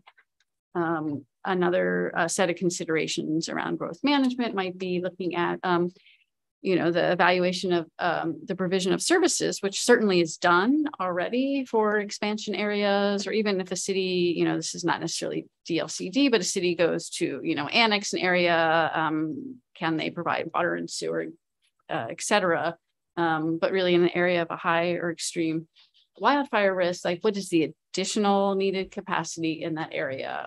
Can the transportation system network accommodate, additional emergency response or evacuation needs? Are there enough, is there adequate water supply for firefighting? We heard stories at our listening sessions from folks in Southern Oregon talking about how the water pressure dropped when they were fighting the fires in Talent. I'm looking at Commissioner Warren, and how just the capacity wasn't there to fight all of those fires at once. It was more had been planned for fighting a couple of house fires and not, whole neighborhoods. And then lastly, and we've been hearing this from folks in rural areas of the state, as well as, our regional representatives. Fire service is provided by volunteer firefighters in much of the state. So what might be an additional need for firefighting capacity if an area is looking to expand? And then the last bucket here is safe evacuation, which we've been talking about, throughout, but really are there opportunities through better integrating land use and transportation planning efforts to really look more closely at emergency response and evacuation? Emergency response, is addressed under transportation planning rule kind of broadly, but evacuation really isn't. And, we're not necessarily talking about looking at the transportation planning rule, but that was just kind of a point of reference. Are there differing needs for socially and economically vulnerable community members that should be better addressed when we're talking about planning for evacuation? Is there an opportunity for increased coordination between planning and emergency management professionals? I mean, this happens at some level. A development application comes in and the fire department reviews that, the building department reviews that, the land use folks review that, but really more forward-looking, can those departments come together, I think, more holistically. We heard a really good example from the city of Ashland at one of our stakeholder group meetings. So the city of Ashland and Deschutes County gave presentations to our stakeholder group talking about the work that they're already doing or were contemplating in the case of Deschutes County, which has done a lot, and they were contemplating broader standards and then kind of put that on hold when Senate Bill 762 was passed. But City of Ashland is doing like zonal evacuation planning. So that are there ways that transportation planners, when they're doing modeling, can better support that kind of modeling and zonal evacuation planning? I understand that Jackson County and Deschutes County are now doing some pilots around zonal evacuation planning. And then through transportation planning efforts, is there an opportunity to identify and better identify and map like the conditions of potential evacuation routes? So these are some of the considerations. And the last kind of substantive slide here. So when we're also thinking about safe evacuation, you know, we're not necessarily talking about street width per se, but we're really talking about, you know, in a community, if you have to evacuate and there's only one road in and one road out, that's going to make it very challenging. So are there opportunities for additional routes, particularly planning a new area, but maybe there are, you know, there's a subdivision that's been developed or a resort community that only has one way in or out. Are there opportunities to retrofit, to gain an easement, you know, that might only be used in the event of an emergency, but really to think a little more holistically about how people might evacuate while also letting emergency responders come in. There could be, you know, standards around, more specific standards around site access and egress at the site scale. Another best practice that's come up is really identifying areas of refuge or temporary safe zones that could be used during an evacuation. So this might be, you know, a large shoulder area along a rural road that's been cleared and has good defensible space around it, where someone, you know, if they're pulling a trailer with livestock, they could stop and check the trailer and, you know, people could pass them by, or if they're meeting family members kind of on their way out. So could those types of places be identified in advance? And another topic that's come up quite a few times is, you know, if a community facility or a mass gathering is happening in an area, a rural area, on a farm or in a forested area, in addition to the development review or the use permit that happens, maybe there are additional criteria around wildfire mitigation and evacuation plans that might make sense for those types of events. Last couple of things, you know, would there be, these aren't specifically land use, but some things that local governments could think about, you know, could they enter into maintenance agreements about rural routes in their communities once they've been identified? And it might be, you know, a shared maintenance agreement to keep those areas open. We heard a story in one of our stakeholder group meetings from a wildland firefighter who was working the Bootleg fire, and they knew there was a good route into this one neighborhood, and they went in there with their heavy trucks. They have names, which I'm not remembering, and I apologize. And went, you know, trying to access this neighborhood, and the road was just in such terrible shape that they couldn't get the big rig down the road, and that they had to, you know, offload things to smaller trucks to get in there to fight the fire. So if that had been mapped and an agreement had been made in advance to maintain that would certainly help. And then agreements for access or getting through locked gates is something that we heard about from some of the recovery conversations in our listening sessions. So apparently there were some folks trapped up by Detroit Lake that were only able to leave the area through a locked Forest Service gate. So that was kind of on the fly that happened, but advance, you know, having those relationships in place could be helpful. Deputy Director Green. Thanks, Chair Harlova. Susan, I'm just mindful of time. I think you have an external presentation at 4, and we just want to make sure we get Commission's feedback for you. Yes. Right. Okay. Thank you. Thank you very much. Commissioners, I mean, there were some questions on the page 24, but I think they're the things that we're already talking about. General reactions, any areas for clarifications. I think we've already done that. If you want to lean into more guidance on regulations or somewhere else, or what aspects of wildfire adapted communities should staff focus on? Vice Chair. Thank you, Chair. I've just before this presentation started, I have been receiving notifications of a new wildfire in Deschutes County. And so it appears to be hopefully not too large, but smoke visible. It's all over the news now. So try not to be distracted and focusing on this at the same time. Just several comments I'll make briefly. One, great presentation, great overview, very comprehensive, a lot for us to think about. And coming from Deschutes County, where we're really at the forefront of almost everything. I mean, not just in the state, but across the country with a lot of the stuff, which is great. So a couple of my suggestions that may benefit other communities. One is the model codes is really going to be big, because that's something that we spent a lot of time with our developers doing. We have a long way to go, but model codes I think will be really, really helpful. Two, as you think about the comprehensive plan, we for over a decade have referenced the Natural Hazards Mitigation Plan and the CWPP, the Community Wildfire Protection Plans, in our comprehensive plan. But those aren't regulatory documents. So it's helpful to have them. It's helpful to have them recognized, but they're not regulatory. So just keep that in mind. Those may not translate into code, into regulations.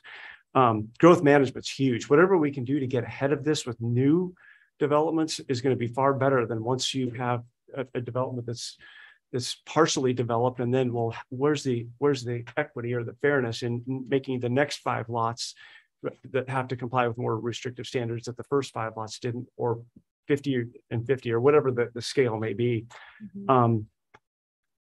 One I just don't want to forget to say is I agree with what all of my colleagues have said about equity, the equitable approach, the equitable response, the equitable application of regulations, all of that. I completely agree with my colleagues on all of that. The one issue that we continue to hear a lot about in Deschutes County is that, and is right there, safe evacuation. It's both access, it's response, and it's evacuation. So that's a big one. Another one we hear a lot more about now than we have in the past is really balancing wildfire mitigation with wildlife habitat. And there are really great ways to do it, and there are experts to do it and make sure that both experts are in the room to help craft those regulations, because it's not just one or the other. That can be done. And the final piece, and after I say all of that, I ask that we really work closely with the communities that are going to be required to adopt anything or everything, or what magnitude it is, about their timelines. I think about, in particular, like Bend, Medford, and Grants Pass that are going to be subject to CFEC. They've been subject to House Bills 2001 and 2003. They're probably all dealing with psilocybin, and whether they're doing time, place, manner regulations as we're dealing with that. We're dealing with short staffing, and then we still have to comply with the state's 120-day timeline to turn around development permits, or 150 in the county. So I know Deschutes County, we're short staffed. So we're actually reallocating long range planners to current planning, which depletes our sources. So no matter how many resources we give communities, there may not be the staff to do it. And I know it's like, well, yeah, but this is life or death. Well, yeah, but we're also dealing with housing and equity and climate and natural hazards. And there's only so many people to do so much work. So I just ask us to please be mindful of that as we think about it. So great work. Can I ask you a question in that regard? Yeah. So is one of your ideas that doing the model code can help tremendously in that regard? Because that's exactly you right. can take it, you can change a couple things if you want, or exactly, or just implement it. Exactly. Yeah, just as a starting point. That's exactly what my thinking was. Yeah. Thank you. Thank you. It's very helpful. And just to build off of what Commissioner Lilac said, a lot of the research out there right now shows that this kind of one size fits all approach just generally does not work, especially in rural communities, because they like their independence. A lot of them live there for that reason. But what the research also shows is that engaging them in that process helps them to buy into the potential mitigation actions they could take. And so that means a lot of work on our end, boots on the ground, a lot of town hall meetings, a lot of asking questions and listening. And so just continuing that effort that you're already doing, I think, is a really great approach. And I'll circle that back once again to our goal 1 update. And how do we start thinking about how are we engaging communities, especially for mitigation work for wildfire or fire, or just hazard mitigation in general? I think that's something that we have not done enough on yet, and we can expand our help to jurisdictions through that process. Dang it, there was one more thing. Oh, and this list you gave us is awesome. I mean, really, I went through it line by line by line, and which page? I can say it. I can see it, page 19. There's so many things I just underlined. Yes, I mean, there's all this is great. My question is, as the land use department, which of these can we actually do, and which are maybe recommendations that we should be talking to the legislature about pursuing with other departments? I don't think that we're done with wildfire mitigation work in Oregon. Just because we have Senate Bill 762 now, I don't think that's going to be the end of the work we need to get done. So continuing that conversation, because you've have this chance to do this great discovery and learn a lot from the folks in Oregon. How do we take that information and really present it to the legislature in a meaningful way that they can hear kind of that voice too. Those are my recommendations, but I just can't say enough, like really great work. I mean, it's all this stuff is just so useful. And also the stuff that I've come across randomly through my own work too. And so it's good to see like, okay, I'm in line with what you're finding. Matches. Okay. So, please share, please. Always welcome.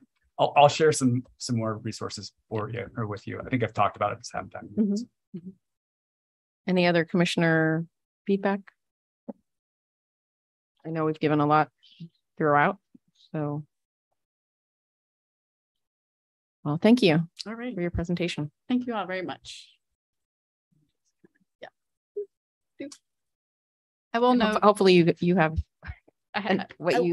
yes, the amount of information you thought maybe that we'd be giving. And I will note, we will have our kind of draft recommendations report. We're aiming for August 12th, so we can get that out because we have a really short timeline, but taking your feedback and, turning that into the actual draft recommendations report. Our stakeholder group meets on the 16th. We'll have like a written comment period through the end of August. So then we can take that feedback and share it with the commission for your September meeting, make some updates, and then have that in advance of your September meeting where we can go back through and talk more specifically about what's in the actual report we're gonna turn into the legislature and the council. Thank you. Thank you. All right. And so we are going to take an afternoon break from and reconvene at 4:15 was our plan I don't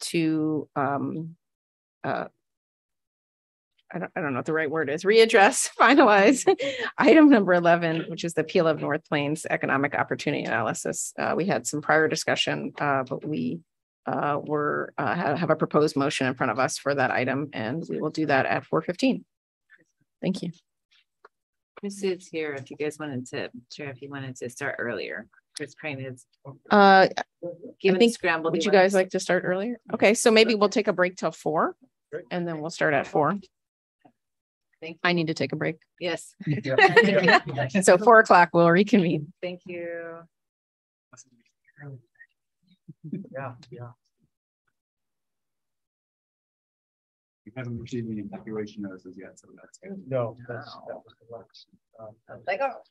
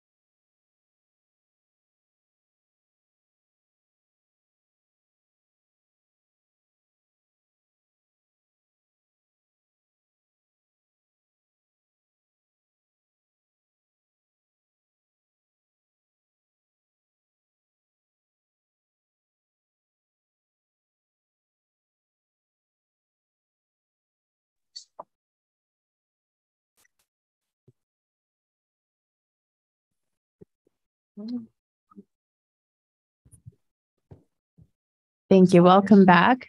We will be continuing with agenda item 11, appeal of North Plains Economic Opportunity Analysis.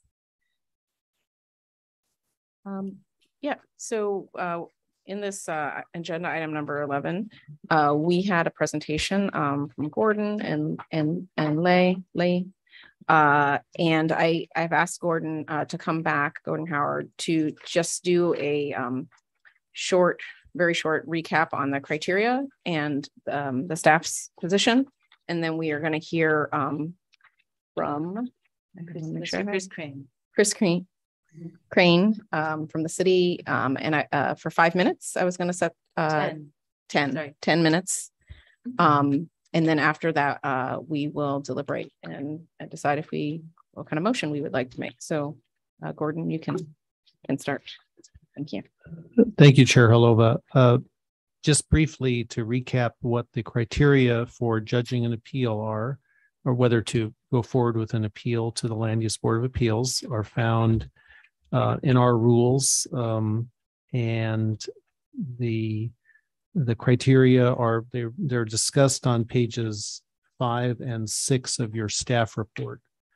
And the first is whether the case will require interpretation of a statewide planning statute, goal, or rule. And it is our recommendation that we find that it requires the interpretation of 2 such rules. The first is a rule these are both in Division 9, the rules regarding economic development. The first of these rules is regards identification of required site types.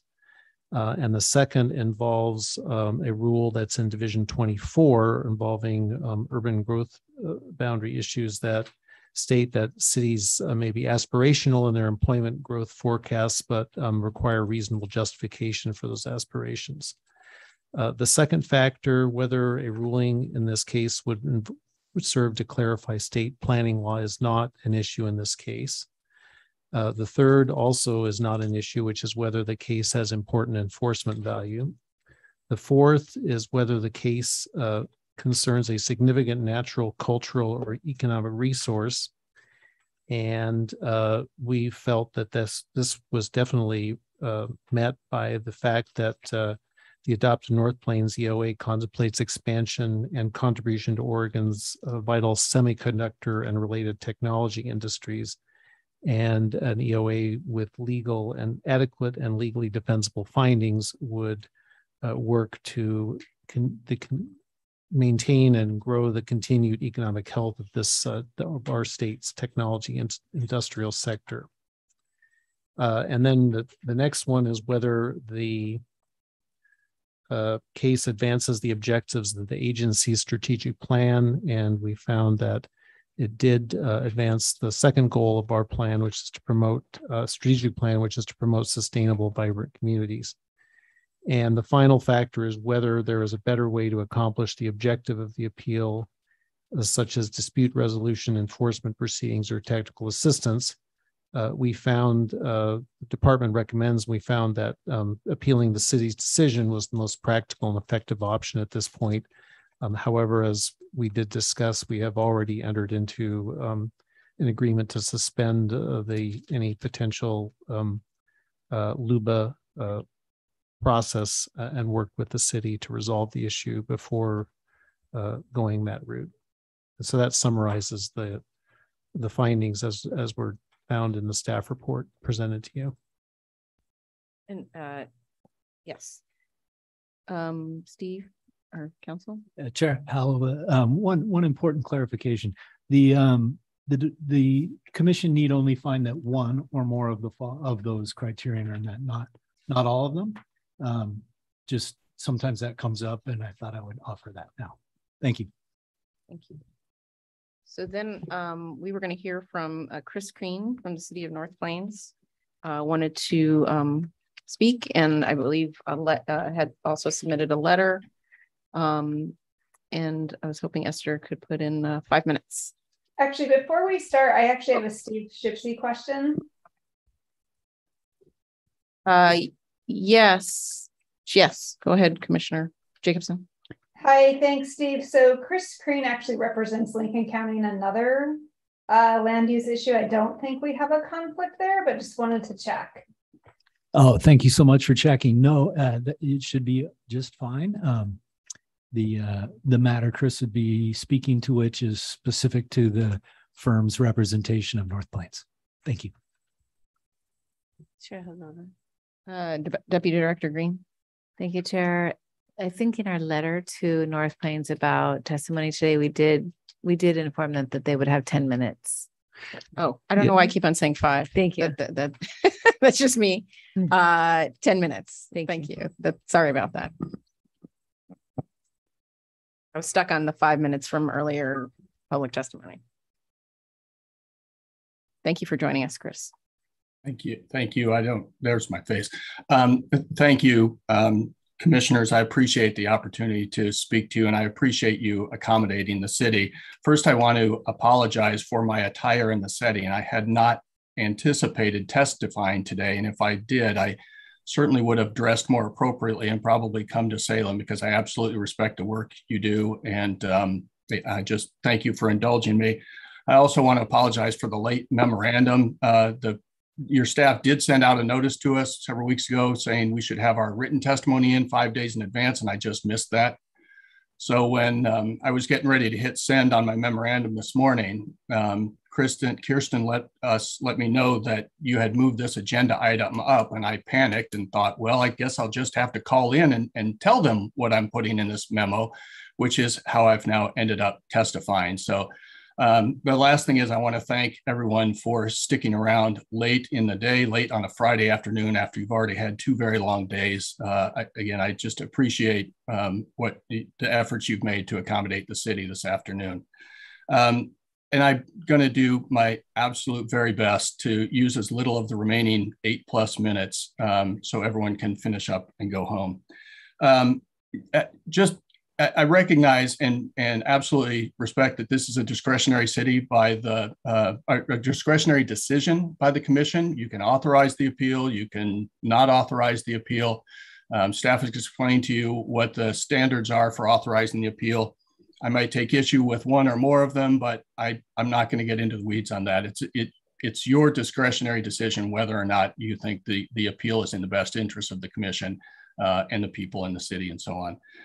In that regard, there are really, I think, 3 primary points I want to address briefly. The first is this doesn't involve the agency's interpretation of its own rules, right? This involves the application of those rules, but it involves a city's decision to adopt amendments to its comp plan. So there won't be any opportunity at LUBA to argue the agency's interpretation of its own rule. Another thing, this is a substantial evidence standard for review under Goal 2.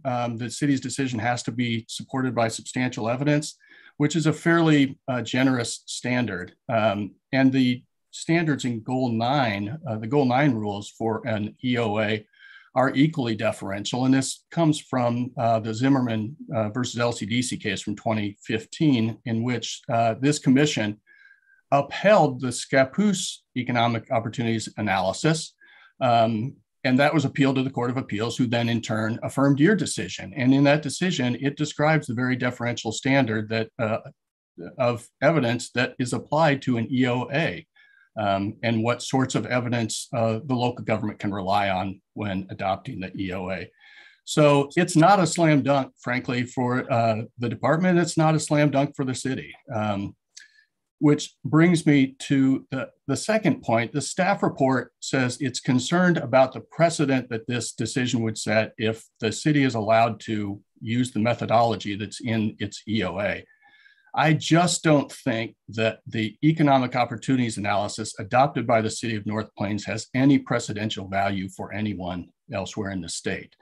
The Goal 9 rules are very specific that each EOA has to be specific to that community, taking into account the demographics of that community, the size of the community, the economic opportunities available to the community. Each community is different and each community's EOA will be different. So I don't think there's any precedential value to how North Plains adopt or came up with or conducted its analysis in the EOA.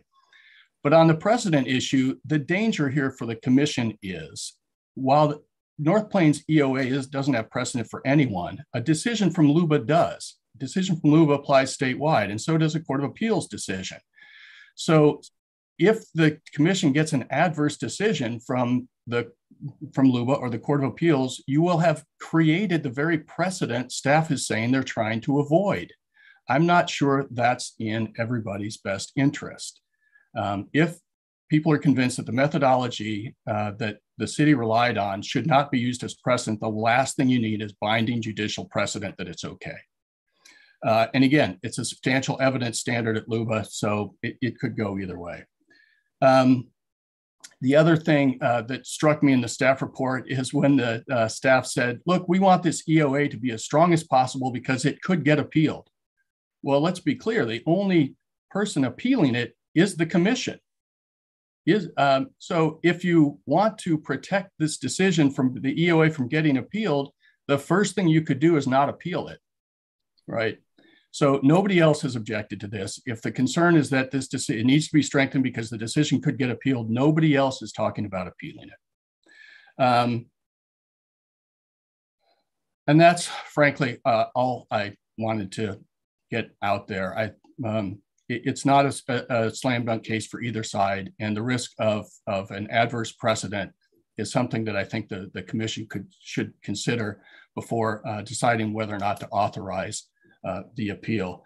Also, we absolutely are committed to working together with staff. There is no reason this decision is the final word on the city's EOA. Staff is already working on potential revisions to the EOA to accommodate the department's concerns. And I think that effort can continue, but if it has, I'm not sure how it continues in the midst of litigation. Those efforts might have to be set aside until we get a response from LUBA.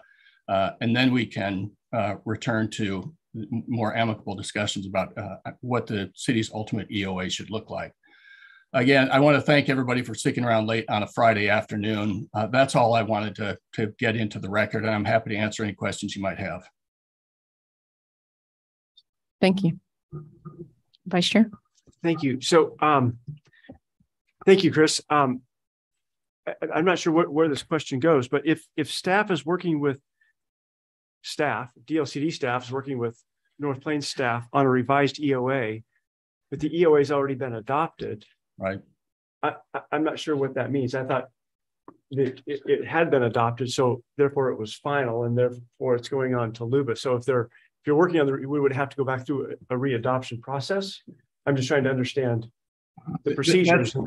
Okay. Thank you, Commissioner Lilac. That's correct. It would be another legislative. We'd tee up another once we got the revisions worked out, we'd go through 35-day notice, do a pop-up process, Planning Commission, City Council, and update the EOA. But again, it's tough to do that in the middle of a LUBA appeal. Okay, I'm sorry. Just one more question. Then I respect that, but then my follow-up question then would be, what would if the commission were to find that one or more of the factors were satisfied to appeal, what would compel the city to just withdraw their current coordination with staff and not call it good and proceed? So, absent any other appeal. Yeah. Sorry. So yeah, I understand your question. If the commission doesn't authorize the appeal and it goes away, what incentive is there for the city to work with the department to make those revisions? And all I can tell you is I believe that everybody is acting and speaking in good faith when they say they're committed to doing so. We don't want to poison the well. We don't want to poison the relationship with the department. I think there's just been some miscommunication. There's been short staffing and quick schedules and turnarounds, and we ended up where we are now. But when Kirsten tells me that she and her staff are committed to working with the city, and I hear from the city manager they're committed to the same thing, I believe them. So that, yeah, in terms of incentive or motivation, I'm not convinced that we have to have a hammer hanging over our head in order to work cooperatively with the department. Thank you. I appreciate that. And of course, that's not relevant to the factors that we need to make the decision on. I was just curious about that aspect of the situation. So thank you. Commissioner Lilac, if I may make one point about those factors. Again, I tried to highlight this at the beginning of my comments. You can conclude that all of the factors are met and still not authorize the appeal. It's a discretionary decision by the commission. It's not a mandatory decision. The rules don't say if one or more of these criteria are met, you must authorize the appeal. You can conclude that even though one or more are met, we don't think that the negatives outweigh the positives, or the positives outweigh the negatives, and we're not going to authorize the appeal and direct staff to work with the city, and we'll do the same.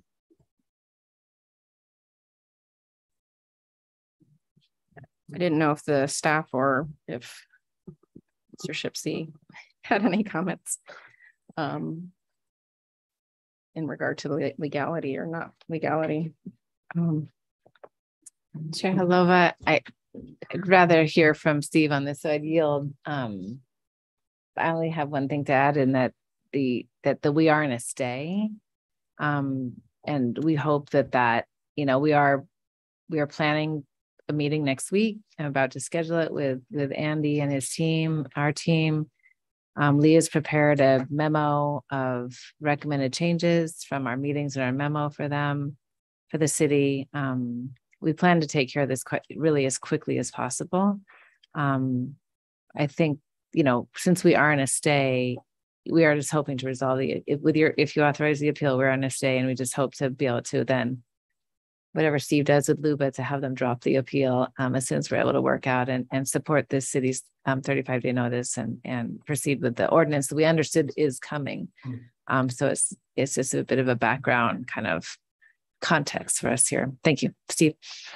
Thank you, Steve Shipsey, Department of Justice. Sorry, Chris, I'm off screen for you, but my concern with just dropping the appeal is then you would have an acknowledged DOA, and Chris will forever say to me somewhere down the line, remember that commission meeting where you sounded like Ronald Reagan, trust but verify, or something like that. Yeah, I think it's important. The suspension of the appeal makes it so that we can have this discussion without the city incurring any cost in preparing a record, and we just have that certainty that the EOA that has currently been adopted doesn't become acknowledged, and we can have these conversations. If we're successful, then the department would move to dismiss the appeal upon the adoption of a revised EOA. Would kind of see how I see it going. Yeah. Chair Halova, if I could add one more. Deputy Director. Thank you. And Chris, it is good to see you. Thank you for coming on today. I think, Gordon has pointed out to us that it's the EOA, but it's really the UGB expansion that would be coming to the department and the commission for approval as a post-acknowledgement plan amendment as well, and a UGB expansion larger than 50 acres. This is all not on the criteria, but so we're just sort of discussing the context. This is a very important UGB expansion. Chris, as a former economic development staffer and also someone who did a number of Goal 9s around the state, I can tell you that cities borrow from each other all the time. So whether or not it's precedential, I can tell you that Sherwood could be watching right now and thinking, okay, how do I get my UGB expansion based on the semiconductor industry, even though we don't have any much semiconductor business in the city of Sherwood. So cities do watch and listen for each other. So we just really want to make sure that these findings are as strong as possible, and not just for other cities, but also to make sure that the UGB, the UGB expansion, which is underway currently, I shared that with commissioners earlier, it's on the concurrent timeline, that we can fully support that as possible, because we agree on the land need. We just want to make sure that we can help you defend the methodology that resulted in that need and the associated UGB expansion. I'm not sure if Gordon had anything to add on that. Thank you, Deputy Director Green. No, I think you've covered it very well. That kind of the big issue, the elephant in the room is the coming urban growth boundary expansion that would be based on the COA, and we want to make sure that not just for North Plains, but for other cities in similar situations around the state, that we have a template and a method for the right way to do this. Is there any other commissioner questions or conversation, I guess deliberation, given all the information on the staff report and what was said? Yes, Commissioner Lazo. Thank you, Chair Oliva. I'm wondering if there's a way, and if it makes sense, for the proposed motion to capture more the conversation we're having here about suspending the appeal. Well, I guess I don't know what the language is, right? For the appeal not to move forward, given the circumstances that Deputy Director is meeting with the city next week, and I guess I don't know what the guarantees would need to be for that to be reconsidered, or so I just don't know how you would frame that. But that's what I'm wondering, if we could capture that in the actual motion and the vote that we take. Yeah. Madam Chair, may I offer a suggestion? It's totally out of place for me, but I was having the same thought, and it occurred to me that the motion, or what we filed at LUBA suspended the appeal, but allows either party to revive it at any time. And you could say that the department shouldn't revive the appeal until, or less directed by this commission. We could come back and have this conversation before you pick again, before the appeal is revived. That's the only suggestion I have, but obviously I defer to Steve's better judgment on this. And to me, it's all about the legality. And so I look also to Steve. Yeah, I'm trying to think that through. I just, for context, that we have already suspended the appeal, and Chris is correct that the way we set it up was to protect both parties. If either party were to feel that, we're just not getting there, we could unilaterally activate the appeal, and that's just prudent, so that there's no prisoner dilemma type situation. I think I would counsel against leaving that out of the motion, because I don't want to keep coming back. It's the commission's approval of a filing of the director, and we're statutorily required to do that within a certain number of days of the filing. And so I would get concerned if we had a springing renewal requirement that doesn't kind of line up with the statutory idea of once the director files, the commission has an opportunity to review that, and they approve it, and it has to occur within a certain amount of time from the filing. So that's my concern with that idea. I think it's okay to pass this and give the department the additional direction you've just suggested, which is, we really mean it. Stay at the table with them, and don't, the idea is not to have this proceed through LUBA. The idea is that this is resolved and taken care of by the department and the city through the channels that have been identified. Vice Chair. Thank you. I just have one other question. And this is also for Steve. If you can, if you're able, or Gordon, of course, to just respond to Chris's comment that this is the application of the rule rather than an interpretation of the rule. I'm curious if you have a perspective on.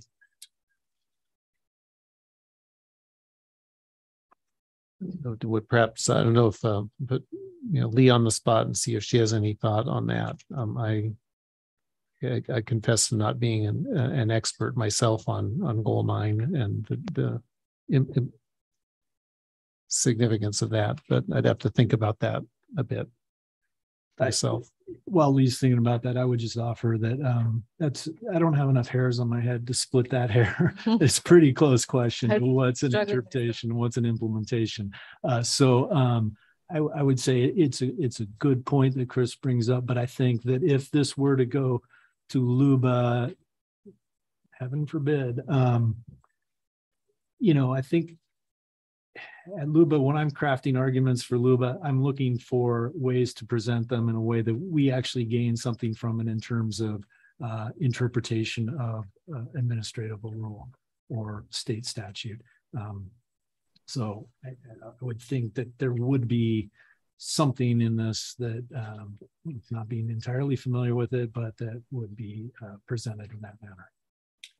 Madam Chair, I think what I meant was that it's a question of deference. That the state law in Oregon is, for example, when the city council adopts a final decision interpreting the city ordinance, the courts have to defer to that.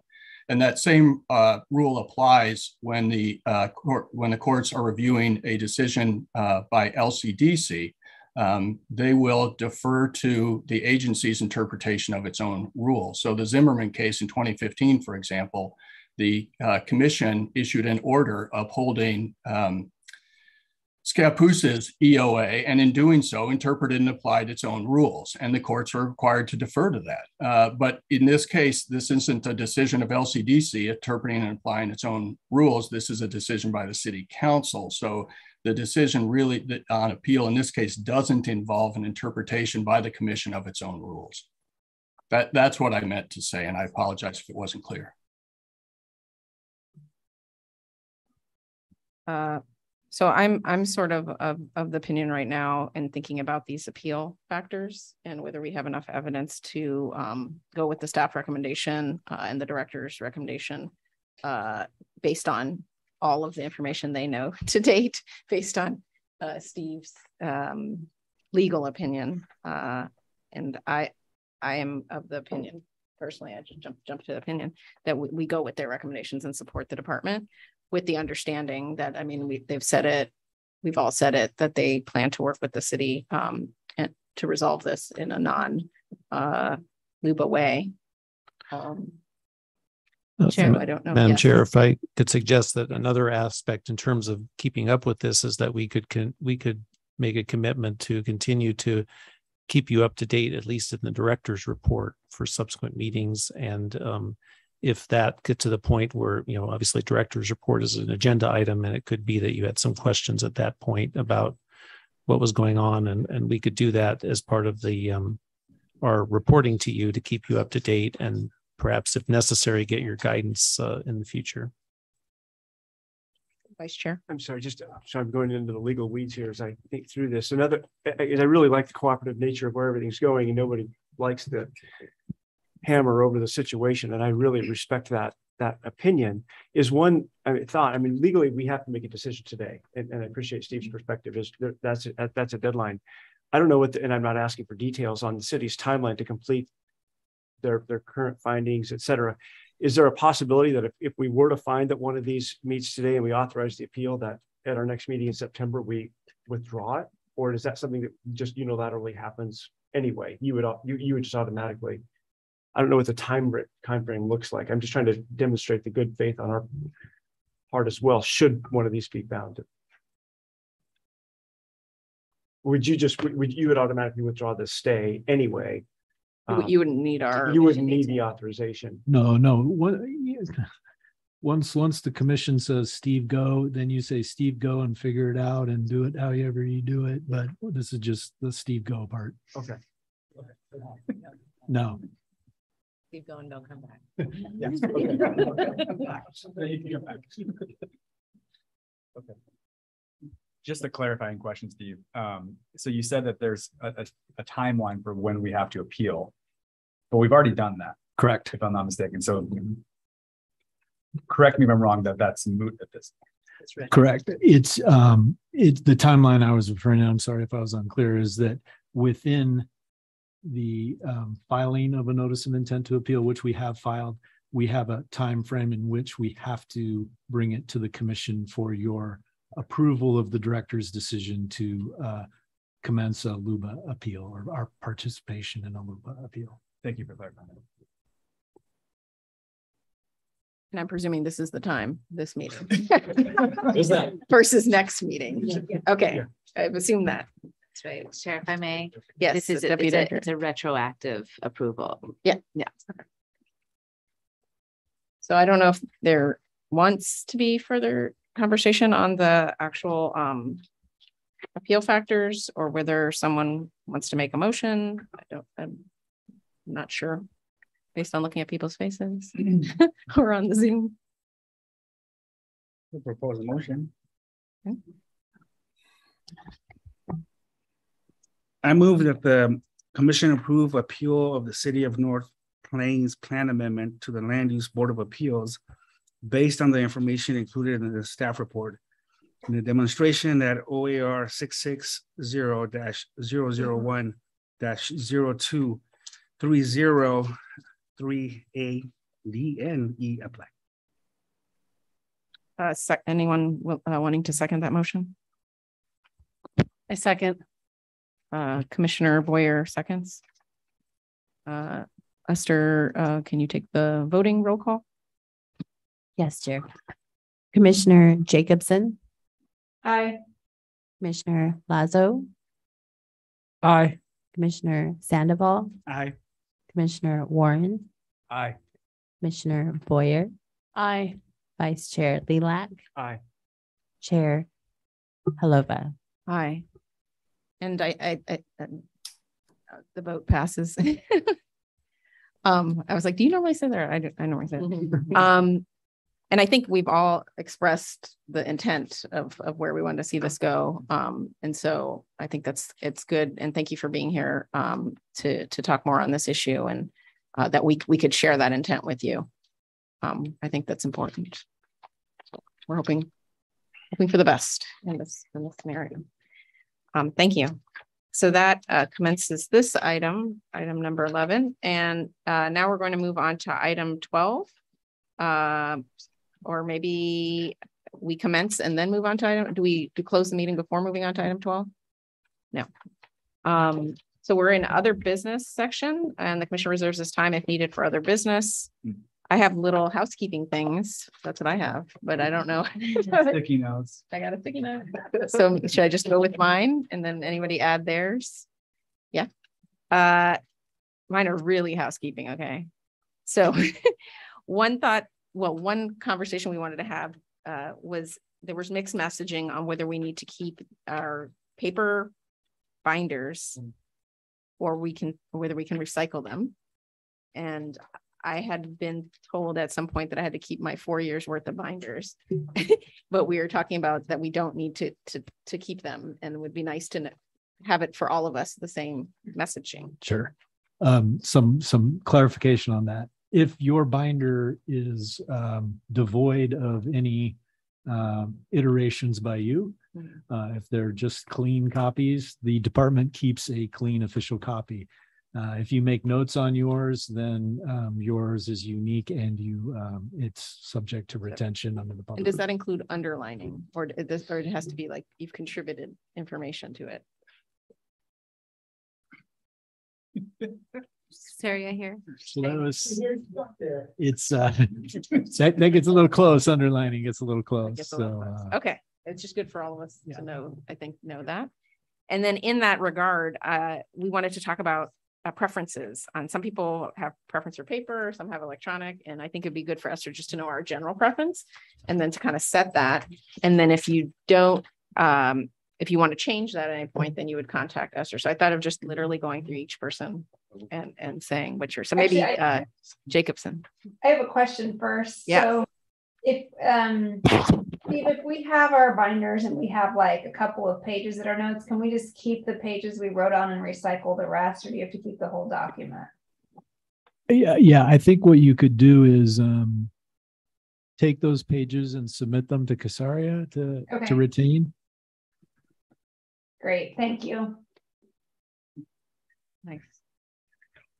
So Commissioner Jacobson, I was wondering what is your preference on paper versus no paper? That's tough. I have to say, probably up until this meeting, I would have said paper, but this one was. Well, this is we shall hopefully never see a packet. And so one of the thoughts.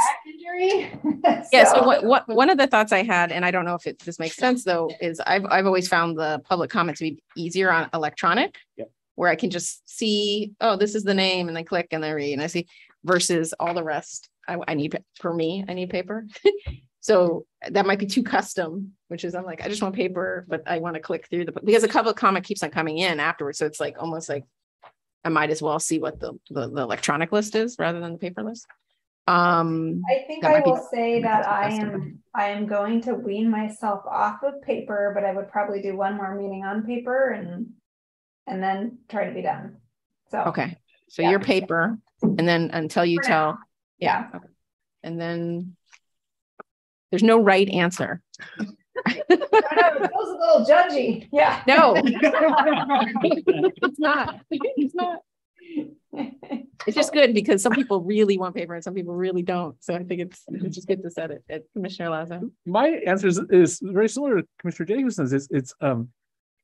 Yeah, I did everything electronically for this only because I couldn't carry that binder around. Yeah, this is not considering imagining it's like this size. It's just, Yeah, it's gonna this size. but I also feel exactly the same as you. I think you know the staff reports and stuff. I don't mind getting in paper, but the comments I don't think were very useful in paper because I didn't spend I kind of flipped through everything, and so. But I think I can go with electronic. Moving forward.